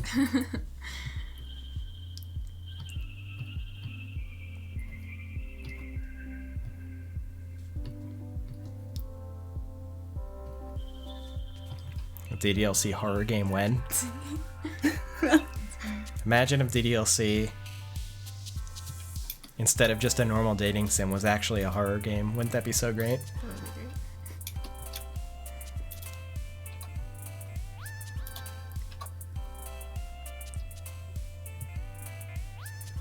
great. Did you chat about, I'm sorry I missed it earlier, did you chat about like, I don't know, your work with Clea and like, I don't know, just some background information, stuff like that? Yeah, I talked about some of the stuff that we did. Cool. That's great. Yeah, she's contributed to like various prints and other art, like DDLC artwork. Mm-hmm. Yeah.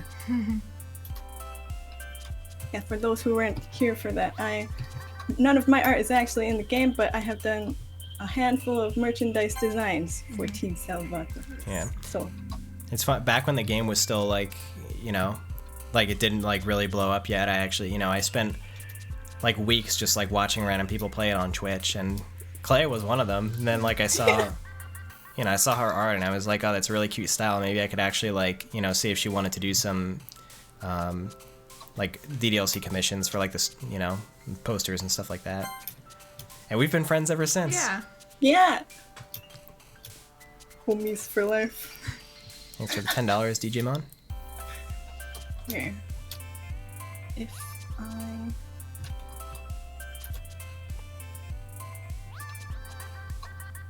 Right now I'm trying to fill in all the little gaps in the line work so that I can just do a little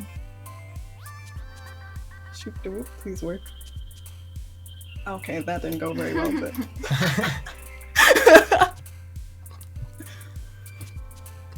I wonder if any of these programs have a tolerance where it's like, how big does the gap need to be in order for the paint bucket to seep through it? Yeah, there is, you can turn like the sensitivity up and down for things like that, but I think my holes were too big.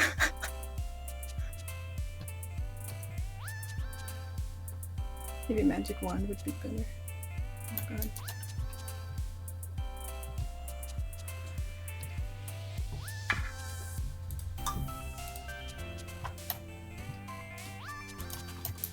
Why?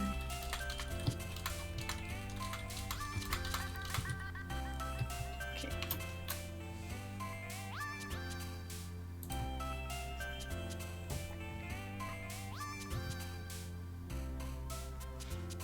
Yo, we just got a raid from Trihex. Yo! No way. Yeah. That's awesome. Does that mean he's going to be joining eventually? Oh, look at this sweet raid message. In 2017, you changed the world forever with gracing us with DDLC. A culture milestone that penetrated the YouTube and Twitch ecosystem alike. Bless you, Dan and Team Salvato. Can't wait for what the future has in store. In Dan we trust. That's so sweet. Thank you so much, Aw, Trihex. That's so nice. Yeah. Thank you, Trihex. Really appreciate it. And yeah, would love to have you on a little bit later as well. Yeah. It's totally cool that you're like the schedule didn't align. We actually did a really good job. Like we hit a milestone where I gave like a tour of my office, so we managed it worked out like really well because it was around that time, so we were able to like fill that time and just yeah, like extend the total length of the stream. So yeah, for all of you just joining, yeah, we've been live since for 4 hours now. Yeah. And we got through a lot. I did some like casual playthrough of Portal, which I haven't played in a long time because it's one of my favorite games, and I wanted to kind of talk about some of its influences on DDLC and what I love about the game design and the atmosphere and like how it inspired me. So we got through that. We did the little office tour. We did an activity that I called Twitch Writes DDLC, where people donated like dialogue suggestions, and I put together a DDLC scene with the characters, which turned out absolutely wonderful, by the way. I really love the way that it turned out. Yeah, and now we're having Clea draw Monica and Sayuri, who came out on top on like a quick poll that we did. That's been our day so far. Did I hear meow? Yes. Yep. Sorry, what were you saying? What was she saying? She probably is mad that the laptop's on your lap instead of her. I interrupted her. Yeah, exactly. Yeah. Let me see if I can make room for her. Yeah, buddy. Aww. Oh, here she comes. She's gonna do her thing. Yeah. Rika is very snuggly with Dan and likes to make a scarf of herself. What's happening? She's thinking about it. You okay? We'll see. She's checking out the cake. She's like, I smell something. Oh boy. You're fine. I don't know. I guess she's kind of cut out. Oh, the donate link Trihex is like in the bio below the stream. Rika, what are you doing?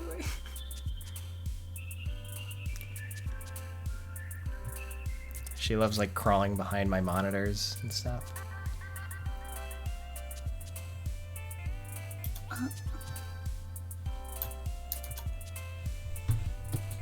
Oh. There she goes. Like, peace.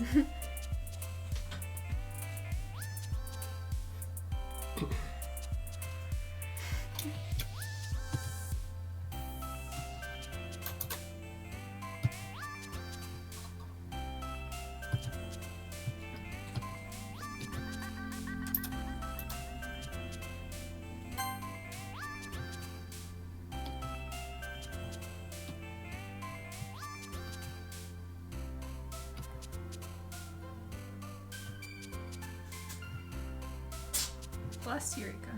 Bless you. Okay. She gets too enthusiastic with her like sniffing around and it makes her sneeze. Uh-oh. Hmm? She's like playing with the balloon streamer or ribbon. Oh, I see. Cats and ribbons.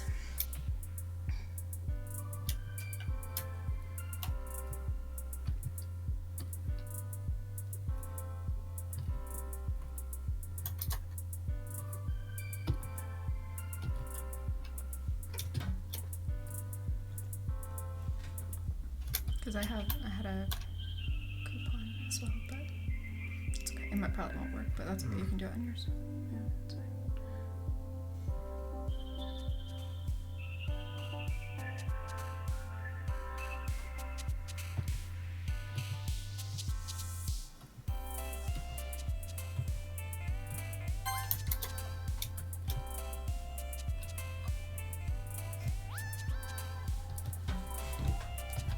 Wow, thank you, Susan, for $100. Wow. I really appreciate it. Well, thank you so much. That's very sweet of you to say. What? I missed it. Oh, it's here. Aw. So sweet. It actually gets cut off, just like in the game. It's so funny. Amazing. I love that. Beautiful.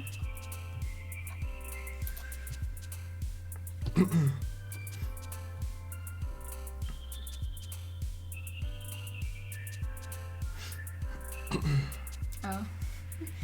Did you already read that one or no? Yeah, I did. Okay. Aloud or no? No. Oh. Sorry, I should have No, let it's you okay. know. No, it's okay. Thank you, Belia, for the shout out, and it's all good.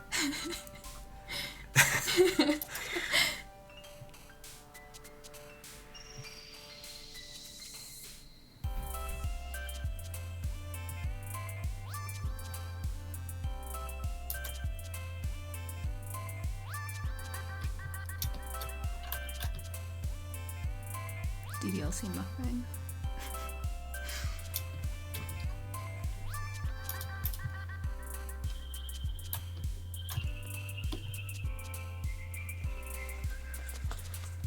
Okay. Sorry, I just had to take care of something real quick. I'm back. Thank you. Welcome back.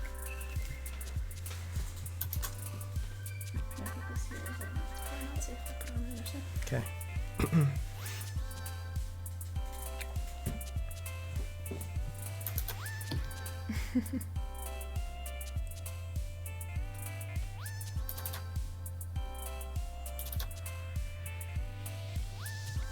You should erase the paper and make it a hamburger. What? And then, She's just crying over a hamburger. yeah. She's like, but I'm a vegetarian. See, behind the desk, her wrists are actually like tied together, so she can't eat it. And then she can say, "I cannot eat hamburger." Oh my gosh, beautiful. That's so good. And that whole thing is just an inside joke from our test stream last night. Oh, nice.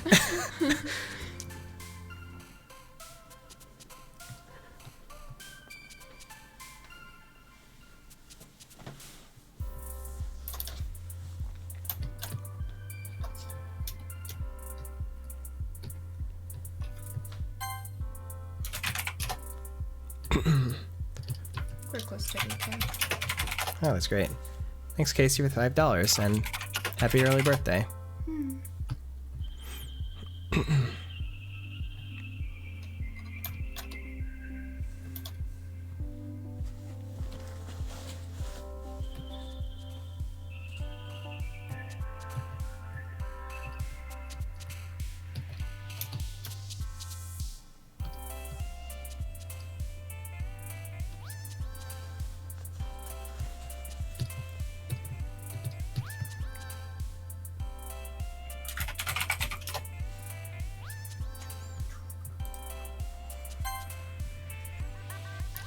Thanks for the $20.01, Falcosaur.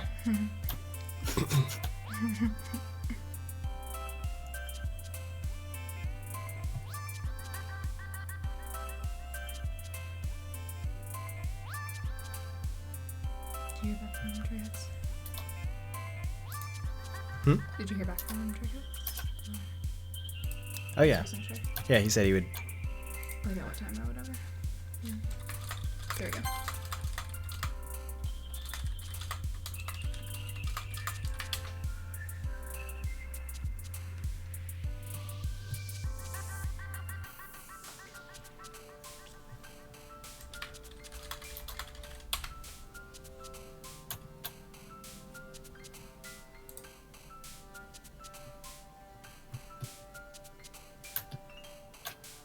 Welcome to Ultra Focus Art Hours chat.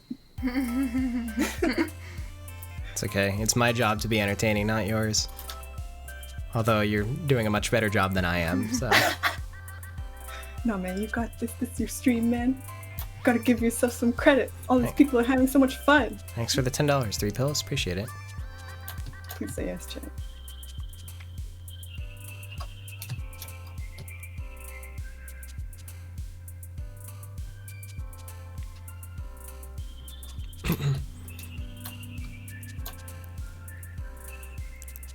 I don't think Monica will be getting verified on Twitter anytime soon.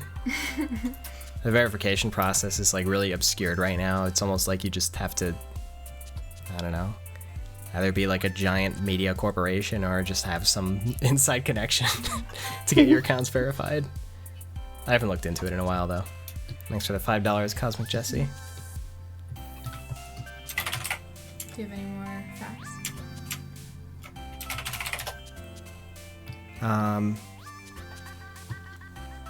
That don't require showing off, like, you know what I mean? Yeah. Just chatting. Yeah. Let me think. What would be a good one?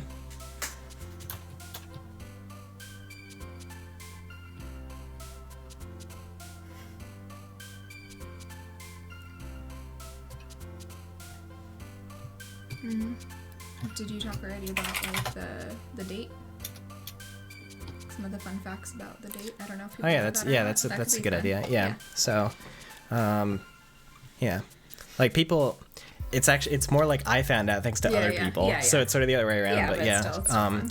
my original target date for releasing DDLC was September 14th, but then like there were still like things that I had to wrap up and prepare for, so I extended, like, you know, I was just looking for like a good week in September to release it, and I landed on the 22nd, which, like I said earlier, it's complete coincidence that the 22nd is also Akiha's birthday, who's, you know, pretty much my favorite character, and she's from Tsukihime, which is my favorite visual novel. So that was total coincidence. And then the other total coincidence is September 22nd is the date that the Gravity Falls episode aired that has like the dating sim that comes to life. Oh my gosh. And that was also total coincidence. That episode is called Seuss and the Real Girl, featuring Wow. Giffany. And I've seen like fan art of Giffany and Monica together, so Oh, that's yeah? really funny as well, yeah. I've seen that. That's awesome. I actually thought the Akiha thing was like intentional. Nope, definitely not. No, I'm a bad husbando, and I don't know my waifu's birthdays. Oh my god. Okay, I'll back off because I got the cringe from Alicia.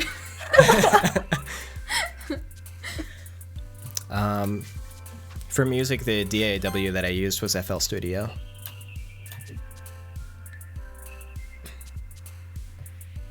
Thank you, Choir Man. Part of this goes to Sayori's new hamburger. What a gentleman. Paying for her meals. That's funny. Thanks for the $2, Arachno41.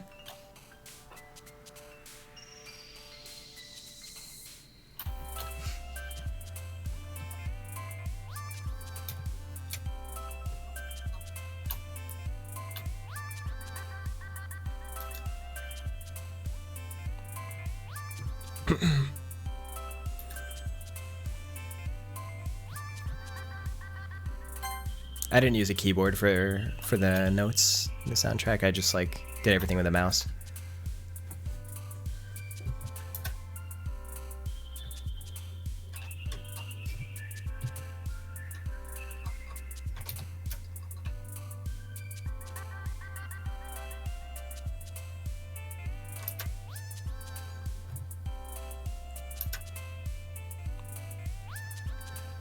That's okay, Randomy88. I'm sure you're not as bad as you think, and all that it takes to get better is to keep doing it.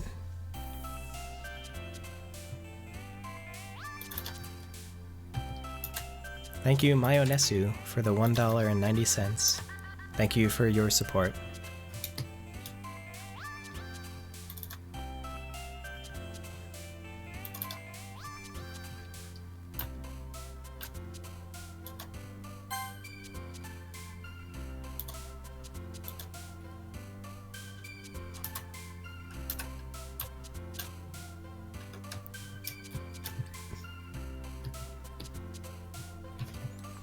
Thanks for the $25, nerd.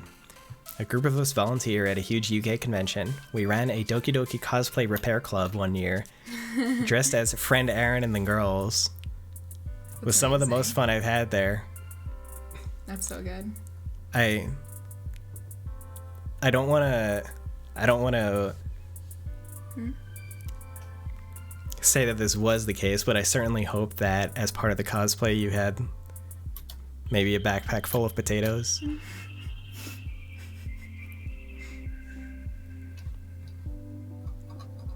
Amazing.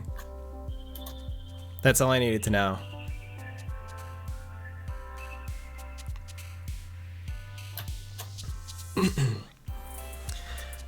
When I went to Anime Expo in 2019, I was actually fortunate enough to meet some of the Game Grumps. I like met up with Ross, and yeah, but like right before they moved offices, I took a little tour and it was wonderful. Aaron showed me around a little bit. Dan was not there, but Yes, he was. this Dan. Game Grumps Dan was not there. Yeah, they got to meet like Ross and Aaron, and you know, some of the supporting team as well. It was really wonderful. And I felt bad because it was like a rushed thing, you know, because it was like I was only there for a few days because of the convention, so it was like kind of hard to set up, and it was at a busy time for them because they were moving and they had like I don't know, meetings going on and stuff like that. So it was like I felt bad that I was like intruding and like making them do this little tour at like the worst time, but it was, you know, a wonderful experience for me, and it was a lot of fun to do. Ross is super fantastic. I actually, while I was there, I did a like a collaborative stream with him as well. I don't know if you're a fan of Ross, then maybe you saw that, but we made like a Mario Maker level together that the Grumps like later played on their channel. So that was like absolutely fantastic. Yeah. So I have some really good memories with them all, and you know, still just, you know, so happy that they played the game.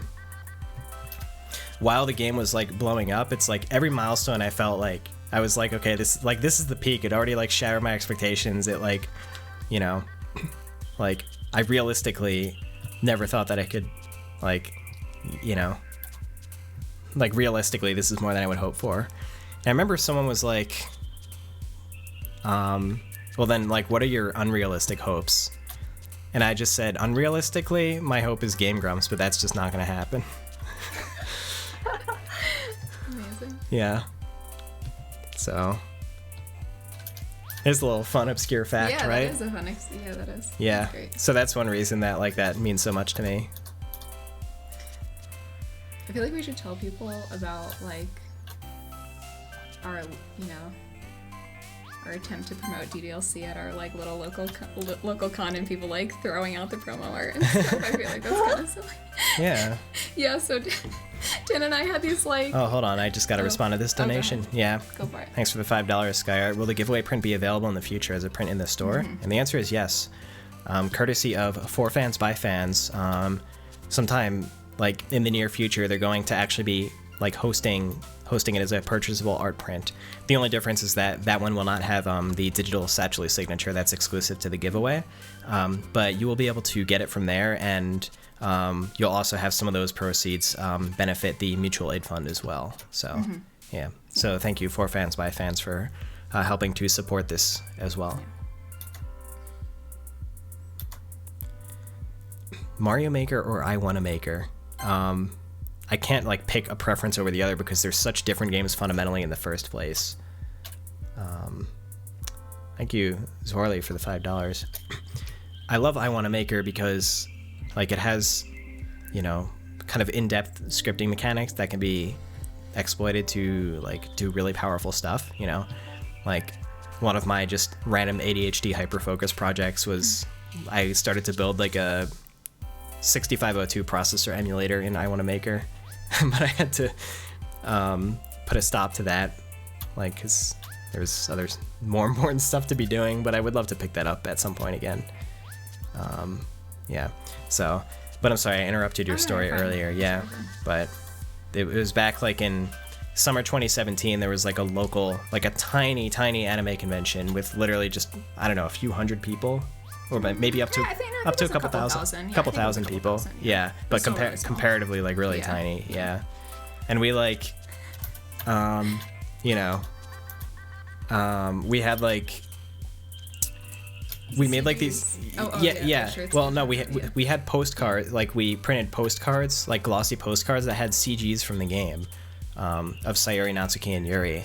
and we just like handed them out to people like, hey, do you want this like free cute anime art, basically? And then we like have some information on the back. and then on the back side it yeah. said, it said Doki Doki Literature Club coming out like when I think at the time it said August 2017, even though it ended up being September. Yeah. I should have I might still have the files for them, but I should have held on to some of those postcards. I think we have some.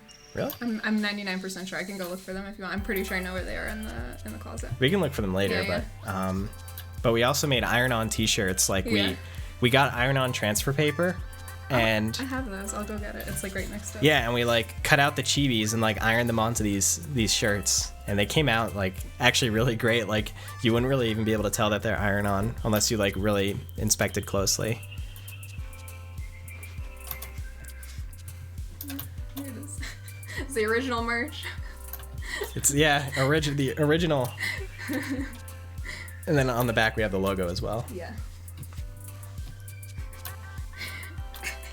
It's kind of like cracking off. Mm-hmm.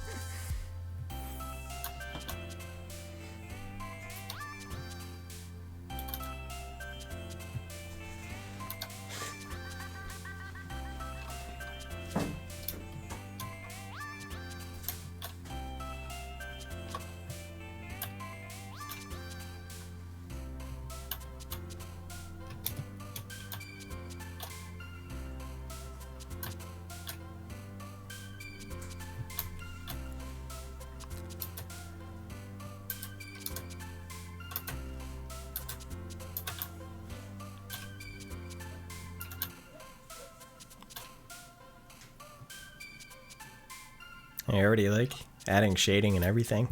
Oh yeah, we're going, man. We're going. This is gonna be great when it's done. Oh yeah, I'm excited.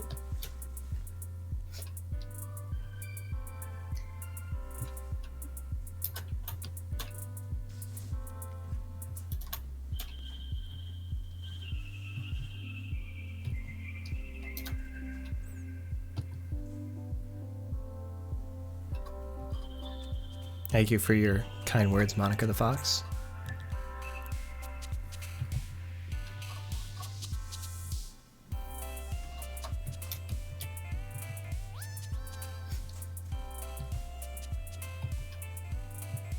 Oh, you're not the only one who wants DDLC figurines.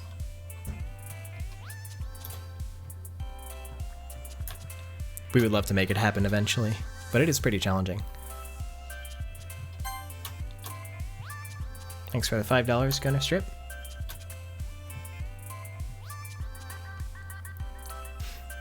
Well, it's wonderful. I'm happy that DDLC sounds like it did a lot for you. That makes me really happy, and I hope that you enjoy your journey in game development.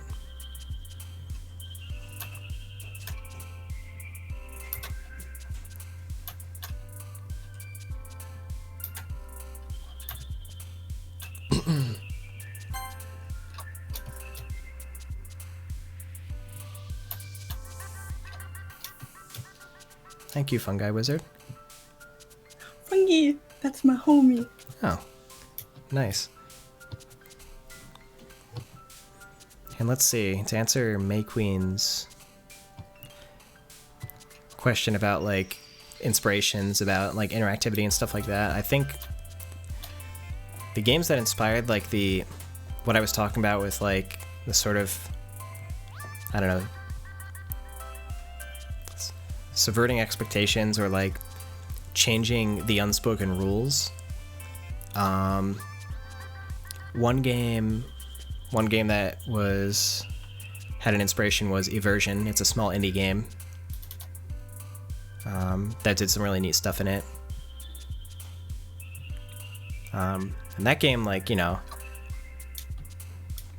like I probably finished it in like a few hours or something like that, but it really like it was just a cute, well done game that like did a few things really well, and so it stuck with me. So that was an inspiration.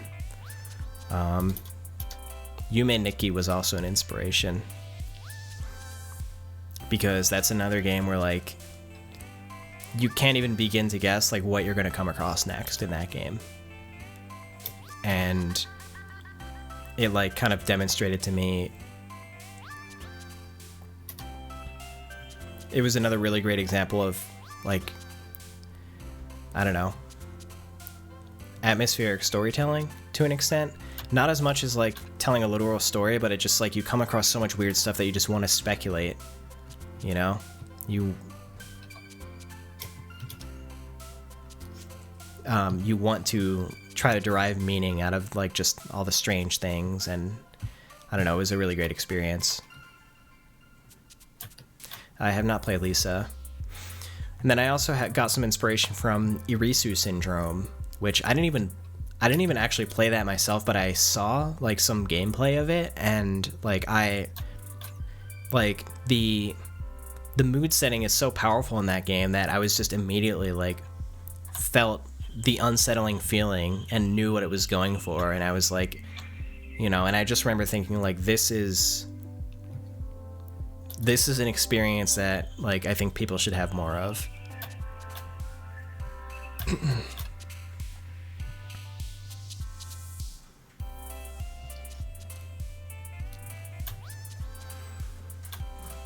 Thank you, Landon Bourne.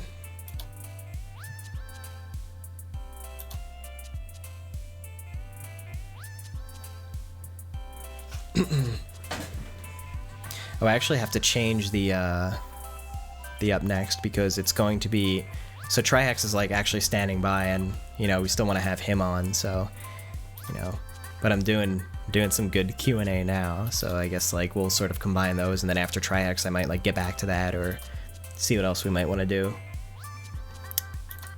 So yeah, let me just go ahead and edit that real quick.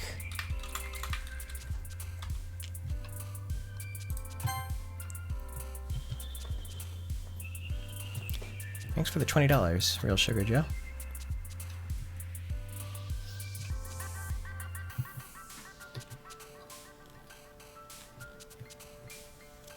Oh, glad you, you know, got into Ren'Py coding through modding.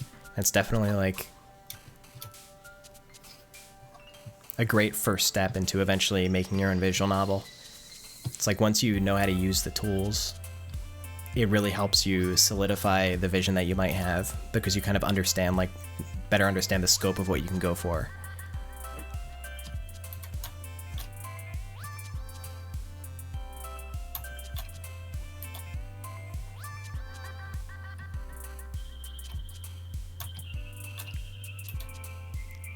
Natsuki's blood type is probably just candy.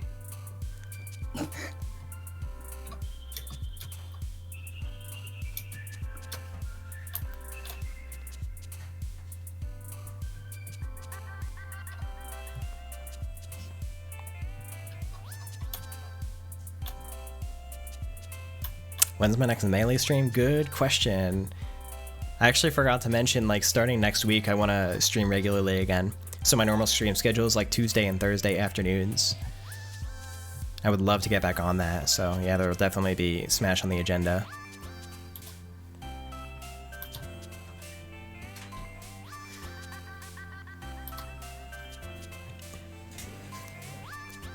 Clea, someone asked in chat how long you've been drawing. Ooh, since I was a very small child, so that would be about maybe 20 years. I'm old. Oh no. 20 years. So it was like, so you've loved drawing since you were like a little kid, and you just never stopped drawing. Yeah. See, what happened was I was very excited. I always wanted to play with my mom and show her cool stuff, but there was one day she was kind of tired, so she gave me a pen and paper, and I literally never put it down. That's so cute. That's great. Thanks for the $20, just Libatina. Are you familiar with Higurashi, and was it one of the inspirations for DDLC? It was not, and I still have very little familiarity with Higurashi, aside from the fact that it's like, I don't know, has some tragic and disturbing things happen. However, I did play through about 1.5 chapters of Umineko, which was made by the same person as Higurashi, right? They made that after, I'm pretty sure. So I could say that I don't think Umineko was like an inspiration for DDLC in any way, but I I really liked what it had going, and the only reason that I didn't get through the whole thing was it's just very, very long.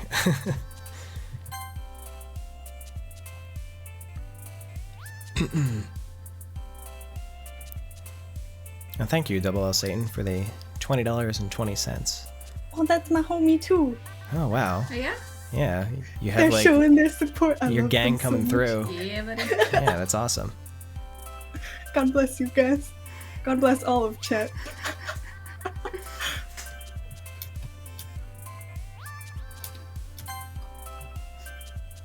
Thanks for the $20, Stephen R. Really happy that DDLC was able to help you get through a difficult time.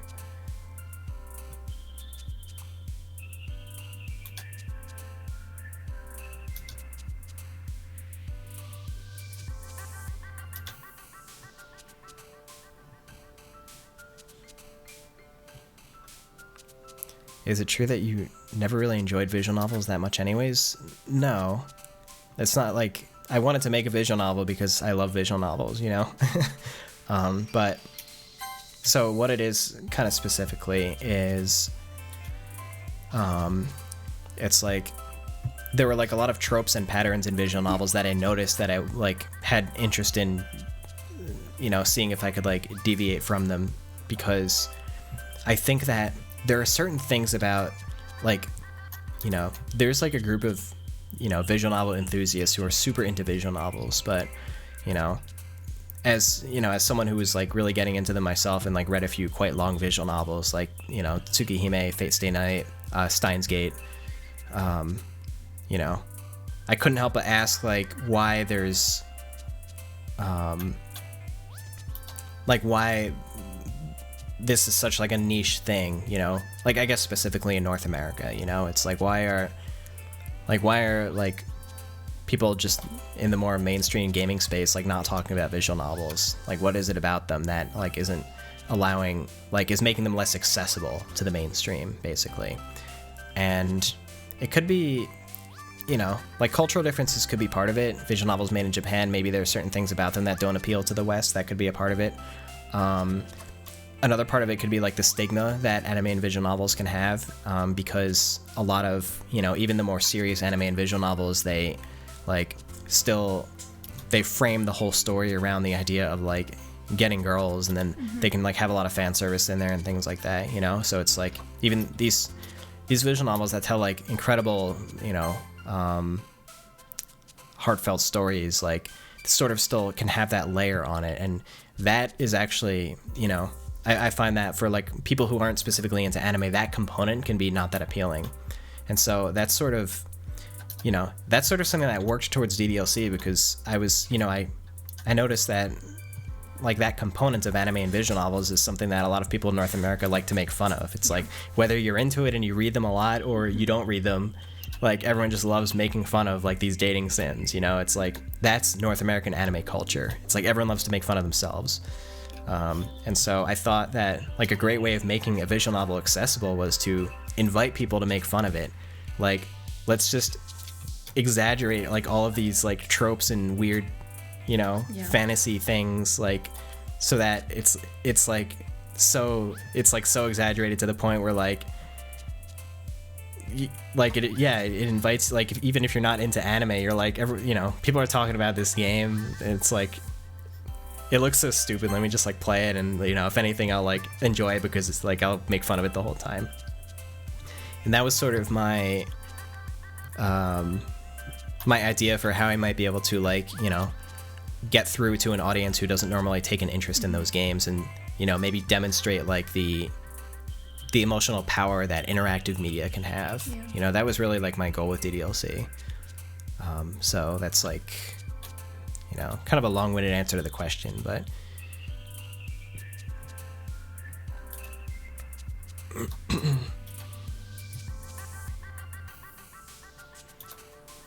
She is looking so precious. I am going to cry.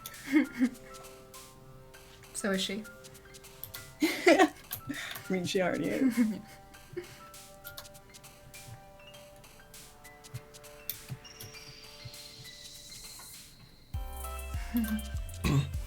How do you avoid resting on your laurels and instead continue to get work done after such amazing success with DDLC? That has been a challenge because, like, you know, my life changed very, very quickly after DDLC came out, and I was, like, not prepared for it at all.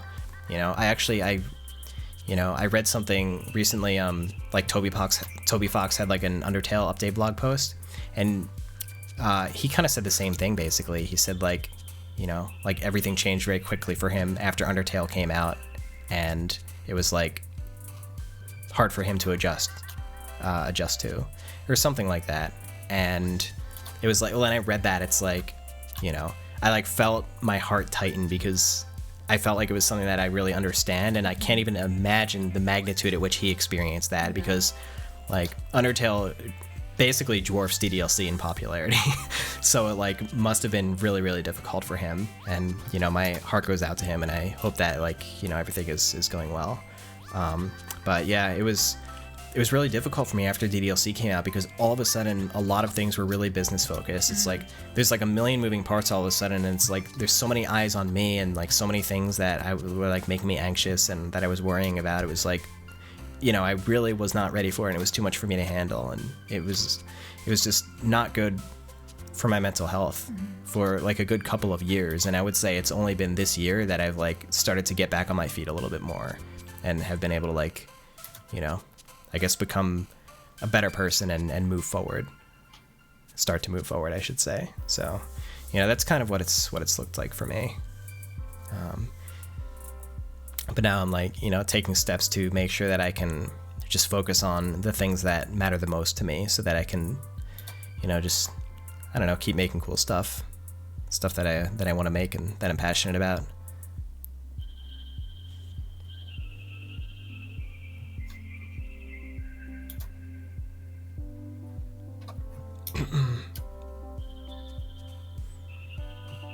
Oh yeah, I would love to meet Toby Fox. That'd be great.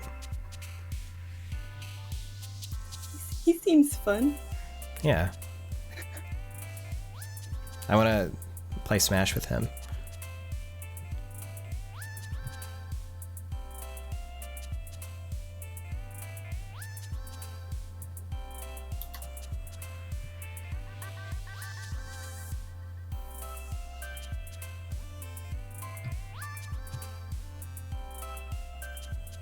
I don't have much to share about my music composition thought process.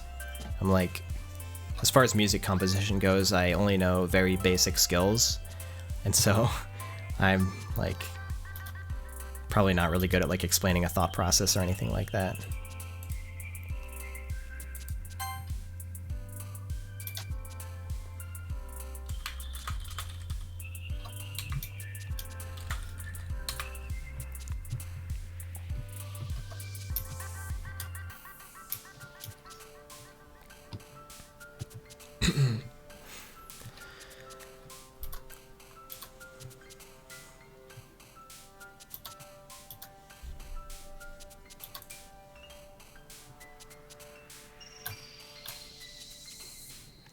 Why do I not like the protagonist?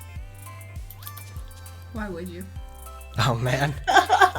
Well, like my perspective is that, and this is something that, like, you know, the fan community has sort of like, there are certain components of DDLC that the fan community has like sort of, you know, taken it upon themselves to elaborate on and evolve in their own way, because, you know, it is a short and like pretty limited scope game, and so it makes sense that the fan community would do that in order to like create and encourage new content, basically like fan content. But, you know, my original idea for the protagonist was that, like, in my mind, he was never actually like a, what's the best way to put it, like an actual like existing concrete character. He's effectively just a vehicle that is used in order for Monica to reach the player, if that makes sense. So it's like the protagonist is the vehicle that, like, if the protagonist is interacting with Monica, then it gives her the chance to try to get closer to the player, basically. And that's why in Act 2, as the story progresses a little bit further, you actually start hearing less and less dialogue from the protagonist, because Monica is like slowly kind of interacting with you, the player, more directly. And that's kind of like, that's kind of the protagonist's role in DDLC. It was just like in Act 1, he's like the blank slate that, I don't know, just changes in personality however is convenient for like the girls to fall in love with him. But that's also like in itself like a trope of every protagonist in every visual Yeah, exactly. novel, And that's why I sort of like framed it like that, exactly. Yeah. But then in Act 2, he like starts to take more of a back seat because it becomes more about the player. Yeah. So that's like, so that was sort of the design process behind the protagonist. But, there's no reason for me to discredit anything that like the fan community has done to like, help shape the protagonist into more of a, a real character, I should say. Do what you want to do. That's what fan content is.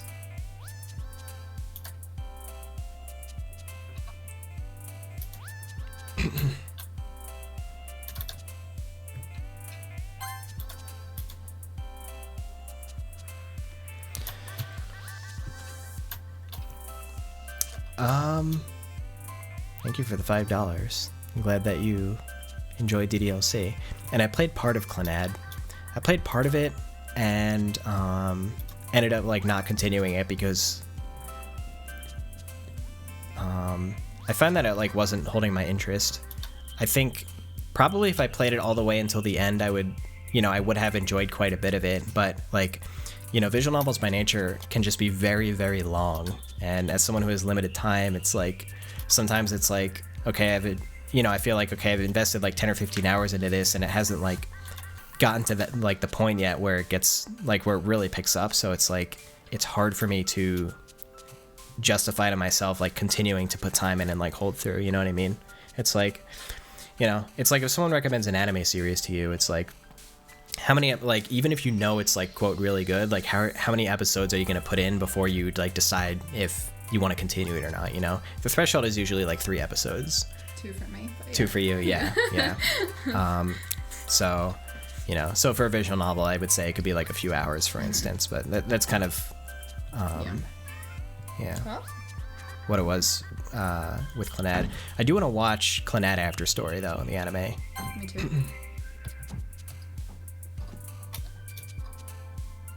Thank you, X Lemmy, for the $20 Well, that's coming my in homie from the too. Clea gang. Oh, nice. Yeah. Yeah. I'm not going to read the donation message to you, Clea, because it's dangerous. Why? Uh-oh. Why? I'm curious now. You can't just say that and then leave me hanging. Yeah. It says, make sure you have Clea dab at least once. Oh my gosh. Do we do it? That's your call. I'll leave it up to Dan. Dan, decide my dabbing fate. Well, my name isn't Dab Salvato. Oh my gosh. Oh my god. Why am I even here? Your fate is in your own hands. Okay, alright, well. I'm sorry. Shushu Papa! Nice. Yeah. Oh my god. I hope we can continue being friends after this. Oh my Lanta. I'll find a way. Oh, thank God.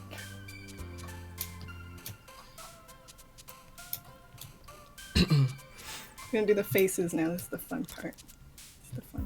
The cow plush was actually created by Valinquent, the background artist. I think I like described what I wanted Sayori's room to look like, and I mentioned that she should have like plushes that she's like had for a long time or something like since she was a kid or something like that. So he just like came up with these kind of silly looking plushes. On a scale from like, 1 to 10, sorry. how hard was it to make DDLC? I don't know if I could put it on a scale, but I deliberately approached DDLC keeping it within a scope that I knew that I could achieve, That's like, in game development and other, like, I don't know, projects, I think one of the, like, an undervalued skill is being able to, like, understand the scope of a project and, like, whether or not you have the skill, time, or resources in order to make certain things happen. I always advocate, especially for like game development, for people to start as small as absolutely possible, like smaller than you think you need to, because every step of the way is going to be a learning experience. And if the end goal feels approachable and it feels like each bit of progress is actually like tangibly putting the end goal more in reach, then you'll find your motivation will last so much longer.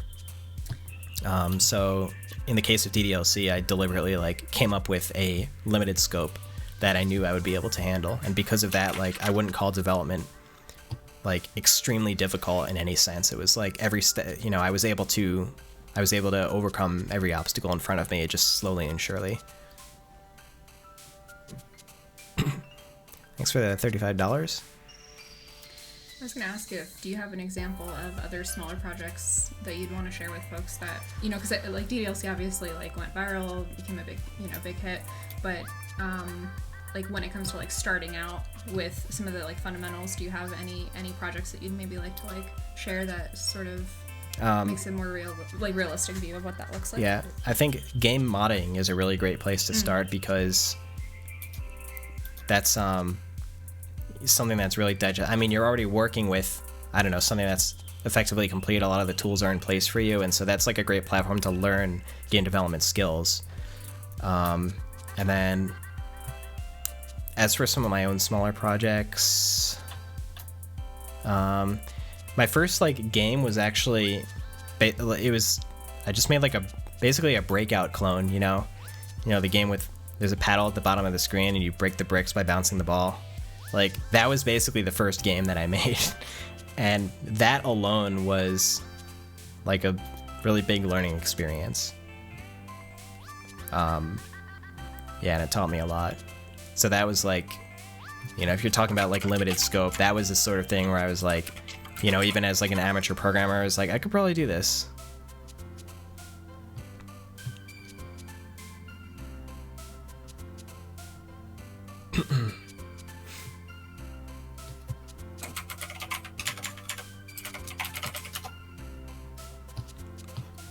On to everyone heading off to bed. Thanks so much for joining us during this stream. It was an absolute pleasure to have you. For everyone else, we'll still be around for a good while. Longer than expected. DDLC took me probably about a year and a half to make. It was like a side project, so I made it over the course of 2 years, but during some of that time it was like inactive, so I would say like more accurately maybe a year and a half. And in some ways you kind of had to start over like partway through as well. Mm-hmm.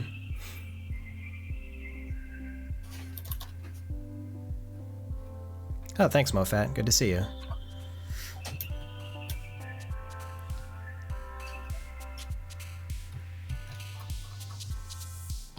Hey, Julia, I have a question for you.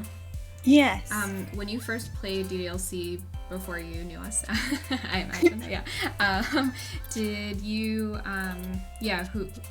who was your like best girl the first time around? Yuri. Yeah. I didn't even to the extent that I didn't even play the other girls' routes. I went through the whole game picking only Yuri, so I don't actually know what happens in like the Natsuki and Sayori route. Oh my lanta. That's so good. Did you just say oh my lanta? Yeah, I did. Glorious. Yeah, I realized I was like, I don't know if I ever asked you that. Yeah, I just I can't help it. I'm so weak for the cute shy girls who are also kind of like mommy. Yeah.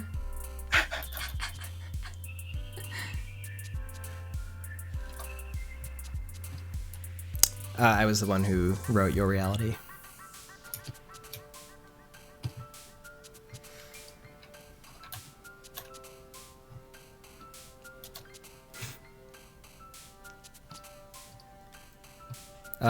So about recruiting more people for like future Team Salvato content.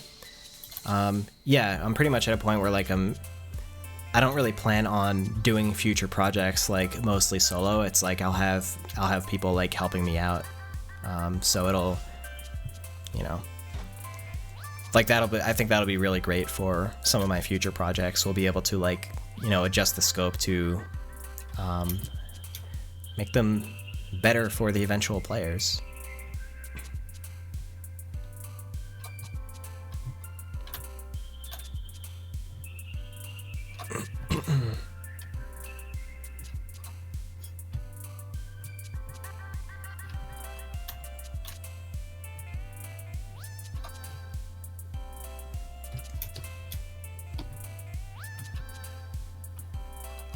Oh, are we good on time, by the way? Am I? Yeah, I was gonna ask about that. Oh yeah. 'Cause you, We have like a few minutes left. I'm probably going to prepare to have Trihex on in a little bit here.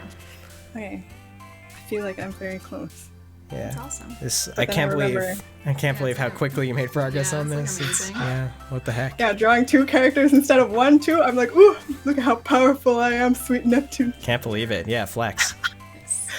Tell me you have like a flex expression Oh, for your yeah. live 2D model. Not yet, but Okay. I'll give you a smooth peace sign instead. Nice. Oh baby. Amazing. That works, right? Thank you for the $10, Julia the Golden.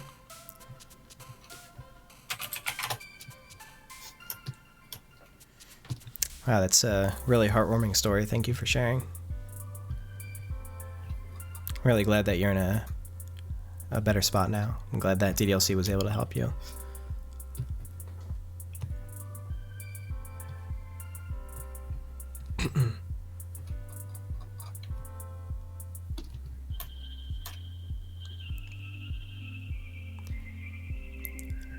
I would say Rebel Shifter, not just Yuri, but like all of the characters in some way, like, were inspired by people I know or have known in real life.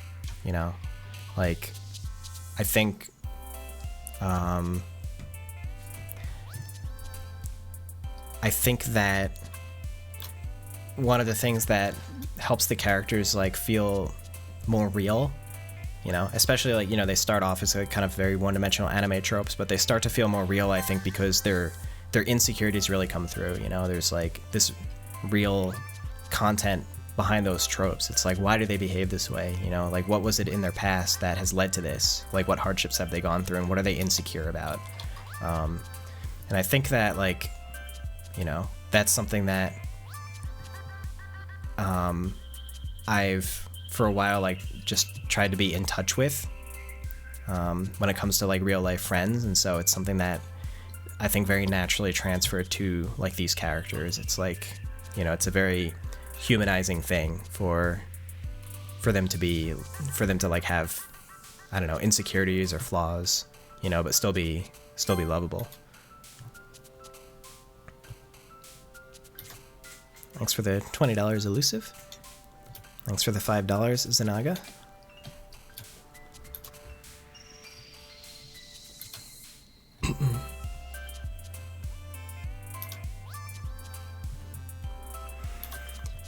If you're an indie dev who lost motivation to continue working on a project, then it's okay to put it on the shelf for a while. You can either return to it when you're ready, you know, you can start something fresh that, you know, makes you feel inspired and motivated again, and then the skills that you learn from that can carry over back to your older projects. You know, you can pick them up again. Like, there's never really such thing as like giving up on a project. You know, you can like put it on the shelf for years and then come back to it later. Like, as long as it's still like a great idea and you're passionate about the idea and you have the vision, like, you'll be able to make it happen sometime in the future when the time is right. You know, that's what I found with my own projects. And I think that the best way to stay motivated from start to finish in a project is to keep the project as small as possible. Just focus on the few things that you want to do really well and try to focus the whole project around those things rather than biting off more than you can chew.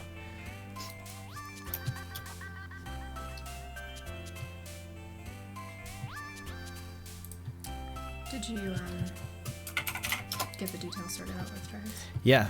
Okay. I think it's time. Clea, this is looking so good. Yeah, it's amazing. I literally, I like cannot believe that you got this far. Yeah. Me neither. Oh my god. I can't wait for this to be finished.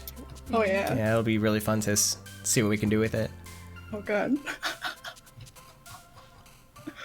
And it was an absolute pleasure having you on this stream with us. Yeah. It was absolutely. It was some much needed like more chill out time after like a lot of other like very frantic activities, you know.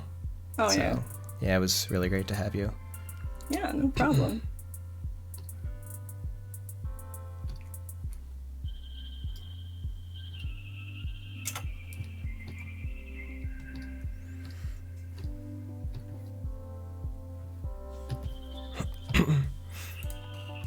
Just gonna check with Trihex. 黄色。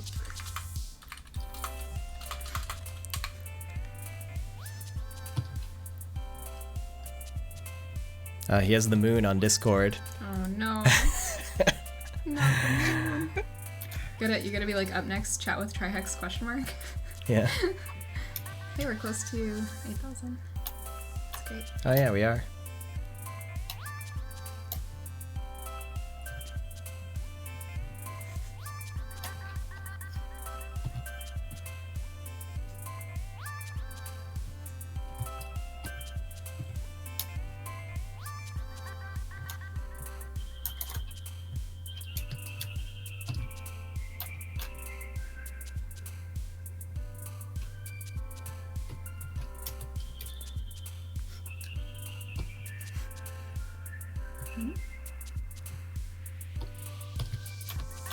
Oh wait.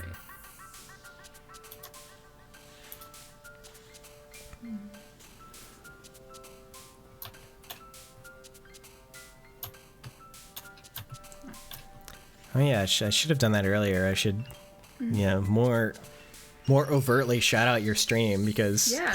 Oh. Yeah, my bad. So yeah, a good Clea's idea. name is spelled just in the way that you see it, like on her stream. So go to twitch.tv/Clea and please feel free to give her a follow. She has some like great comfy art streams with, I don't know, a really fun audience. So yeah. Yeah, we're a wholesome place. I don't, unfortunately, I don't work as diligently as I do here right now, most of the time. But It doesn't matter. yeah, we do. I'm sure that just makes your streams more fun. Oh yeah, Yeah. I would hope so at the very least. Yeah.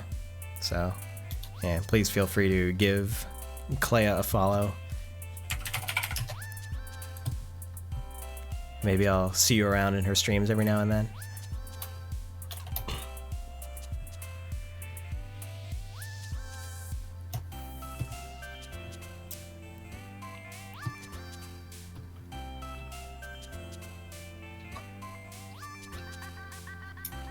Adorable. I'm gonna cry. I agree. I had some fun highlights, and then I think we can call this done for now.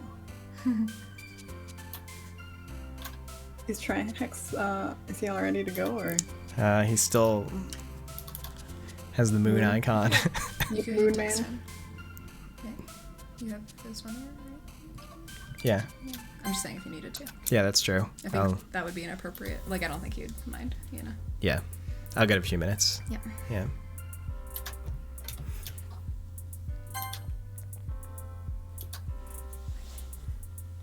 Thanks for the $10, North Potato.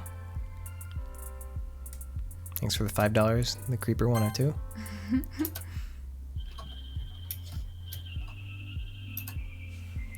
Thanks for the $5, Twilight Nova. Question for Clea, are you self-taught or did you go to art school? I am entirely self-taught. I just started drawing and then never stopped. I don't really know why.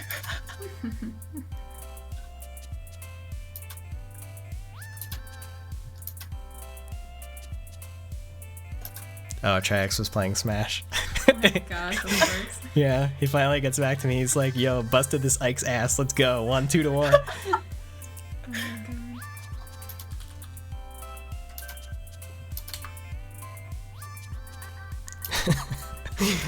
Okay. I think it's time to say goodbye, Clea. I'm sorry, because I got to start the Oh, call with good. Trihex.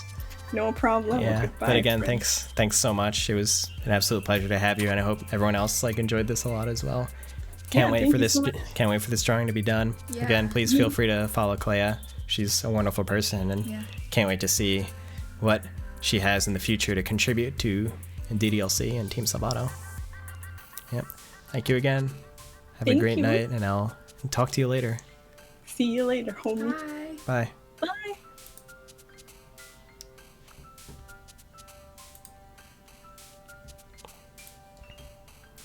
And now,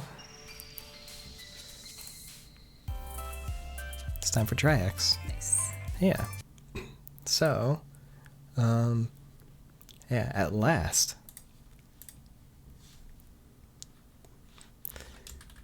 Okay, so let me just update the text real quick.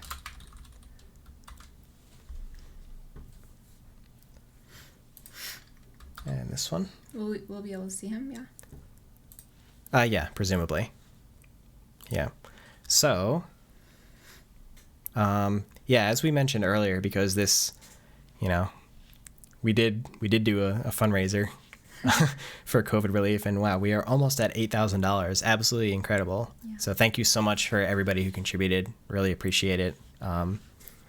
And we, yeah, thought it would be great to have a little chat with Trihex. We're going to talk about like games and stuff like that.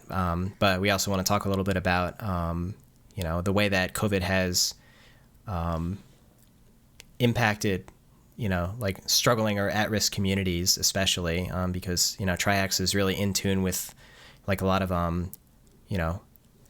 current events and like social and political issues. And so we would love to hear, some of his thoughts on it and just have a little conversation and, maybe help educate you on like a side of like the effects of COVID that you may not have been familiar with, as well as, some other surrounding issues. So, that's kind of what we had planned for this segment. And, Trihex is a charismatic guy, so it'll be fun. Don't worry. He'll definitely carry me because he has everything that I lack. So, all right, I'm going to go ahead and get him on and we'll get this started. Thanks for the extra $4, Shinoda-chan. Okay, here we go.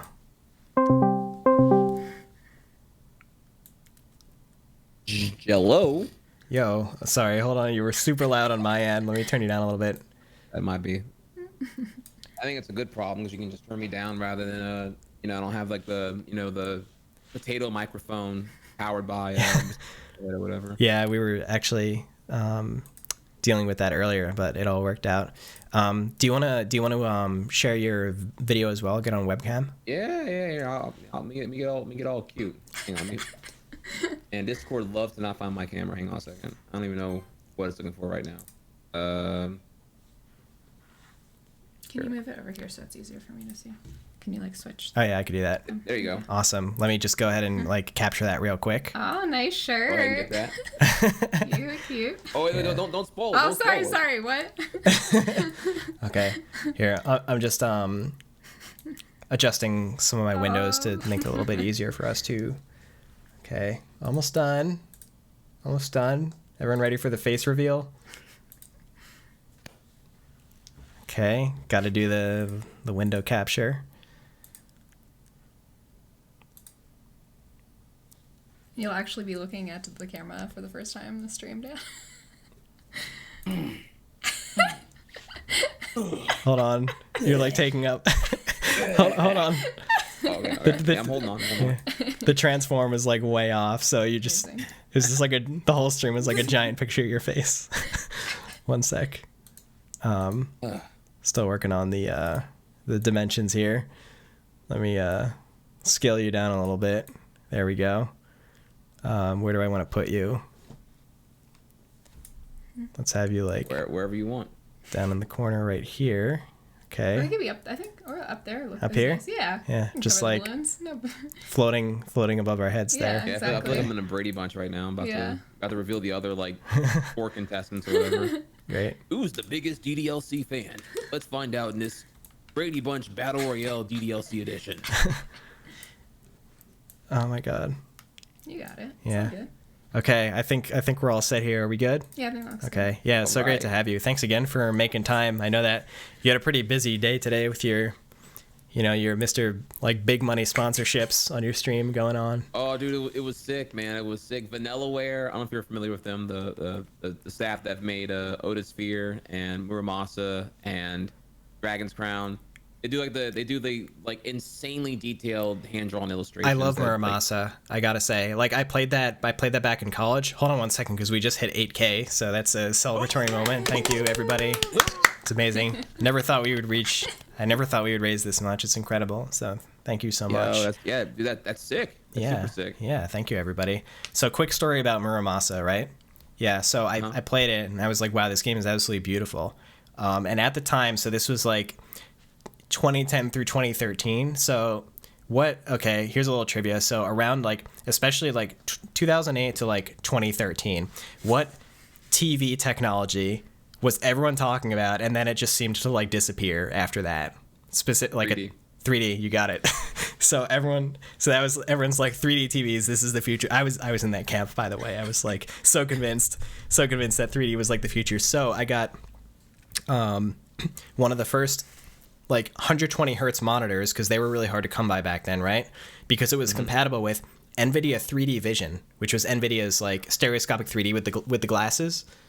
So I got that, and I was like looking for games to play in 3D. I was trying like first person shooters, but that didn't work too well because like you get like double vision with the crosshair when you try to play those. And then the Dolphin emulator got 3D support, stereoscopic 3D.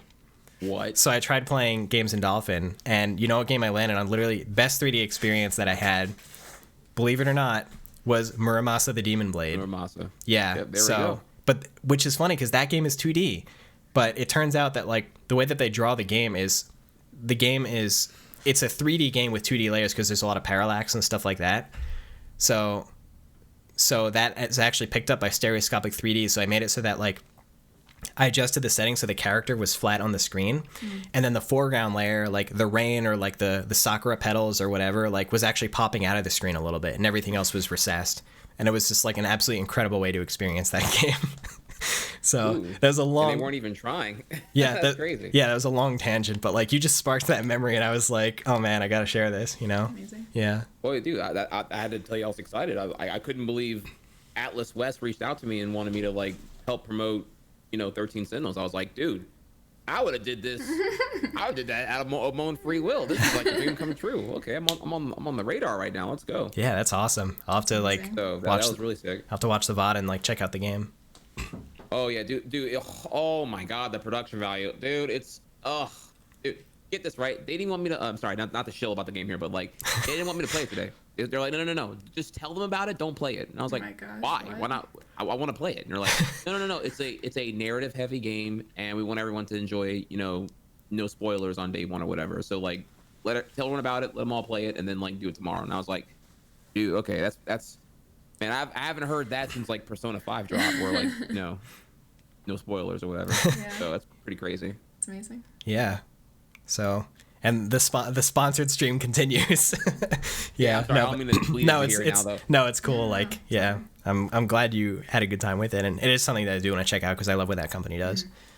Oh yeah, dude. You get like one game every 8 years, or no, I should say 8. Like one every like, it seems to be like 4 at best, right? 4 to 5 years. Yeah. I can definitely tell. Like then they. Whew.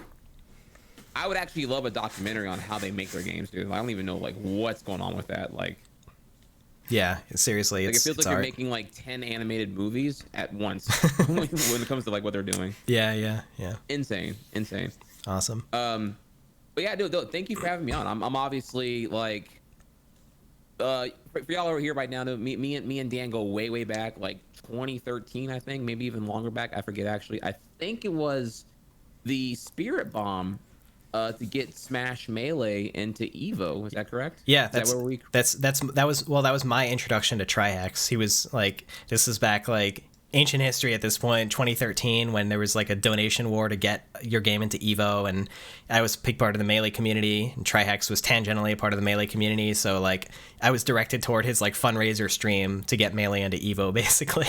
That's how I discovered him, and then I stuck around for like the Yoshi's Island speedruns, which eventually inspired me to get into speedrunning as well. So yeah, we go way back. No way, dude. Wait, you weren't already running Yoshi at that time? No, actually, like I did not know that. Yeah, okay. I was watching you and Siglemic for a while, but I think it was really like seeing you. I think like the passion really came through, because Siglemic had like a no mic, no cam sort of thing, but like watching you, it was like, was this like the community like was really strong like back in those days, and the passion came through, and I was like, it was on my mind for a while, you know, speedrunning was always up my alley, but I just never really made the jump, you know. But like, you know, thanks to you, it was like on my mind on a daily basis, and you know, eventually I finally decided to like take the plunge and see what I could make out of Yoshi's story. Dude, that's sick. I actually didn't know that. That's awesome. That's like super awesome. We're uncovering the lore. Yeah, I'm learning lore right now. I wasn't even playing for this whole thing here. Oh man. Yeah, so me and Dan got tight in 2013, and it just kind of never really stopped. Honestly, it's kind of crazy. And man, can I drop the lore bomb on DDLC? Like, just like what happened here was that, like, you know, Dan told me about a game he was making, and I was just like, what is this, dude? And it's crazy because like when you told me about it, I was like, this looks insane, dude. Like, what do you like I don't know how big it's gonna be. Yeah. I never thought, I keep every time, dude, it blows my mind here. I never thought it would get as viral as it did. Like that just totally blew me away. I was like, wait, PewDiePie played it? Wait, my 12-year-old godchild played this game? Like oh my god, dude, everyone. Like, it was just like radical. It's crazy what free does to people. Yeah, it's like, right. You yeah. can just get it. All right, cool. Yeah, it's true. Mm-hmm. In fact, the context in which I first showed the game to Trihex was at a Smash tournament. It was at it was at Genesis, yeah, it was right? Genesis Yeah. We were chilling, and it was like, dude, I've been working on this, and like I have to. It's like this secret project, but I have to let it out. So I'm gonna like, you know, show you what I have going on. So I like sort of pitched it to him, and it was like, you know, I remember that. Me a little too much, actually. You told me like pretty much. You know, I told you some spoilers, yeah. And I was like, yeah. Well, dude, if you want me, like, you told me you like barfed out everything, including the Twitch. And then you're like, okay, now listen, I want you to be like one of the first guys to play it on Twitch because I need like a launch party of people. And I'm like, well, dude, like you should have like shut up like 5 sentences ago, so I could have like been pre-blown, or I could have been like mind blown. You've already pre-blown my mind now. I have to like, you know, be a YouTuber and react like pretend I'm surprised now or whatever. Yeah. Like, it's because I was already practically bursting because I like hardly got to tell anybody about this game, you know, especially in like this sphere, like the internet gaming sphere. So, you know, in a way, like, despite me kind of spoiling you on that stuff, like it enabled you to like help me keep the motivation going, you know what I mean? Because it's like, it's those sorts of reactions like that, you know, when I like share my, you know, work in progress with people and stuff like that, it's those sorts of reactions and like, you know, like very promising reactions and people like reassuring that it'll be like a good thing, like those things like really help keep me motivated. I think that's sort of the thing that I look for. Oh no, I think as a game developer, that most certainly that's the case here, sir. You know, it's like if I'm a full-time Twitch streamer, but I never really like meet anybody. I don't meet my audience. I don't meet other streamers. I'm just like in a vacuum, talking to and engaging with a monitor all day long. Mm-hmm. Yeah. You know, you eventually get drained because there's no like physical reinforcement that you're really making a change in the world. Yeah. And you know, as a game dev, you're sitting here just in a vacuum making this game week after week, and it's like, when do you get your validation? When's the payoff? How far can you really go being in the basement? Waiting for when is this good enough, you know? Yeah, exactly. So I totally get that. I like super get that. Yeah. I don't blame you for vomiting all the plot spoilers to me. I just you know, I wish it was just a reverse order. You know, it was like, you know, I was already sold. I was like, yeah, hell yeah, I'll play your game, dude. And I was like, oh, it's like this. Oh man, yeah. It's like, I think when you showed me like your alpha build at that time, like at Genesis 5, I was like, yo, this music slaps. It's like a visual novel. It's like a game. Oh, okay. Like, yeah, I did not, because I was like, what are you working on here? I thought it was gonna be like a little simple Flash game. I was not ready for all that. Holy crap. Yeah. Yeah, you were in there, dude. But yeah, I you know, if y'all don't know here, I was part of the initial like launch party for DDLC. I was one of a couple of streamers who like debuted playing it in September 2017, if I recall correctly. Yeah. I had you. I had Cherno TV. I had like a couple of Smash players. Yeah, it was a you know, an effective way. Like, I was fortunate enough to have like, I don't know, these sort of connections like through the Smash community and, you know, the speedrun community and like through FFZ and that sort of stuff. So like it actually made for like, you know, the promotion sort of like worked out in that sense. I already had sort of a platform to help get my game out there, and that's why actually like it was members of the Smash community who like were the first ones to dissect all the game's secrets. Like literally first 2 days of the game's released, everything was discovered literally, or like 99.9%. Thanks mostly to Mythos and Warchamp. Oh yeah, they're gonna do deep dive. Well, how long did you think it was gonna be? Like, how long you think they were gonna? You thought it was gonna like be like a week until everyone found out everything? I don't know. I thought maybe even like months, because the scale, like the scale of the game was like, you know, from you know, the game like blew up, especially over time. But even like I didn't expect the day one scale to be what it was either. You know, so that was a big like, you know, unexpected thing for me. I thought it would actually like take considerably longer, but not that it matters in the end, because it's still like, you know, a lot of people experience that through things like YouTube videos and stuff like that, so it still becomes like a very interesting, like, you know, extended personal experience for a lot of people. So it doesn't matter like who was first to figure it out, because it's still there for people to discover, like through YouTube and other channels. Yeah, man, you killed it, dude. It's one thing to make a good product, it's another to have that product inspire culture, and you can't buy culture. You know what I'm saying? So it's like sure, you can say it's a good VN or whatever. It's a deconstruction of visual novels, yada yada yada, for the Western anime audience. Yeah. But when that in a vacuum doesn't produce culture. You had people who were like telling other people, you gotta play it, dude. You gotta play it. You ain't ready for it. And, you know, that somehow got all the way up to PewDiePie. It's like, wait, are you serious, dude? Like, you did it. You did it without even like, think about how many people like throw money to even get that level of influence, but you organically earned that. That's I can't. What more can I say? What more can I say? Well, you killed it. Thank you. Killing it. That's a really kind way, kind way to put it. I really appreciate it. And yeah, I like, you know, sometimes I reflect on that sort of thing too, because it's like, you know, sometimes I'm just so focused on like what I have to do, like, you know, in the moment, like work and stuff like that, you know, I don't always like really step back and just see like the, like truly what I guess DDLC has grown into, you know. It's like, it almost feels like it was just like always there, you know. It feels like it's just something that like is, I don't know, part of the world, and like that's sort of what it feels like. But you know, just every now and then I can step back and be like, I don't know, this is something that like, I don't know, this is something that once was like my little baby project, you know. And it's always like just the most heartwarming feeling, and it just, you know, I want to remind myself to do that more, so that I can like just continue to just you know, appreciate everyone and the community that continues keeping the game alive even 3 years later. Oh yeah, man, just keep doing it. Keep it up. Don't let the obligation of any kind of like follow-up thing intimidate you. Like, embrace the chaos. Like there is definitely the beginnings of creativity, or where things go from here, are definitely going to be like in a chaotic phase. And that's good. And that's exploring ideas and possibilities until you get to a cohesive vision. So I think everyone's like, you know, cheering for you, rooting you on, super excited.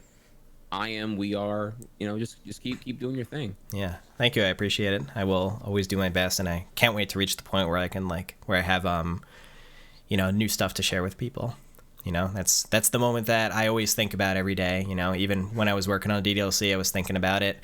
Now when I'm working on new stuff, I'm thinking about it, and I just, you know, can't wait to reach that point. Most definitely. Well, yeah. I mean, so help me out here. What by the way, when did I get this shirt? I don't even remember when I got this shirt. I don't remember either. I have like 6 Doki Doki shirts, but I don't even remember when I got this particular one here.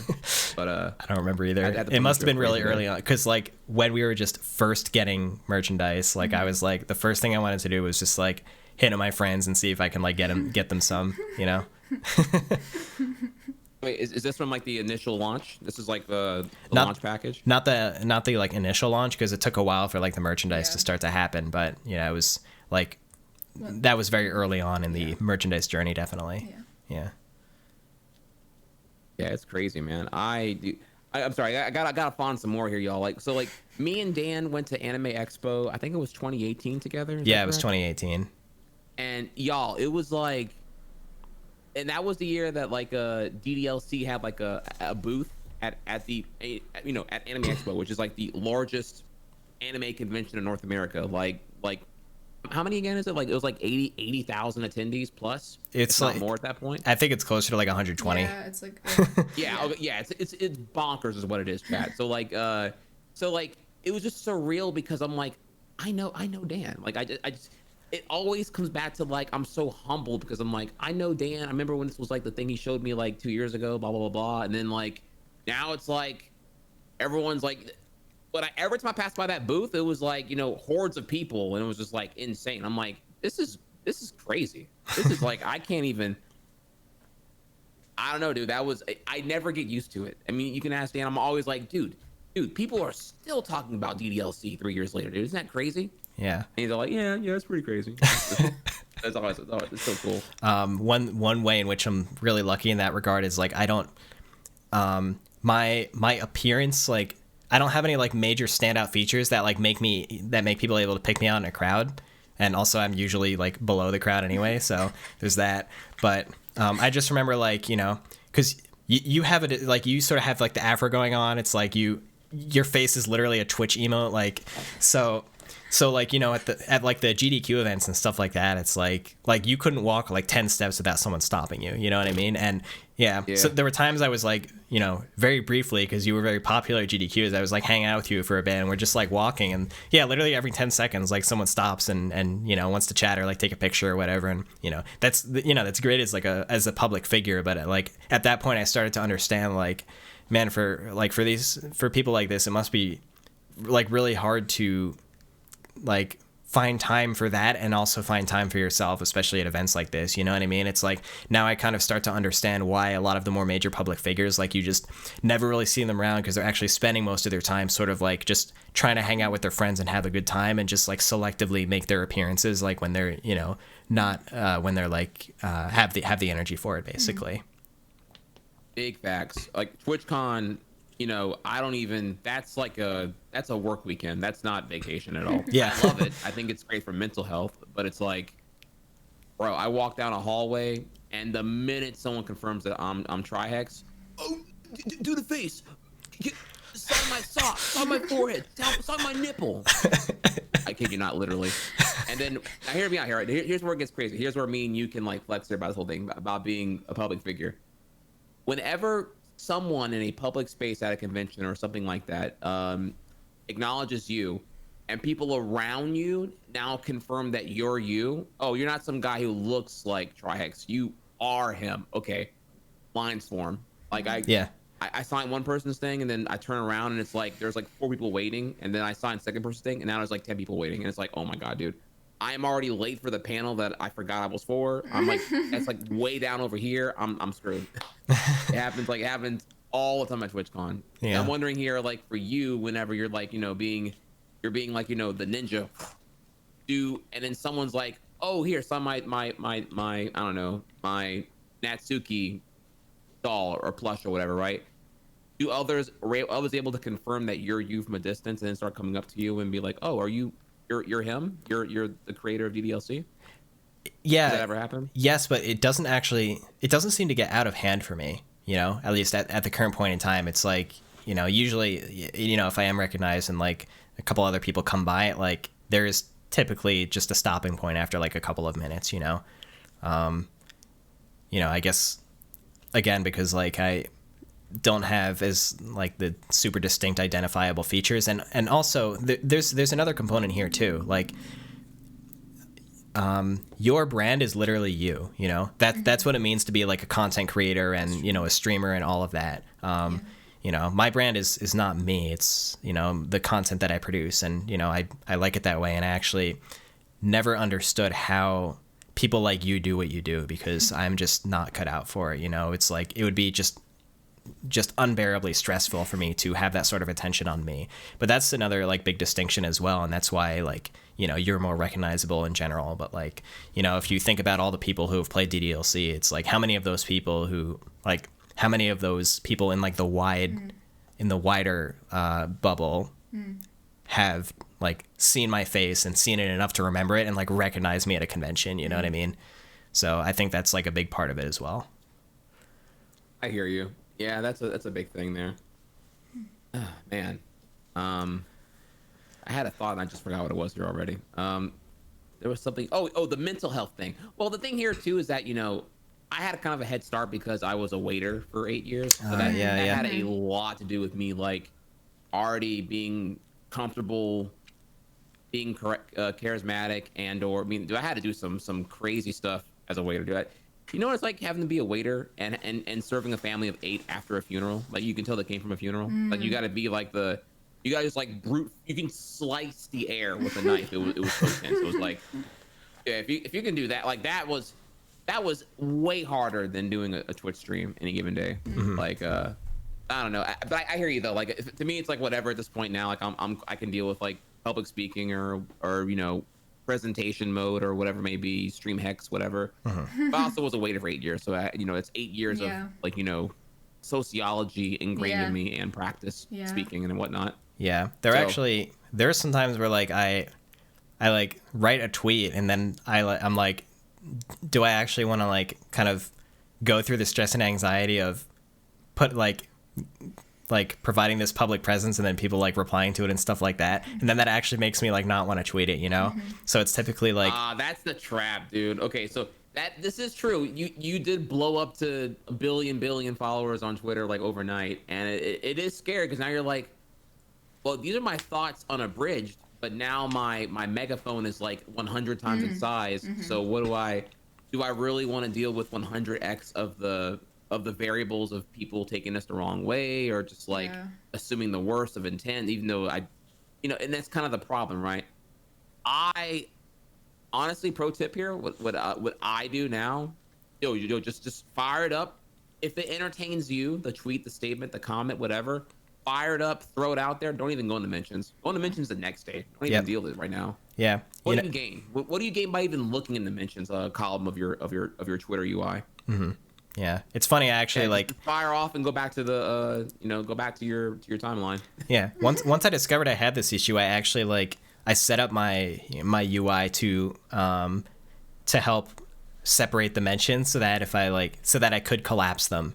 You know, if it was like too anxiety inducing for me, I actually considered that as a way that I would be able to like tweet more without like worrying so much about like the replies and stuff like that. So yeah, it is interesting that you like also bring that up as a tool, and it's something that probably you do as well. Well, yeah, I mean, I don't want to derail here to this like streamer talk 101 here, but like, social media is a vortex when it comes to like productivity, and like I definitely got to put a cap on it. I try to get off Twitter within an hour. Like if I'm on there for longer than an hour, I'm like, okay, what am I doing here right now? I'm not live, I'm not streaming, I'm not making my YouTube videos. Like what am I on Twitter for? Let's get out of here. Like Twitter is me getting involved in others, drama, involvement, whatever. What about me? I'm making my day about things that don't even involve me. That's like voluntary stress. Let me work on me, you know? Right? I'm trying to think of an example here. It's like, you know, like if you're working on like, you know, if it's like 2016 and you're working on DDLC and you're like caught up in like, I'm trying to think of like what even happened in 2016. I don't know, whatever, right? But you're like stuck thinking about like, I don't know. Content Cop Jake Paul came out. Holy crap, dude! This YouTuber ex-YouTuber beef and drama. Holy crap, dude! This is really crazy.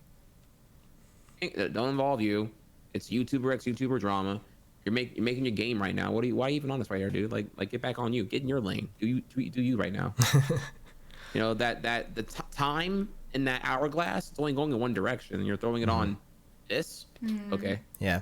I understand that, especially from your perspective, like as a content creator, it is really easy to get dragged into the content creator sphere of like, what's the drama going on with like people tangentially in your circle. And it's like, you know, do you want to, I don't know, you're a content creator too. So it's like, should you share your opinions on it? Should you like, I don't know, try to stir something up in social media? Like it's like, you know, I feel like there's this push and pull of like, sort of wanting to dip in because it's relevant and, you know, like your audience is invested in it, but also like there's a lot of negativity that comes out of that as well. And so you like, you know, have to convince yourself like that it's not worth it. Yeah, nothing's worse than whenever you're like trying to avoid it, and then people just come in. I don't know. Let's just call them Reddit frogs. They come in and are just like, "Hey, thoughts on X person?" Like it's a super vague, implicably loaded question. Yeah, that's Thoughts true. on Dan Savato or Savato? You know, I'm like, this is you're throwing me a question that's like prone to like hidden grenades in the minefield. What about Dan? Oh, I just want to know, what do you think about him? What do I think about him? I mean, he's a person. He's cool. He's doing his thing. Yeah, but what do you think about him though? And it's like, dude, quit. What, are you fishing for a clip? Hey, Dude, yeah, come on, give me a ask, clip to stir up drama. bro, Come on. they do this. They just fish for anything so they can clip it. They're clip chumps. It's ridiculous, dude. Yeah. Oh my god, dude. Because you know what it is, dude? That's social media. It's evil. They are, dude. Their dopamine is literally getting those Reddit upvotes, and they are so hungry to like be the one to be OP, making the thread that is their clip. Yeah. Oh my dude, it's literally this person that said in chat here, thirst for votes. That's what they do. It's like it's crazy how numbers dictate their behavior. Yeah, it's a really interesting phenomenon. I'm sure there's been a lot of academic research on that sort of thing, especially at this point now that we're like 10 years into social media, you know.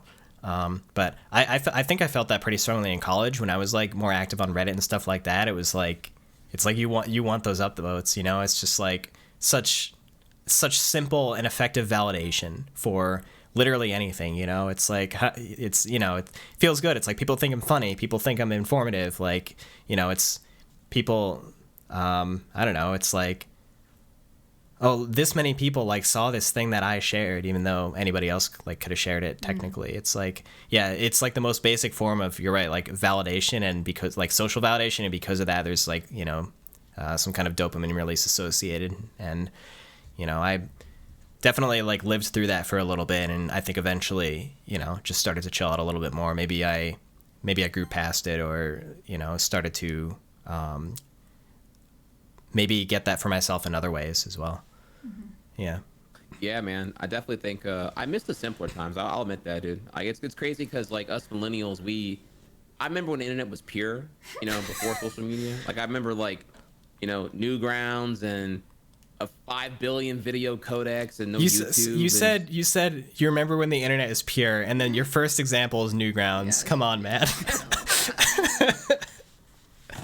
Well, I mean, like, you know, we're like, I don't know, we're things were organic for organic reasons, rather than like, I don't know, maybe rather than like curated feeds, and where everything now is out to like gamify the human condition and milk your attention as much as possible. All the platforms are just there to like keep you scrolling for more dopamine hits as much as possible. Yeah, you're right. So I'm getting into like some like conspiracy stuff right here, but it's not really conspiracy. It's actually pretty valid at this point. Yeah, like, it is what happens. Yeah, content was organic, and it's like how long YouTube videos are now, how the ad revenue models work on YouTube, which dictates how creators make their videos now. So many things have changed in the last like 10 years. It's insane, and it's like hyper accelerating further and further into like solving the game, if you will, cracking the game of human condition. Yeah. And I really, really worry about the Zoomers, because they're the ones who were born with like the iPad in their hand at like age 5. You know, having their brain rot on like the YouTube Kids app. I'm just like, there's going to be some studies done in the next 15 years over like what happens to their brains. And I worry a lot about that whole generation, honestly. Yeah. Well, here's the optimistic side. You know who was worried about us? Was the generation before us. You know, aside from the fact that like, you know, they may have. I see what you're saying now. Yeah, so they're like, video games are gonna rot your brain. What do you need to? Yeah. Put that game down. Go outside and play that stick and ball. Oh man, yeah. So the video games, the cable television, like, you know, in a sense, we went through that same thing. And yeah, my parents were telling me to go outside all the time. You know, and it's true that like, having access to video games and, you know, even more basic forms of internet and technology shaped us in a way that the previous generation like didn't have. You know, our mental skills and you know, and our general interests and the way that we like our entertainment to be, like, that's all very, very different. Like on average, from the previous generation. Well, but the evening news said that Yu-Gi-Oh was the witchcraft. I want my boy doing all that now. Oh my god. No, dude, Oh man. I had that too, by the way. I had like Yu-Gi-Oh was witchcraft, Pokemon's brainwashing the youth. I've heard. I had a teacher on both ends of that spectrum just like give me the absolute BS about that. Yeah. So, but in that sense, we went through something similar. And yeah, as you said, it wasn't as like perfected like the entertainment, but in a sense, it was still very similar. Because we had access to instant gratification. Social media is one form of that, but our video games and cable TV was another form of that. So in that sense, it hasn't changed. And I think that if we have one thing to learn from that, it is that it's not something that ruins a generation. It's something that the generation will be raised on it, and society will adapt to it, and they will adapt to it, and they will learn new skills and utilize those in the future. For example, we as millennials are really, really good at filtering through very large amounts of information very quickly and getting to what we need. Like we're incredible at Googling stuff. It's like you literally just scan the first page you Google and you just pick, which links are relevant to what you need, like instantly. You just it's natural. I have to disagree here, Dan. I don't know, man. I feel like I thought you were a genius and you had like you had like the swollen cranium because you were so smart. I go to page 2 of Google results. Oh god. Okay. I don't just assume that page 1 has all my answers. Okay. Skim. I'm kidding. Yeah, I know. I'm like super. I know. I get you. I haven't gone to page 2 in like probably 10 years, dude. Yeah. No, but like that's a distinct skill that we're good at because like that is the type of information processing that we were raised on, so we're able to do that. And the same goes for social media. It's like you scroll through like a whole page of just nonsense and pick out something that, I don't know, might give you mild amusement or, a little thing that you're interested in. So that's what we're good at, but we apply it to the real world in different ways. It's just like, it's a different skill and a different function. Whereas the generation before us is probably much better at like focusing on a single thing for long periods of time, for example, or taking like a long piece of information, like a long news article or a chapter of a book or something like that, and being able and like reading it start to finish and digesting it and like like getting what they need out of it in that way. So it's just like very different methods of information processing that we're seeing, and I think that'll extend to the next generation as well. Yep, most definitely. Yeah, I'm excited. This is what happens when we talk. Funny, 'cause you brought 3D as like the tech fad of the early 2010s. Yeah. Bro, I think AR is gonna be like forget VR. I think AR is gonna be like super lit in the future. You're not wrong with it right there, but like no, Apple, like all the big tech companies are putting a lot of R&D into AR right now. I mean, like the iPhone literally has a dedicated chip for AR processing, for example. So you're right. Like I think it's starting out as like a very specialized industry thing, but similar to machine learning, we have no idea in what way it's going to like seep into the mainstream and start doing incredible things that we like aren't even envisioning yet. Yeah. So, yeah. So we went on tangent after tangent here, but like that's always whether it's literally a private conversation, then it's like, yo, let's catch up, and then like we talk for like 3 hours just about the most random stuff. That always happens. Yeah. So maybe we can bring it back because I did want to talk a little bit about. Did want to talk a little bit about like COVID, and I mentioned before I had you on that like it'd be a great opportunity to talk about like some of the more like highly impacted struggling communities, and sort of how the infrastructure that was put into place like is causing them to be disproportionately affected by COVID, and I guess in the end like how we're hoping that this fundraiser can help with that as well. But we sort of wanted to touch on that and thought that it could be a nice educational experience as well, and yeah, sure. So obviously everyone in chat knows here that things aren't going too well right now in USA. We have like a comically high amount of confirmed tested positive cases on a per capita basis, on a population proportional basis, with no serious infrastructure or plan for it to get better at this time. There's not a general unified federal mandate to make things kind of stop the spread. It's kind of up to the onus of like 50 individual governors to kind of like figure out their own scale of what they want to do based off how bad it already currently is in their respective state. So it's just kind of like you're seeing different, I don't know, you're kind of seeing just things thrown at a wall here and there in a bunch of directions. And some of them are doing better than others. You know, you hear about California going really, really proactive on stay-at-home orders, especially the city of Los Angeles. You hear about how New York is like getting things kind of under control now. And then you hear about other states where it's just kind of like a giant bushfire, like Florida and Texas. So that's definitely an issue right there. And it's no coincidence as well here that some of the most vulnerable during the pandemic right now, they're being tested. The infrastructure of standard of care for Americans in this country is really, really bad, because if you imagine like the possibility of care, you know, where it's like, you know, high ceiling is really, really good care and a low floor is very, very bad care.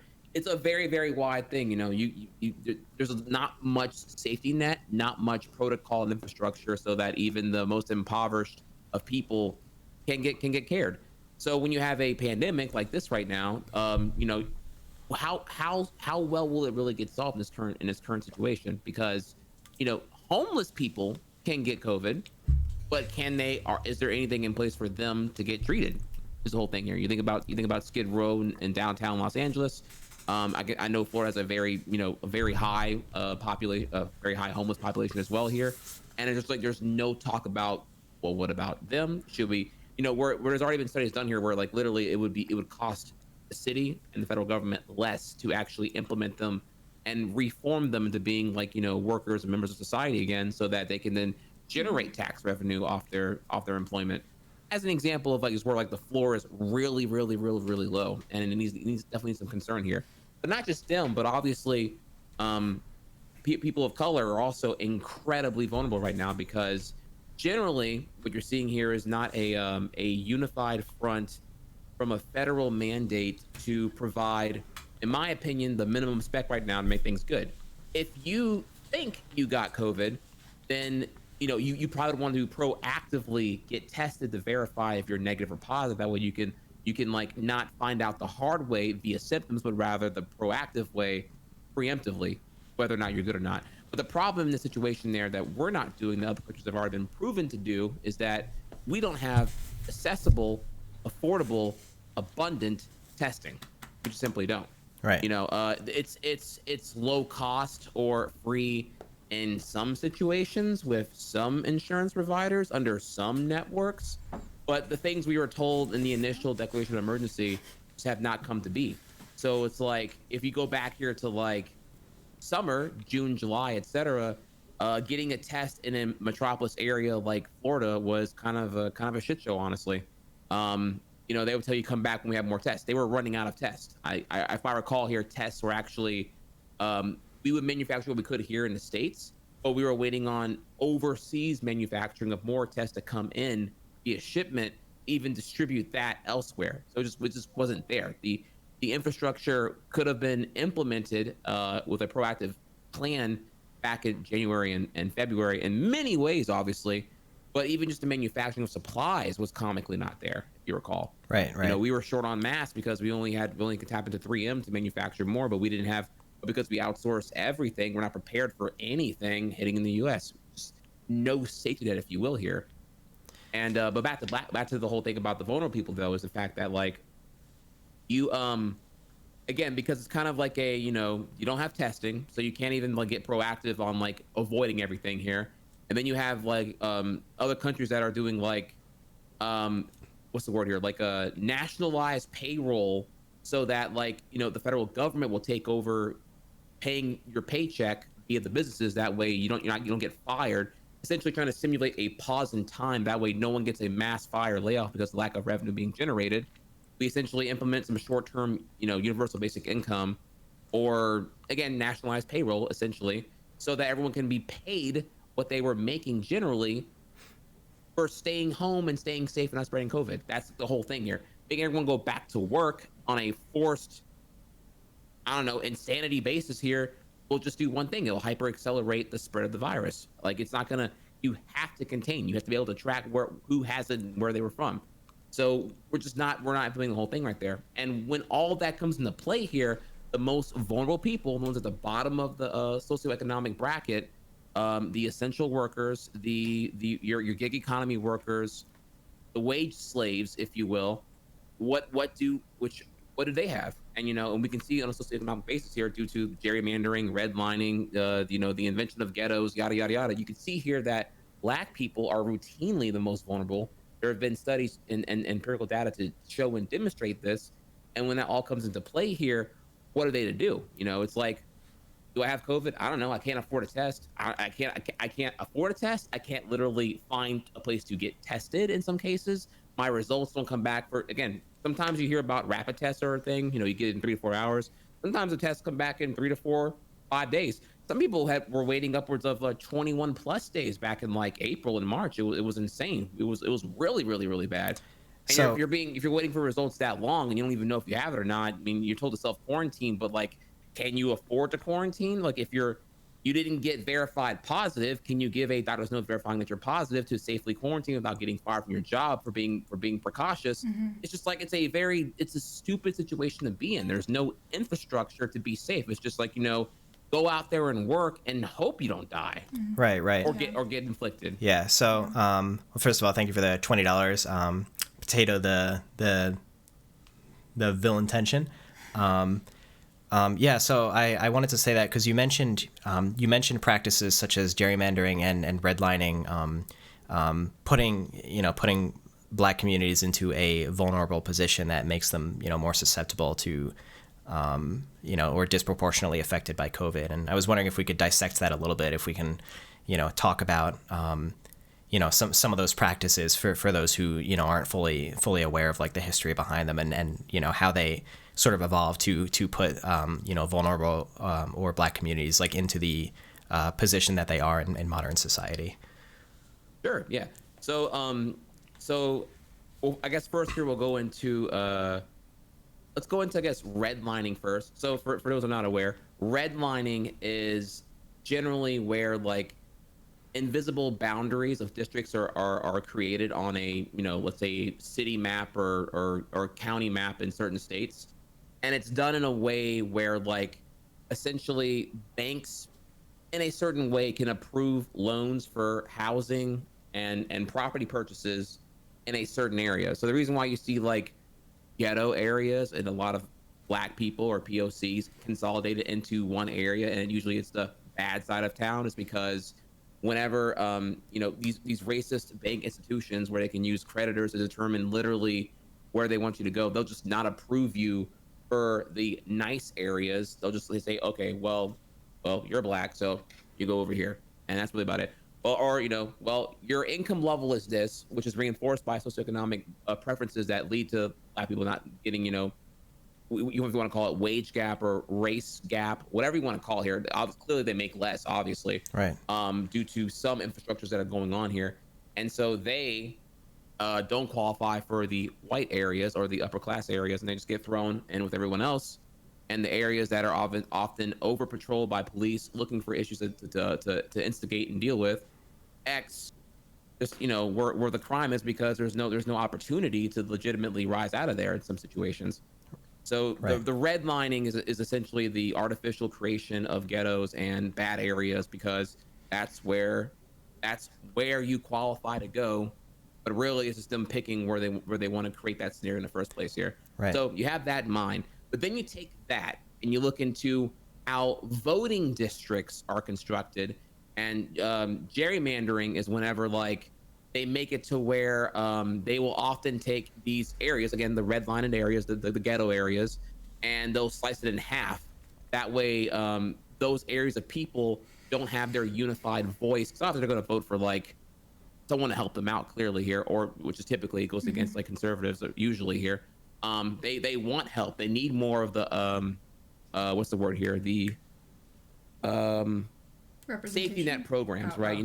They need like expansion of benefits here, because these wages are stagnant, these bills are going up, the cost of living is going up, and there's no one out there looking for them. So you need SNAP, you need food stamps, you need I don't know, all kinds of, you need, because like whenever you're working at Walmart as an example here, and you make so little there that you qualify for food stamps and federal government aid. And not only that, but Walton families aware of this because they've literally they have steps for you to they have steps to walk you through how to apply for those programs, literally in the employee lobbies at Walmart, or they did at one point in the 2010s here. They probably got blood for that at this point now. They no longer do that as directly and blunt. But yeah, they used to deliberately underpay their employees so that they can have the socialize the gap that they're not covering their employees for comparatively, which is just terrible and awful. That's just one example. I'm sure we can think of many more where corporations just don't care about the people and then some. Right. But yeah, gerrymandering is whenever they just kind of they artificially take those districts and they make it to where that one group of people that's going to definitely vote for a certain thing that's against their agenda, again, against corporations, against corporate lobbied interests. Instead, that's more for the people, in which case we want more care for us here. Split them up and make them, fragmented, segmented, and not able to really and be that much harder to win. Right. So, Exactly. Yeah. So I think one interesting thing to put this in perspective is, especially when talking about things like redlining and gerrymandering done specifically to discriminate against Black communities. It sounds like, especially for, people in here who might be younger, for example, who haven't either haven't received as much education on it, or maybe since they're part of the next generation, they're one additional generation removed. We do have to remember that the civil rights movement and equal rights by law for Black people was a really recent affair, in our country. It was a 60s movement and then following into the 70s. And so if you can imagine from the perspective of the civil rights movement and segregation being ended, that wasn't a point in which you snap your fingers and something was signed and then all of a sudden nobody's racist anymore. People who grew up in a society being taught that Black people were lesser than them, they're not all of a sudden going to change their mind because the law changed. And so going into the 70s, these are now the people who own banks, who own corporations, and are going to utilize their power now probably under the table in order to make some of these things happen. And that's really where redlining initially started. It's when okay, segregation's no longer legal, so let's do an under the table thing where we know about it and we're in control of approving people to live in these certain areas, but that's just an internal affair and no one's really overseeing it, so we're able to make that happen. So that was a post civil rights movement product, but that is ultimately what put infrastructure into place that just compounded across the generations and continues causing issues in modern day society, because if you're forcing struggling families into these really difficult spots, then they're not going to have the tools, as you were saying, they're not going to have the tools to crawl out and make something better for themselves, because they're not only actively being oppressed by their local government, but they are not able to, they're barely able to support themselves as is, and that's just going to continue into future generations of those communities. And that carries into modern day as well. And so if they're still low income communities, then they are not going to have nearly as much access to, tools that are really important for COVID relief. For example, no longer working. What was that? Yep. Yeah. I don't know. I was yeah. I was like, preach. Yeah, exactly. And so, I think understanding the whole historical context there is very valuable to get a full picture of, the spot that these communities are in. It's not a now problem. It's the product of, of generations of, a lot of shifty things happening higher up, and even before that, generations of literal racism by law. And then our current position is a product of a lot of that.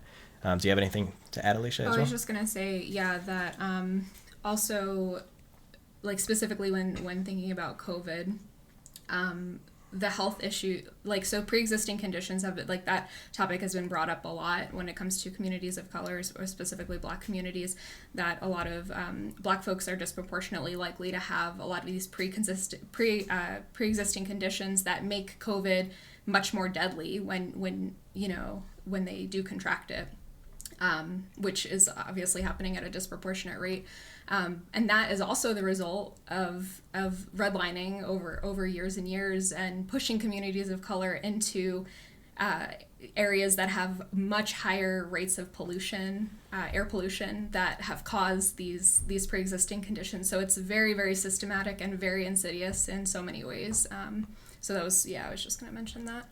Because that's something we often, like, you hear it on the news and stuff, these sound bites of, Black folks have a higher rate of these pre-existing conditions, as if it's like, well, I wonder why. And it's like very systematic, and very tied to all of this. Yeah. Yeah, it's true. It's like, going back 50 years, it's like when probably, racism and redlining was, even like, especially as I mentioned, after the civil rights movement was still in the forefront of everybody's minds. It's like, okay, how can we continue like oppressing these Black communities? And, so it's like, okay, well, you can't live in this suburb, but like there's this great spot next to the polluted river, or next to the coal plant that, like you're welcome to settle here. So I'll approve that one for you, for instance. And with EPA regulations being rolled back so severely over the last, I don't know, my sense of time is off, but like 2 years, I guess, that has just like become an increasingly terrible problem, leading to, I think Black folks have like, it's literally like double the chance of having things like asthma, lung disease, heart disease, all of these conditions that make COVID so much more deadly if you contract it. Yeah. And statistically, COVID does like disproportionately affect Black communities. Like the severity of the people who contract COVID is much greater. I think there are statistically a lot more of them need to be hospitalized in those communities. Yeah, and there's some cities where like 100% of, like, even if Black folks might only make up between 13 and 30% of the population, they account for 100% or close to 100% of the deaths, which that's just crazy to think about. Yeah, that's alarming. Yeah. Yep. Yeah, it's not good. Yeah. Sorry to be like, yeah. It's like kind and we actually, and we learned something too about the state that you live in, Louisiana, about how even that plays into that as well. Yeah. It's not going good. It was never good here, actually. Louisiana, at its best, was actually the 8th worst state amongst the 50 for confirmed positive cases per capita. Right? Yeah. Which was impressive, because Louisiana has a pretty low population compared to the numbers 1 through 7. Mm-hmm. Like we're talking about, like, clearly, like, New York, California, Florida, Texas, and then another 3 or 4, and then Louisiana was number 8. And it was just like, people out here are just like extra vulnerable. And it was a hot mess in New Orleans for a while, because the silent killer, it was I'm sorry, I shouldn't say killer, but the silent, I don't know, brooding threat. Yeah. Because Mardi Gras was in February, and I was like, before it was like nationally being taken super seriously. Yeah. So just it probably spread like wildfire there, and that was kind of like that was kind of it until March hit. Yeah. But you were alluding to what's it called again? Cancer Alley. Yeah, Cancer Alley. Yeah.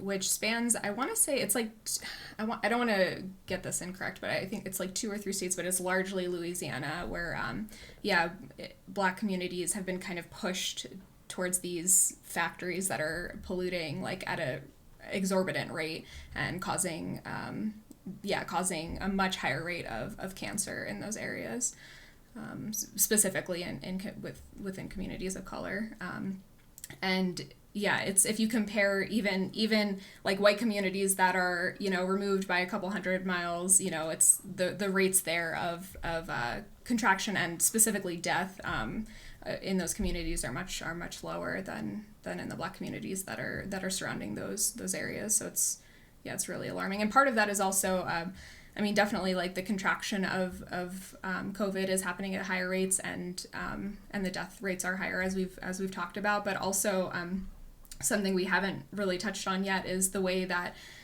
Black folks are systematically and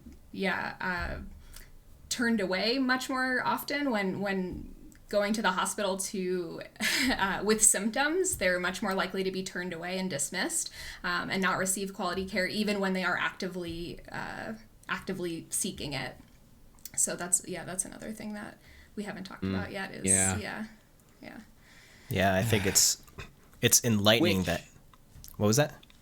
Oh, go for it. which is why I'm so excited that that you're doing this thing right now, Dan, and raising all these funds to help the most vulnerable. Is that correct? Yeah. Yeah, I think that that's why we went with a direct relief mutual aid fund. It's putting money directly into the hands of the people who are most in need, and that was really important to us. Like a lot of charities are absolutely wonderful causes and they do great things, but we really wanted to not just for ourselves, but for everyone who has, so wonderfully contributed to this, know that their money is literally going directly to people who need to pay rent or put food on the table, or, Pay their medical bills. pay their medical bills, for instance, or even pay for a test. Yeah, even pay for a test, which unfortunately is often not covered. Yeah. Yeah. So that's, Yeah, my girlfriend's sister, she's like in Clearwater Beach, Florida, somewhere in that area. I don't know exactly where she is. And she wanted to get a test because she was like a little bit nervous about what she was around back in like July. $75 was her test cost. Yeah. And I'm like, that's not very accessible. That's definitely, I think a lot of people are not gonna be able to afford that, especially if they were, laid off, weeks prior. If you were laid off by April and you're like, I need a test. Yeah. 70 is like not, Yeah. And it can go higher than that too. I actually know someone who they were insured, but they assumed that their test was going to be covered by insurance, and it wasn't, and it was like several $100s, and they're like a teacher, and it was like, not great news. Isn't it's so strange to like think that we have an infrastructure where you have a plan to cover medical expenses, and then in the middle of one of the most deadly modern pandemics, they decide that they don't want to cover expenses related to like prevention and treatment of that pandemic. It's like, it kind of boggles the mind. It's wild. Yeah. It really is. Wait, can I do one further? Like, Absolutely. minor tangent here. Workplace provided insurance. It's a scam. It triggers me to no end. Absolutely. Like, healthcare being tethered to your employment, or being tethered to, you only have workplace provided insurance as long as you are a full-time employee. Full-time employees are usually defined by working 30 plus hours a week. So the minute that like revenues are looking bad, X business can just say, oh, hey, look, we're about to hit a huge slump now because of external reasons, whatever, right? And they just like cut everyone's hours who are full-time down to 28.5. That way I ain't paying your insurance. Get out of here, dude. And that's it. You can get laid off, you can get hours reduced, and suddenly now you went from your platinum tier whatever workplace insurance, now you're just down to like crumbs. Absolutely. Where you have like a something ridiculous like a $5,000 deductible, and which no one can afford, obviously, if you're getting anything crazy done. And I don't know, poopity poop for benefits, right? Yeah, absolutely. They hold it hostage over you. It's like, oh my God, it's terrible. Because when this happens, when an actual pandemic strikes, you feel how not balanced for collateral that system is. Yeah. You get thrown out immediately.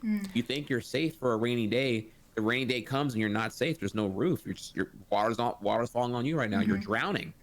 Yeah, I discovered that like when I was researching insurance, even for myself, I discovered that too. I was like, I looked at the lowest cost possible options that were like, I don't know, $200 a month. So it's like, all right, you're putting out $200 a month, and then it's like, okay, so in exchange you get a $5,000 deductible or $10,000 deductible. So for $200 a month, you get the reward of, well, now if a disaster happens, it's only you who's going to be ruined and not like your whole extended family, basically. Yeah. So exactly. yeah, it's not something to laugh about, but like, you know, it's It's just ridiculous. Yeah, it's absolutely ridiculous. yeah.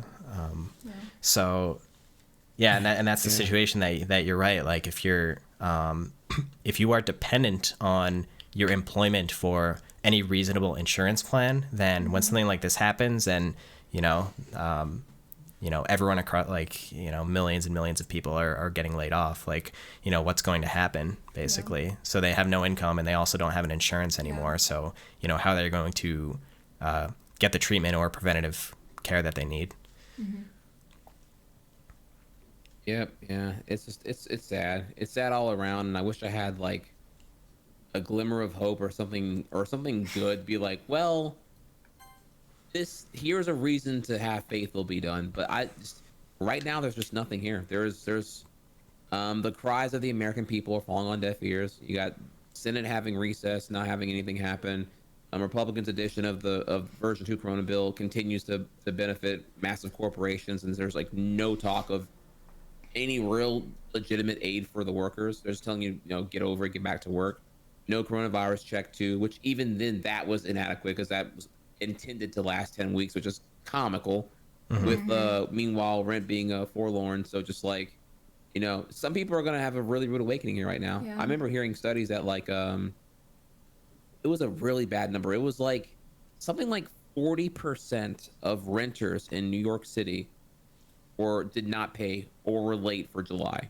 It was something really alarming. Like it's going to be a massive problem whenever it gets to that breaking point. I don't know whenever those terms happen and like evictions can like while out or whatever, or like the forlorn bills, hey, I can't evict you now, but the minute I can, here's your 9 months of rent that you owe me. Yeah. That'll be, $12,000. Exactly. Well, I don't have that. Oh, well, you're out. Mm-hmm. It's going to be this massive eviction-a-thon. It's going to be just absolutely devastating and terrible unless something happens. Yep. Mm-hmm. And so that's kind of where I'm hoping, I'm hoping we'll see that like, the American people get a bailout. Yeah. Because we need it right now. Yeah. So. Yeah, you're right. Well said. Yeah, definitely. It is a point in time where it is, it's been such a rough year. It is really hard to be hopeful for the future. But we've persisted for this long, it's, I think it's like we'll eventually get past it. Unfortunately, there's going to be so many casualties along the way this time. Yeah. So there, I tried to be optimistic and it still turned grim. Yeah. I don't know what to do. Yeah. I'm sorry. Yeah. Well, I'm grateful for organizations like the one that y'all are yeah, we talk about what this cause is all about and what it's supporting and who it's helping. Exactly. Tell me You're right. about that. You're right. Yeah. Yeah, absolutely. You're right. Yeah, so man. Thank you. I was too wrapped up in negativity. But you're right. I mean the best thing that we can do right now, I think, is to put money in the hands of people in need. Mm-hmm. And yeah, that's what we're focusing on. It's what we would certainly like to continue doing in the coming months. And, I'm really grateful for everybody else who has decided to contribute to that as well. As I mentioned, since it's a mutual aid fund, the money that you're donating is guaranteed to go directly into the hands of people in need so that they can, pay their rent or their medical bills, or feed their family or whatever else it may be. Feed their cats. Feed their cats. Yeah, those cats, cool cat in chat. Yeah, so we're past an hour at this point, but it was an absolute pleasure, talking about everything from video games to DDLC to technology to literally our whole spectrum of everything that we talk about. It's like, I don't know, when's that podcast happening, right? Yeah. Dude. Yeah, man. Dude, I don't want to tease it because it's like, oh man, that is still something I definitely want to like talk to you about. High key, low key, high key. Yeah. But if you want to, I mean, we did pass 8K, we did pass 8100 during a serious discussion here. If you want to pitch it to the public here and see what they think. Yeah, never say never. We can let them know what's good here, dude. If there's a scheduled anything anything that's like a scheduled incentive for me to just talk with you, like I'll take that any day. You know, it's like All right, we all just right, chat. Listen, okay, let's do a little chat. All right, major tone shift once again here now. Okay, check it out here, right? So like last time me and Dan were talking, or maybe been 2 conversations ago. Okay, I was like, we were talking about, oh, I forgot. It pivoted into video games, but it was like video game nostalgia, and I was like, dude, you are the only person I can think of who I can talk about nerdy stuff, and I mean like really nerdy stuff for a very long time. We can do it in perpetuity. And I was like, Yeah. bro, if we made a podcast, I think it'd be super lit. Now, obviously, a podcast in a vacuum is like, sure, any 2 idiots in a microphone can like make a podcast happen, right? But can it be good? And is your concept going to be good? And can the concept be solved? And that, you know, you got to think about like, you know, the longevity of the stability of the foundation of the podcast concept, right? And I think about me and Dan. Okay, sure, two dudes nerding it up about video games all day long. Boring, not original at all here.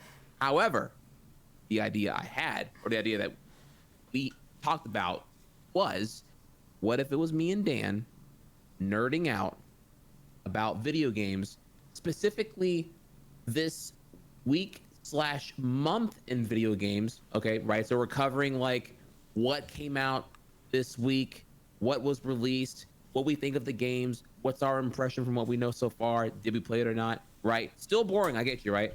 All that, but 25 years ago.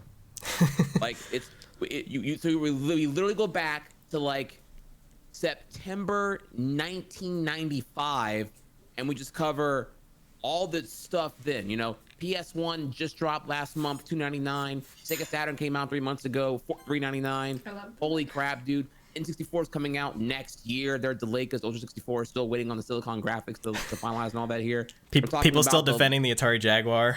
Yeah, you know, right? Yeah, 64 bit rule though. You know, right? Yeah, like, you know, we could like, yo, like September '95 specifically. That's a pretty crazy time here. You're talking about launch PS1 library and whatever came out the following week after, pretty much. And like, you know, really slowing it down and honing in on that weekend. And I guess essentially would be the legacy of, you know, Sony entering the console market due to that botched 92 agreement between Sony and Nintendo, making that sound chip from Ken Kutaragi, which led to Nintendo and Philips, you know, making their thing happen, which led to some other stuff happening and yada, yada, yada. And, you know, 3 years later, PS1 happened. You know, I think this podcast, and again, you can spin the wheel and you'll go other areas too. Obviously, here, you know, I say September '95. You know, it could be, you know, go further back here. It doesn't have to be 25 years away. It can be 30 years away. You know, we can go back to '94 and cover the launch of Super Metroid, or we can go, you know, further back and do the launch of the Super Nintendo, and how, like, you know, how much of the success of Super Nintendo was due to the bundle of Super Mario World 1. You know, you haven't seen console bundles that have been that viral since the Wii, with Wii Sports in 2006, you know? Yeah. So it's like, we can talk about that stuff here. There are so many nerdy topics I can think of that are worth discussing and going into a deep dive with Dan. Dan probably can out nerd me and probably really get into some, because, you know, I'm just a consumer nerd, right?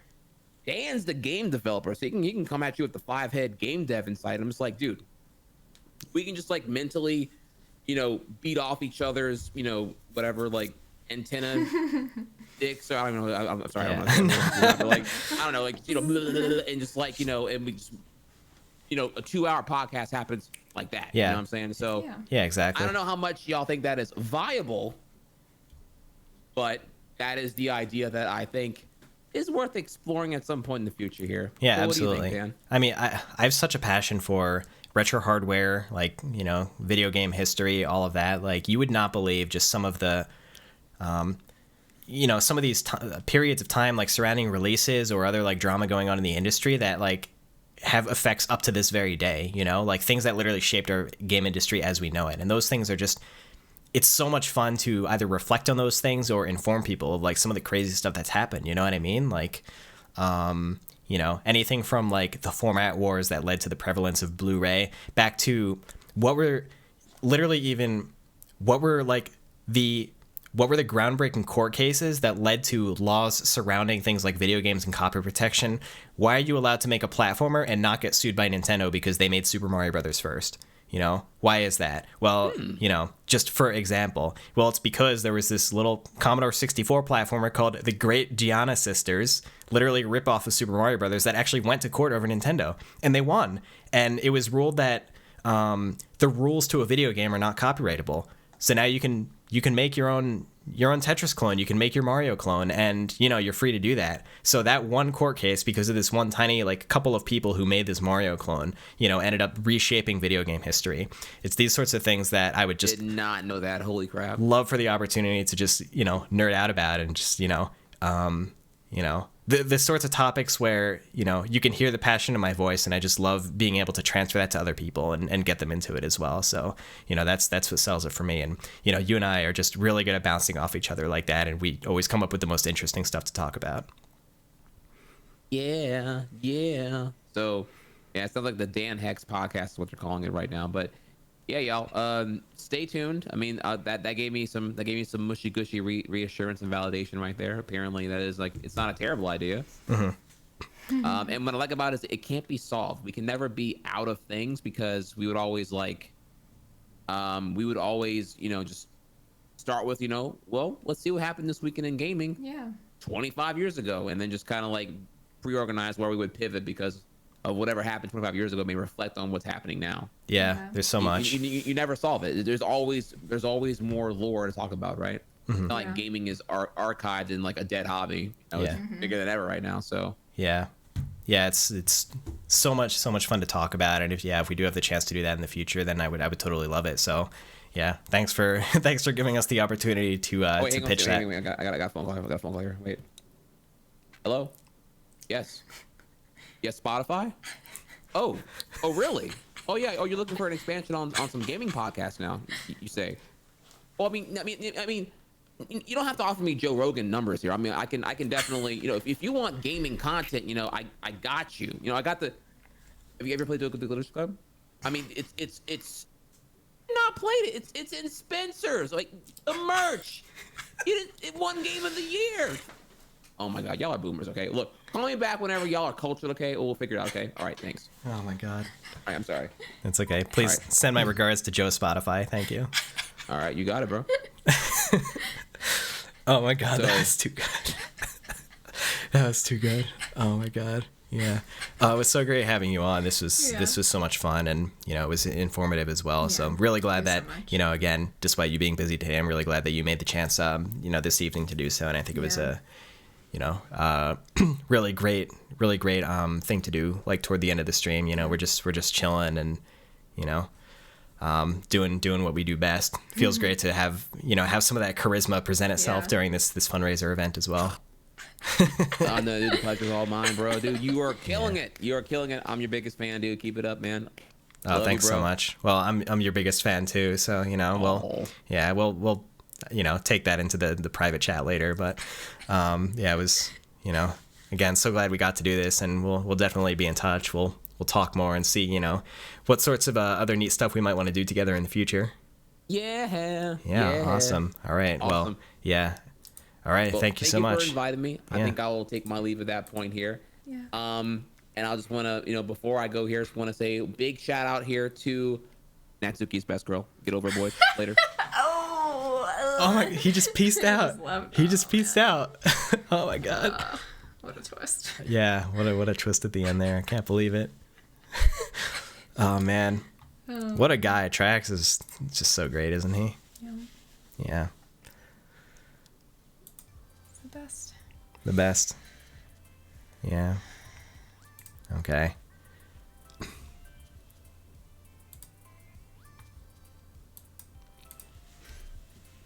We ordered food forever ago, and they were closed, so I assume it didn't come. Yeah. I mean, you used your app, so. I guess. Let me check. Yeah. It says it's been canceled. That's weird though, because we ordered it several hours before they closed. Oh well. It was 7, and they didn't close till 9. I'm sorry. I should have been paying closer attention to my phone. That's all good. Yeah, but oh man. You can make me a hot pocket, and I'll call it even. Sure. What a day! I can't believe it's already 10:30 in our time zone. It just flew by. Yeah, it really did. It was awesome. Cool. So what do we have for the last little bit of time we have? You gonna do more Q&A or what were you planning to do? Yeah, how about, we can chill for like another, just another like window of time before we wrap things up, just, end things on kind of a chill note. That would be nice, right? Yeah, of course. Okay. Awesome. So let me just quickly, I'm going to update the sidebar.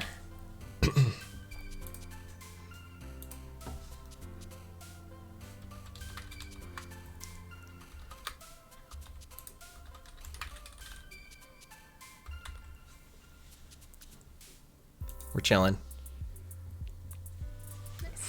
How's everyone's day been?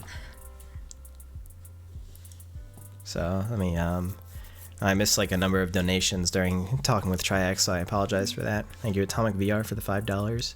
Thank you Northwest Kendall for $5. Thank you Beat R304 for $5. Thank you Arctic Pyro for $20. Thank you Korukun for $10. Thank you Biscuitus for $5, etc.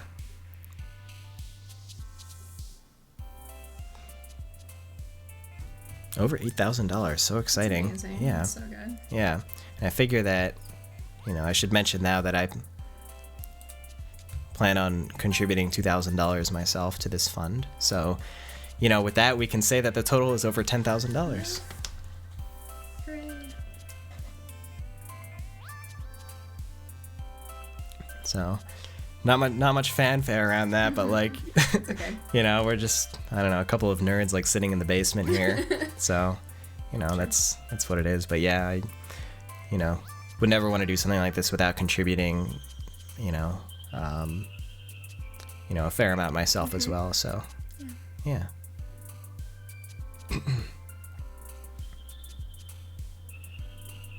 Let us know what anime we should watch after this to relax.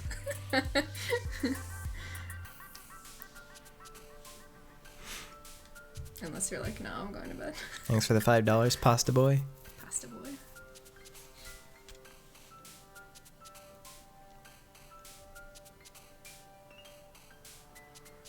I can't read anything, so.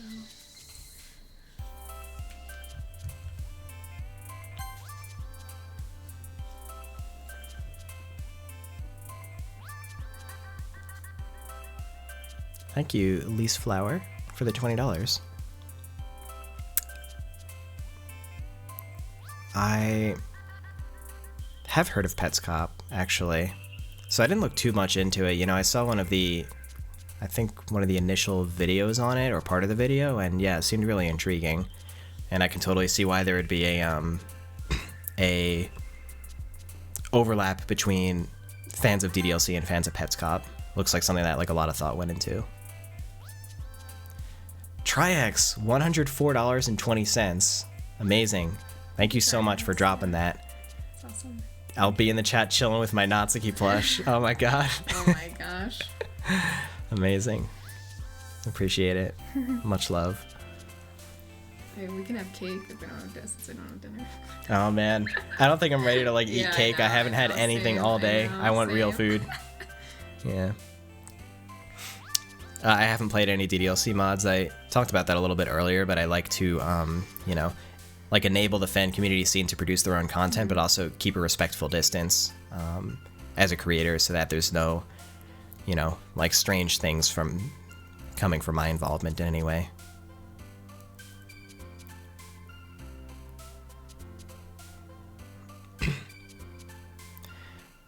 I haven't played Helltakers, unfortunately.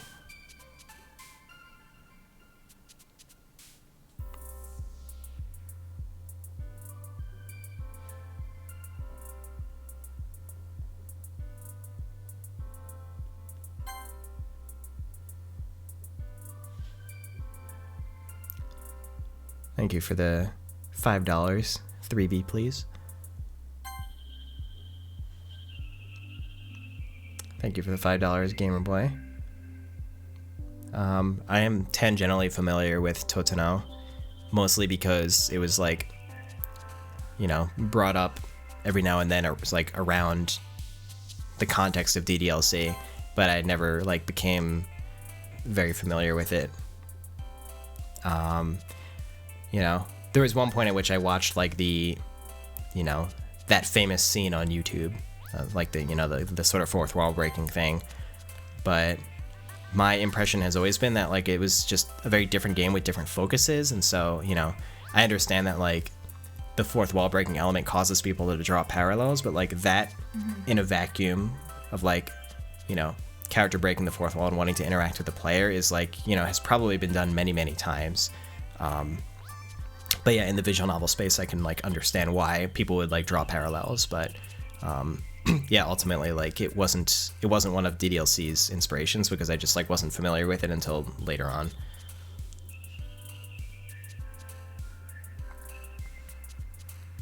Thanks for the $30, Randomy88.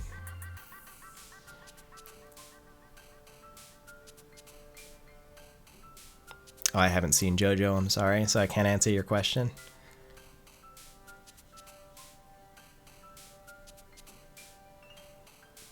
Oh, the Q&A is kind of now. It was like split up. I did like, you know, some Q&A during Clea's drawing, and you know, now I'm just gonna be chilling for a while to do the rest. Oh, thank you, Cassie, for the $5. Appreciate it. She said, I'm not entering the contest, but wanted to support a little. So cool that you guys are doing this. Thank you. Is it our Cassie? Yeah. Oh. Hi, Cassie. Thank you. Yeah. Thank you for all your help as well. Yeah. Because you certainly helped out a lot. Yeah.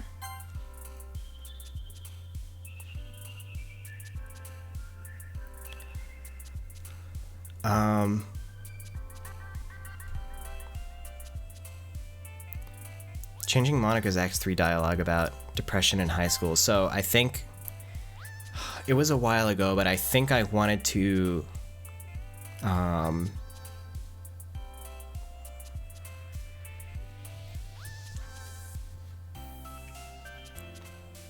I think what she initially did was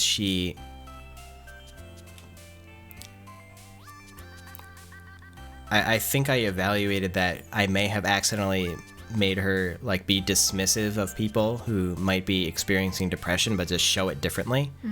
You know, it was I think it was wrong of me to like to decide how, like, you know, the ways in which depression can like legitimately manifest itself. So that's why I changed that dialogue. You know, I like reflected on it and decided that that like wasn't the message that I wanted to send when talking about depression specifically.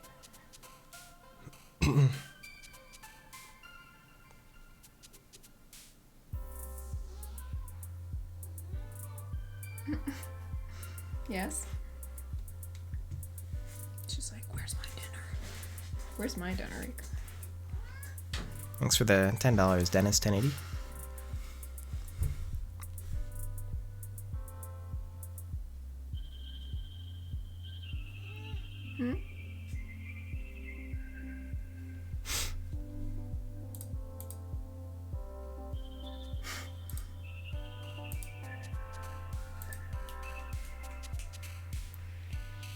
We're asking about our cat's name. You should tell the story.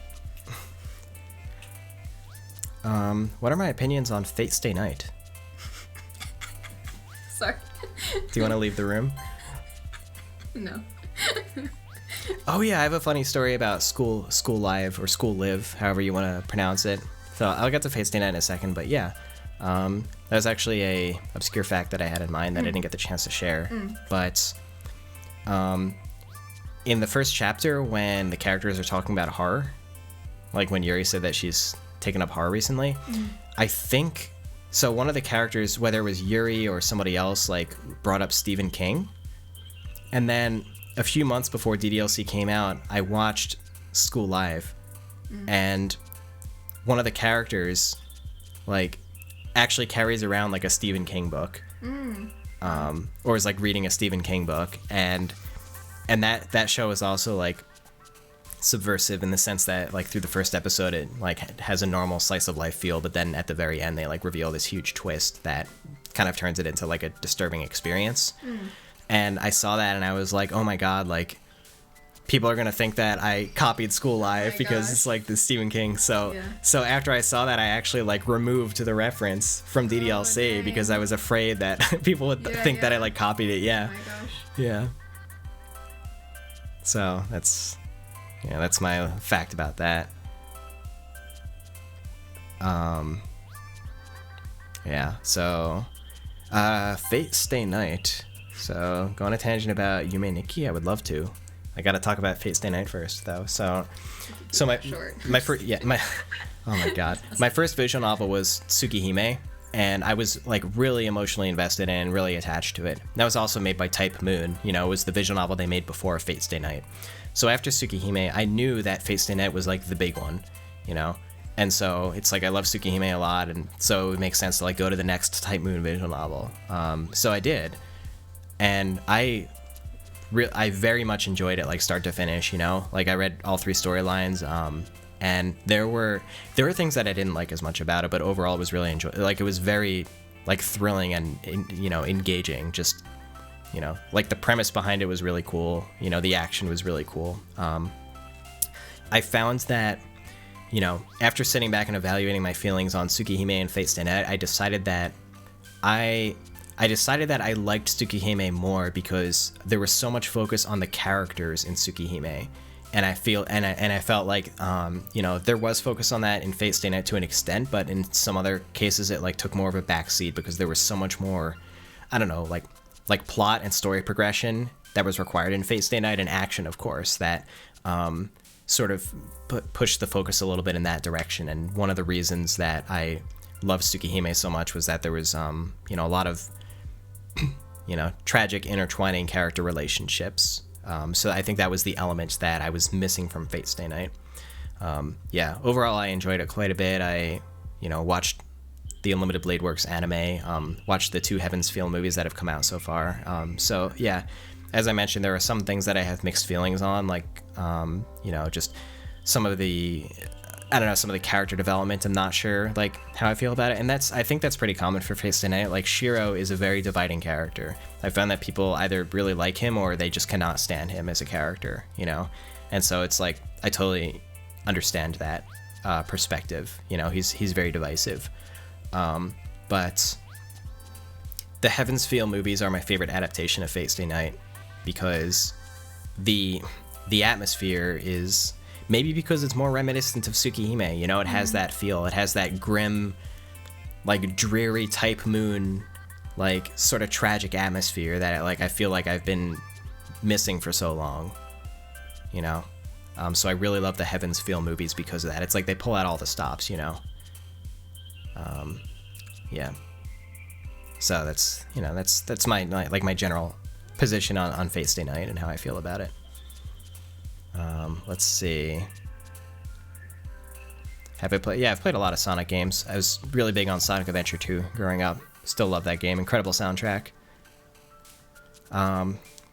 So Yume Nikki. I talked a little bit about Yume Nikki earlier, but the appreciation I have for it is the fact that it I think the thing that made the game special to me was that it's like not on paper, it should not be like fun, like to call it a game is almost a stretch because literally the whole, like all the game mechanics are effectively just like wandering around aimlessly, and that's the game. It's more like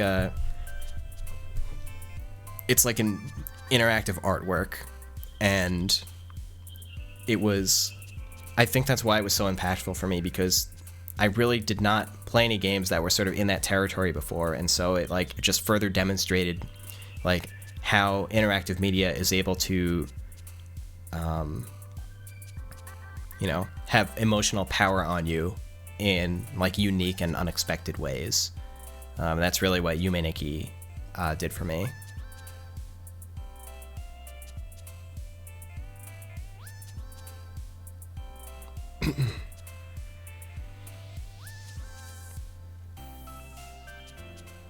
I don't know if I have like a best girl from Fate. It's kind of hard, like I like Rin, but I mostly like her when she's not interacting with Shiro. Because I think that because that's when that's when she gets really tropey with like the tsundere stuff and all of that, but like as a character, Like I really love the premise behind her character, and I love the sort of how she's split between like being prideful as a member of the Tosaka family and also like having to cope with like actually having emotions, you know what I mean? It's like her pride versus her like feelings and her own morals, and I really like that dynamic in her as a character, you know? She's like, you know, I think a really strong character in that sense. But I don't like when she's reduced to like a tsundere trope by Shiro, basically. Yeah.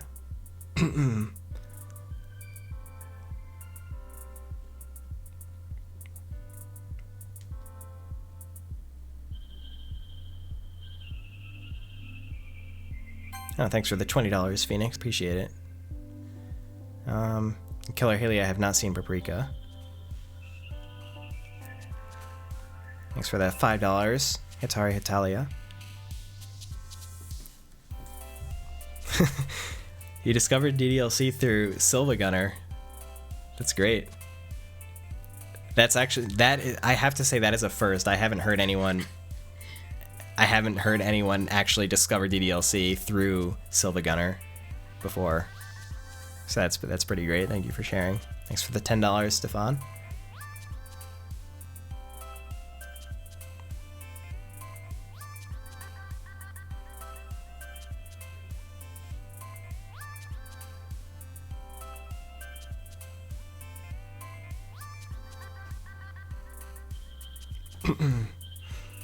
What was the inspiration behind Monica? She seems to try and encourage the player to take a more positive approach to life. Was that your true intention behind writing the character? I think the better way to put it is that that's like a major theme of the whole game, you know? Like, there is, like, beyond like the disturbing content and the horror and the dread, you know, that is brought about by Monica, there is a really strong theme of, like, you know, respecting people for the things that they enjoy, you know, and like understanding that people have flaws that you can like work with them on and look past. And so, you know, I think that message comes through in some of Monica's dialogue, especially in Act 3. Like once you reach that point in the game, like I wanted to like put an emphasis on that theme and message throughout the game. So, you know, Monica, as, you know, the leader that she is, it makes sense that she would, like, do her best to, you know, create a positive atmosphere and you know, help other people feel positive as well. I think it's something that she, you know, Monica is someone who, like, would have a passion for making a difference like that.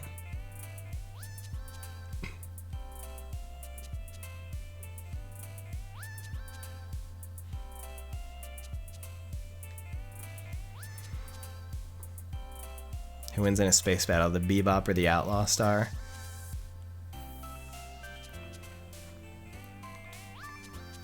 Isn't the Bebop like a really decrepit, rundown ship? I don't know if it would like win any space battles anytime soon. Unless you mean the crew, then it might be a different story.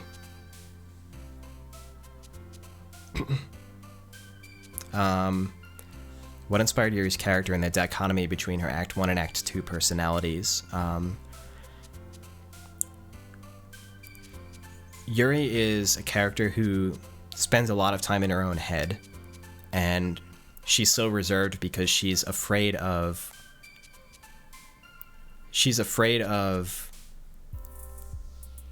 losing track of her composure when she gets too into something and it's like all she can think about and she just wants to like get it out. She's afraid of embarrassing herself or saying something that she's like, you know, ashamed to admit or something like that. And Yuri in Act 2 is just a extremely exaggerated and intensified version of her, where has that much less of a filter and her passion is like overly intense and just is forced out. So, you know, that was really where that came from. It was like taking her insecurities and like, you know, interesting quirks of her personality to like the extreme end and seeing what happens.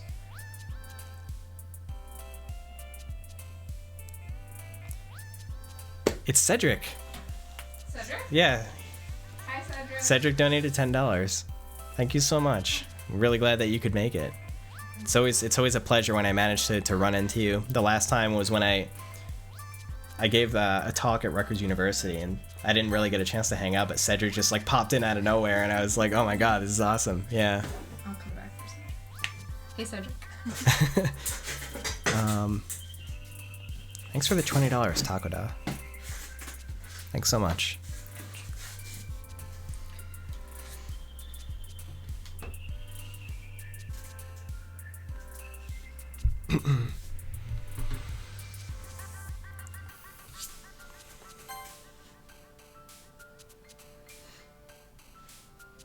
Which crew wins?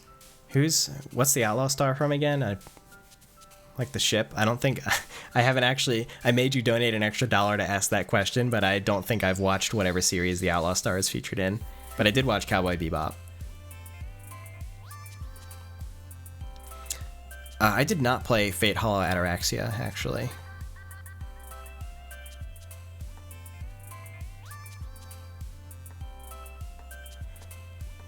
Is Act 2 Yuri really Yuri's true self? Well, no, because you can't like isolate one component of somebody and call it like that's their true self, you know? It's like every different component of a person and their identity like makes up who they are.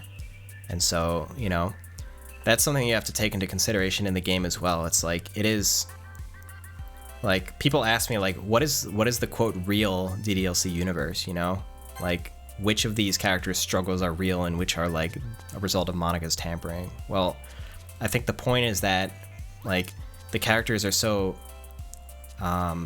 complex and malleable in the first place that you know, and the point is that there's no like one true universe, you know? I think in the context of what DDLC is, which is, you know, a dating sim game, which is literally what it is because that's what Monika knows it is as well. It's like, what is, like everything that is in the game itself is real, including, you know, the ways in which Monika's tampering with. It's like, I don't know, I think from a philosophical standpoint, like I never created a one true DDLC universe because all of it's real, basically. So it's like, you know, if there's a universe or certain components of a character that you like or don't like, and you know you're interested in fan content, then please feel free to elaborate on those things as you wish. You know, that's the way that I see it. I love the idea that like the universe is malleable in that way, and the characters can be what you want them to be, just like Monika tried to do. But you know, less sincere. Wow, someone just donated $600. Wow. Ben's Freak 8888. That's wonderful. Amazing. Thank you so much. That's so much. Wow, we passed $9,000. I can't believe cool. that was so unexpected. That's unexpected. Oh my Yeah. gosh. Thank you. Insert over 9,000 meme. Ah, yes. Oh, that's so nice. Yeah, I can't believe it. Wow. Thanks so much. I think that was definitely the biggest donation this whole stream. Yeah. Wow. Yeah. Shoutouts to Ben's Freak. Yeah. It's wonderful.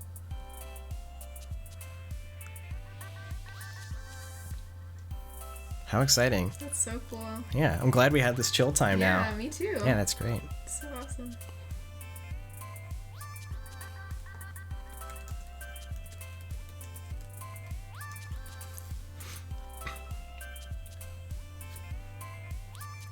The absence of surnames was intentional. You know, I thought it would be amusing. Like, it makes the characters feel less real on the surface. Mm-hmm. That was something I was really going for, you know? Like, just the most surface level is, like, just extremely generic dating sim. And I, like, and in some cases, maybe even, like a quote, like, poorly designed one. And I think, like, not giving the characters surnames, like, it sort of went along with that, you know? It was, like, some guy, like, just put minimal thought into these characters. Aside from, like, just the tropes that they're supposed to embody.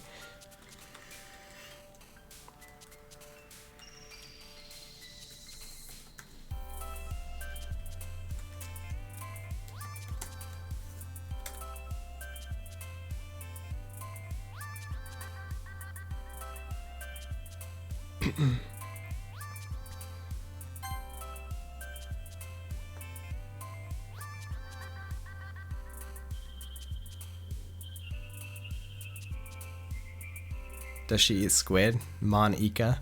Oh my gosh.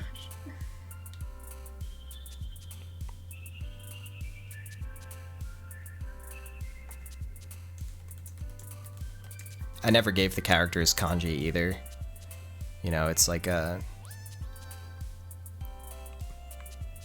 I think it's along the same lines. And that's not something where I would like I wouldn't retcon the characters with like, you know, kanji representations of their names either.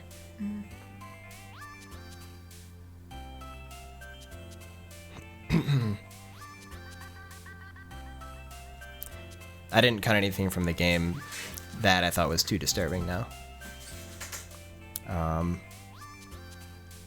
I thought that, like, the highlight disturbing moment of the game for me when I was making it was the weekend scene with Yuri. Like, that was actually... That was a point where I was sort of, like a little bit worried that I was maybe taking it a little bit too far. Like, that scene specifically, you know? I just remember thinking that when I like conceptualized the scene, basically. I remember feeling that way when you were like walking past your door when it was like ajar and I like saw it on the screen. I was like, what? Like it freaked me out so much. Yeah. And I was like, what are you getting into?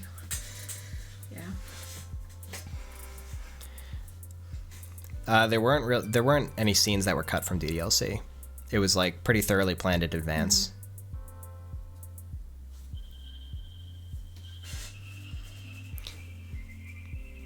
I think the fact that it was a literature club, like I just decided from the very beginning, like some of the earliest conceptualizations of the game, it sort of just, I don't remember how I landed on that, but it just fit together really well. You know, I think just the fact that it was about writing, like, naturally made me feel like it was the right fit for the game. But that's like the most that I remember. I don't remember my exact thought process or how I landed on that.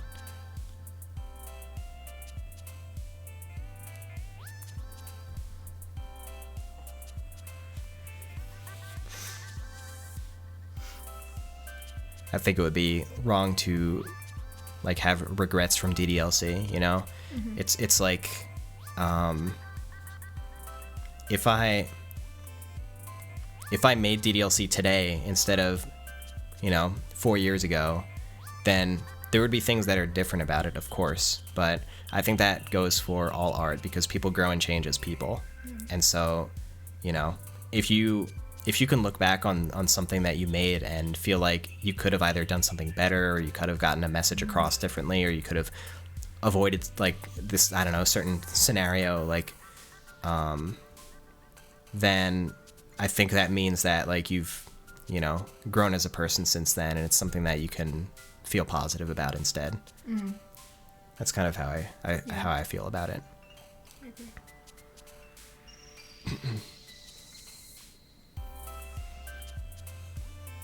Did you do this one? I might not have been. Yeah, I did. Oh, okay.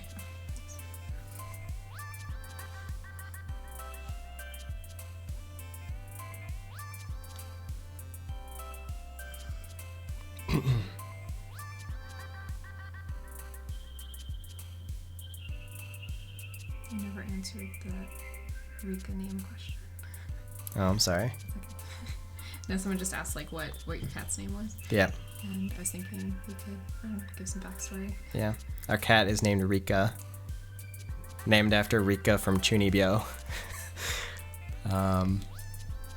You remember more of it than me, but I like just half jokingly suggested it as a name. Yeah.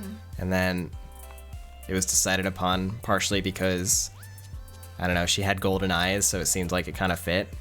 And also because I think Alicia was invested in me, like, loving the new cat because, you know, I was, like, not too keen on the idea of, I don't know, having cats around or getting additional cats or whatever. So, yeah, so it was all a ploy. And look where we are now.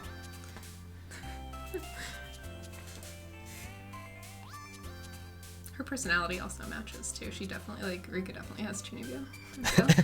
She has Chunibyo. Yeah, she does. Yeah. She's like the zoomiest cat. Yeah. She's very zoomy. She, like, makes a big deal out of the smallest things. Do I have an idea of how the other girls outside of Monica sound like? Maybe. Like, You know, I probably sort of have like a voice in my head that sort of like narrates their voices, but it's like something that I never put excessive thought into, if that makes sense. And I think like, I don't know, it's like since they've been voiceless for this long, it's like even if I assigned like, I don't know, the most quote perfect voice to a character would still feel strange all of a sudden giving a character a voice. You know what it reminds me of? Calvin and Hobbes. There was going to be a Calvin and Hobbes, I forget if it was going to be a cartoon or movie of some kind, but or it was like on the table to potentially happen. Right. But the author Bill Watterson, I think, decided to turn it down because he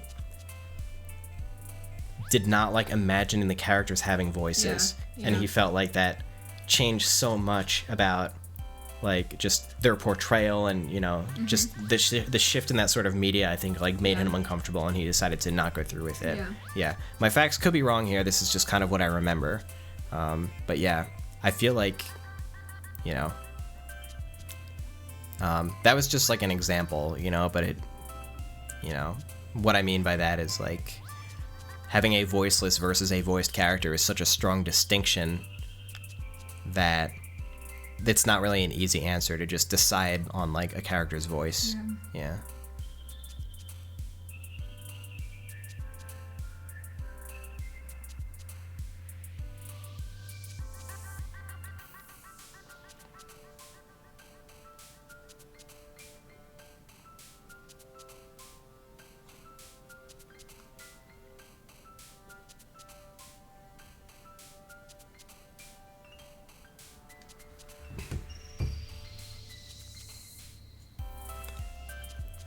Anything that's like not explicitly written in the game is not, you know, there's not much canon behind the game itself, you know. So it's like something like, you know, Natsuki's home life, for instance.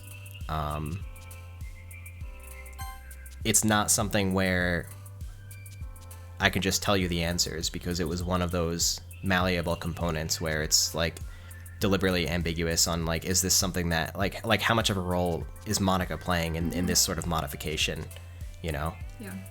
And it was deliberately set up that way, and, you know, fans are welcome to interpret it however they would like, or maybe elaborate on it in fan content, for example.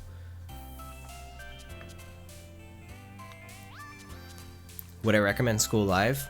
Yeah, I would recommend it depending on the person's tastes, you know? Like, it's not one of those, like, you know, I think it's rare that I, like, can recommend something to everybody, you know? But yeah, depending on the taste, it was like, I got, you know, like, I got something out of it, basically. It was, like, it was very, very sad. Every episode was sad, basically, you know? But it was pretty powerful, and I enjoyed it.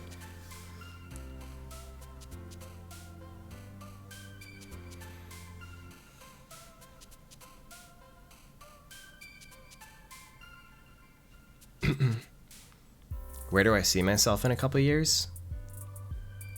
I don't know, Canada or New Zealand? No spoilers. No spoilers.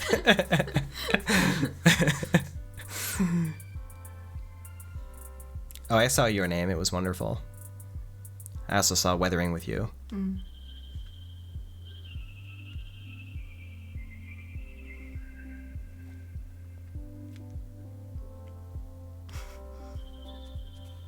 Oh, here comes the Canada gang. Yeah. Let's go.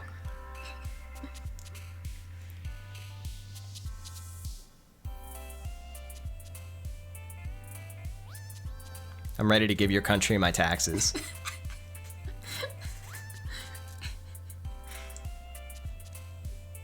Stream with none. Where did that come from? I see we still have some melee gang in here.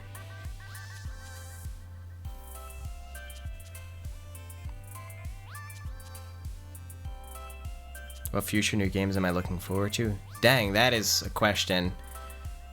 What is on the radar? radar right now for like games that I'm looking forward to. Well, you know, I guess Breath of the Wild too. I'm almost always looking forward to like the stuff that Nintendo is doing. You know, it's like it's almost like a lot of other games in like the AAA space are just in like my secondary attention zone, right? Keep up with like what is being released, but the ones that I'm like focused on that I can't wait for are like typically the games that Nintendo is making.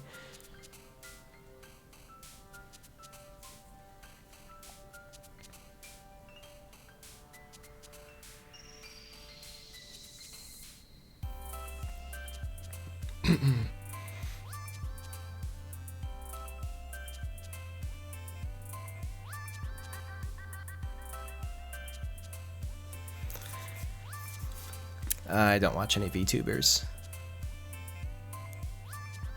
Oh, thank you, Tikaso, for the $20. I think I missed that earlier.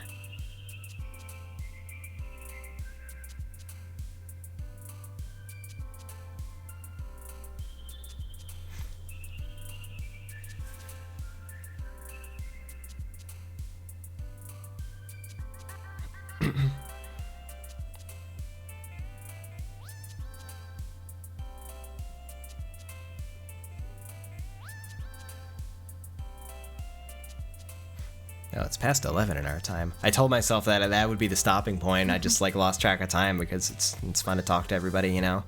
But yeah, we are more than 2 hours overtime at this point. I can't believe it, but it's been so wonderful. And yeah, we raised over $9,000. Wow. And that's not even adding your. Or did you add your? No, I didn't. Yeah, no, including my contribution, Yeah. that'll be 11,000. Can't believe it. It's so great. Yeah, that's so wonderful. But yeah, it's probably around time that we're going to want to wrap this up. Yeah. Thank you for the $5 star Pepsi. Would you say that in lore the script is AI generated or is it just pre-written? That's where the lore starts to get murky because you eventually climb up enough meta layers that you just get to the surface, which is that I made the game. You know, like that's just like you can't avoid that at some point. It's like, you know, if you like you can speculate on what do the layers below that look like, but it's like that's something that I just don't have the answer to because to me that's the point at which you reach like, okay, this like the game was just made by some guy, like that's just what it is. So yeah, it was pre-written in that sense. That's the most that I can offer in that regard. Yeah, I never imagined it being like AI generated or something like that, basically. Yeah, thanks for that last dollar. Beat R304. Oh, I cheated. I said that before moderator pushed that donation through. Yeah, but thank you again. Oh man, yeah, what a day. It was so much fun. Yeah, this is great. Yeah, like every activity was just so great, you know, especially the Twitch rights DDLC. Yeah. That was actually the highlight. That was the thing I was most nervous about, but it Yeah. had the best payoff. Yeah, so absolutely. it'd be so much fun to like edit that into a YouTube video Yeah, I think so, and too. put that on YouTube. Yeah. Yeah, I think so too. So great. Yeah. Thank you again, everybody. Thank you for the $20, Stuart. Appreciate it. Tally up all the best girl donations. Oh man, that would be a project in itself. to tally them up because I have to like export data and then I don't know, I like do some spreadsheet manipulation formula stuff, like so I wouldn't be able to do that before the end of the stream. It would take some time. So yeah, I wish I could though. Oh man, I'm starting to feel the tiredness set in. Yeah, So is Rika. She's like, yeah, I can tell. where's my dinner and my cuddles? Oh man, yeah. Oh, thank you everybody who stuck around this long. Yeah, There's so still, great. yeah, there's Yeah, still like- like Yeah, a lot of people here. yeah, it's so nice.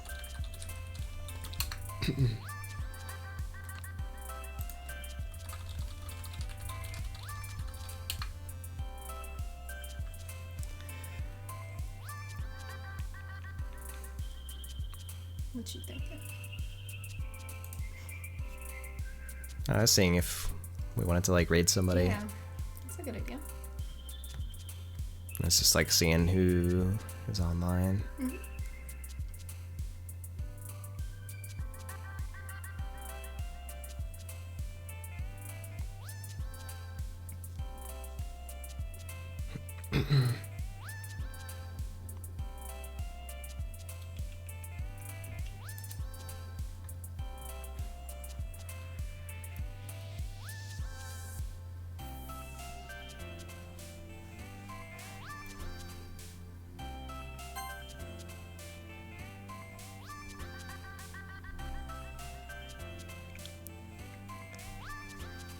You know, since we were talking about them earlier, maybe it looks like you know who's online right now is, maybe I'll make it a surprise.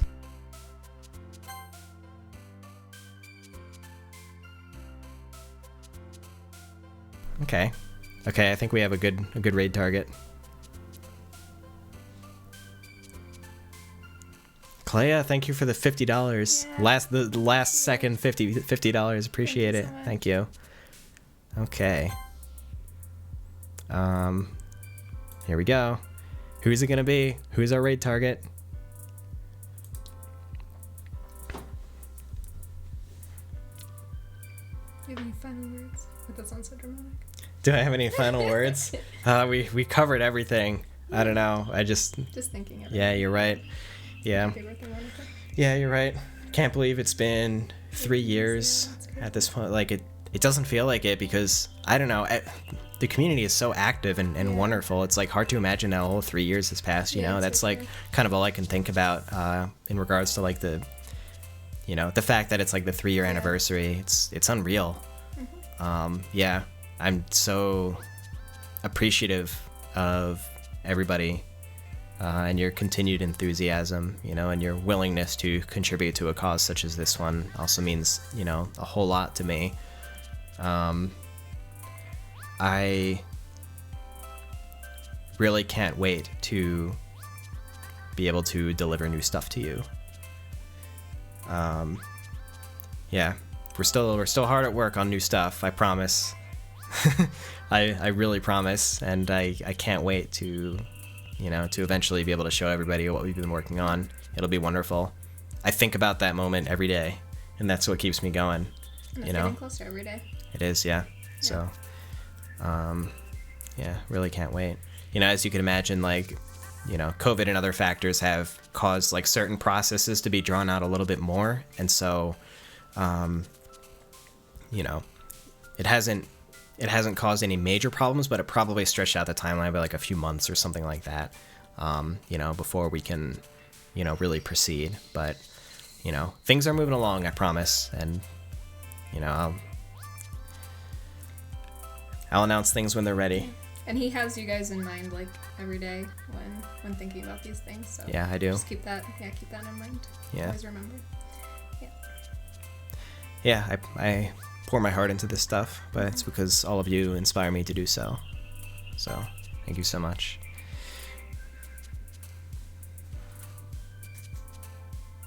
Those are my last words. Okay. Let's go. Thanks, everyone. Have a great night. Yeah, thank you. Can't wait to see you again. Starting next week, gonna be streaming regularly again. Again, I stream Tuesdays and Thursday afternoons, and that's just like my chill time where I do the stuff that I like doing. But, you know, anyone who wants to come along and, you know, enjoy spending time with me there, I'm always appreciative of that. I love just sharing the things that, you know, that I'm passionate about. So, you know, we have that to look forward to, and we're also, you know, we're looking for new ways of, like, you know, staying engaged with the community and things like that. It's like stuff that we're trying to put a little bit more focus into.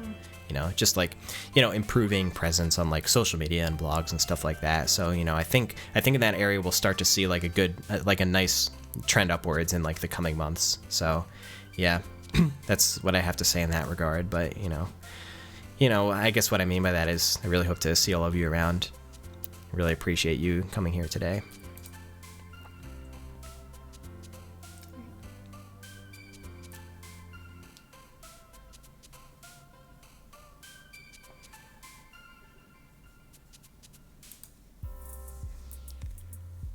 And we're going to be rating Ross from Game Grumps, aka Rubber Ninja, since we were talking about Game Grumps earlier, you know, and I want to tell him, you know,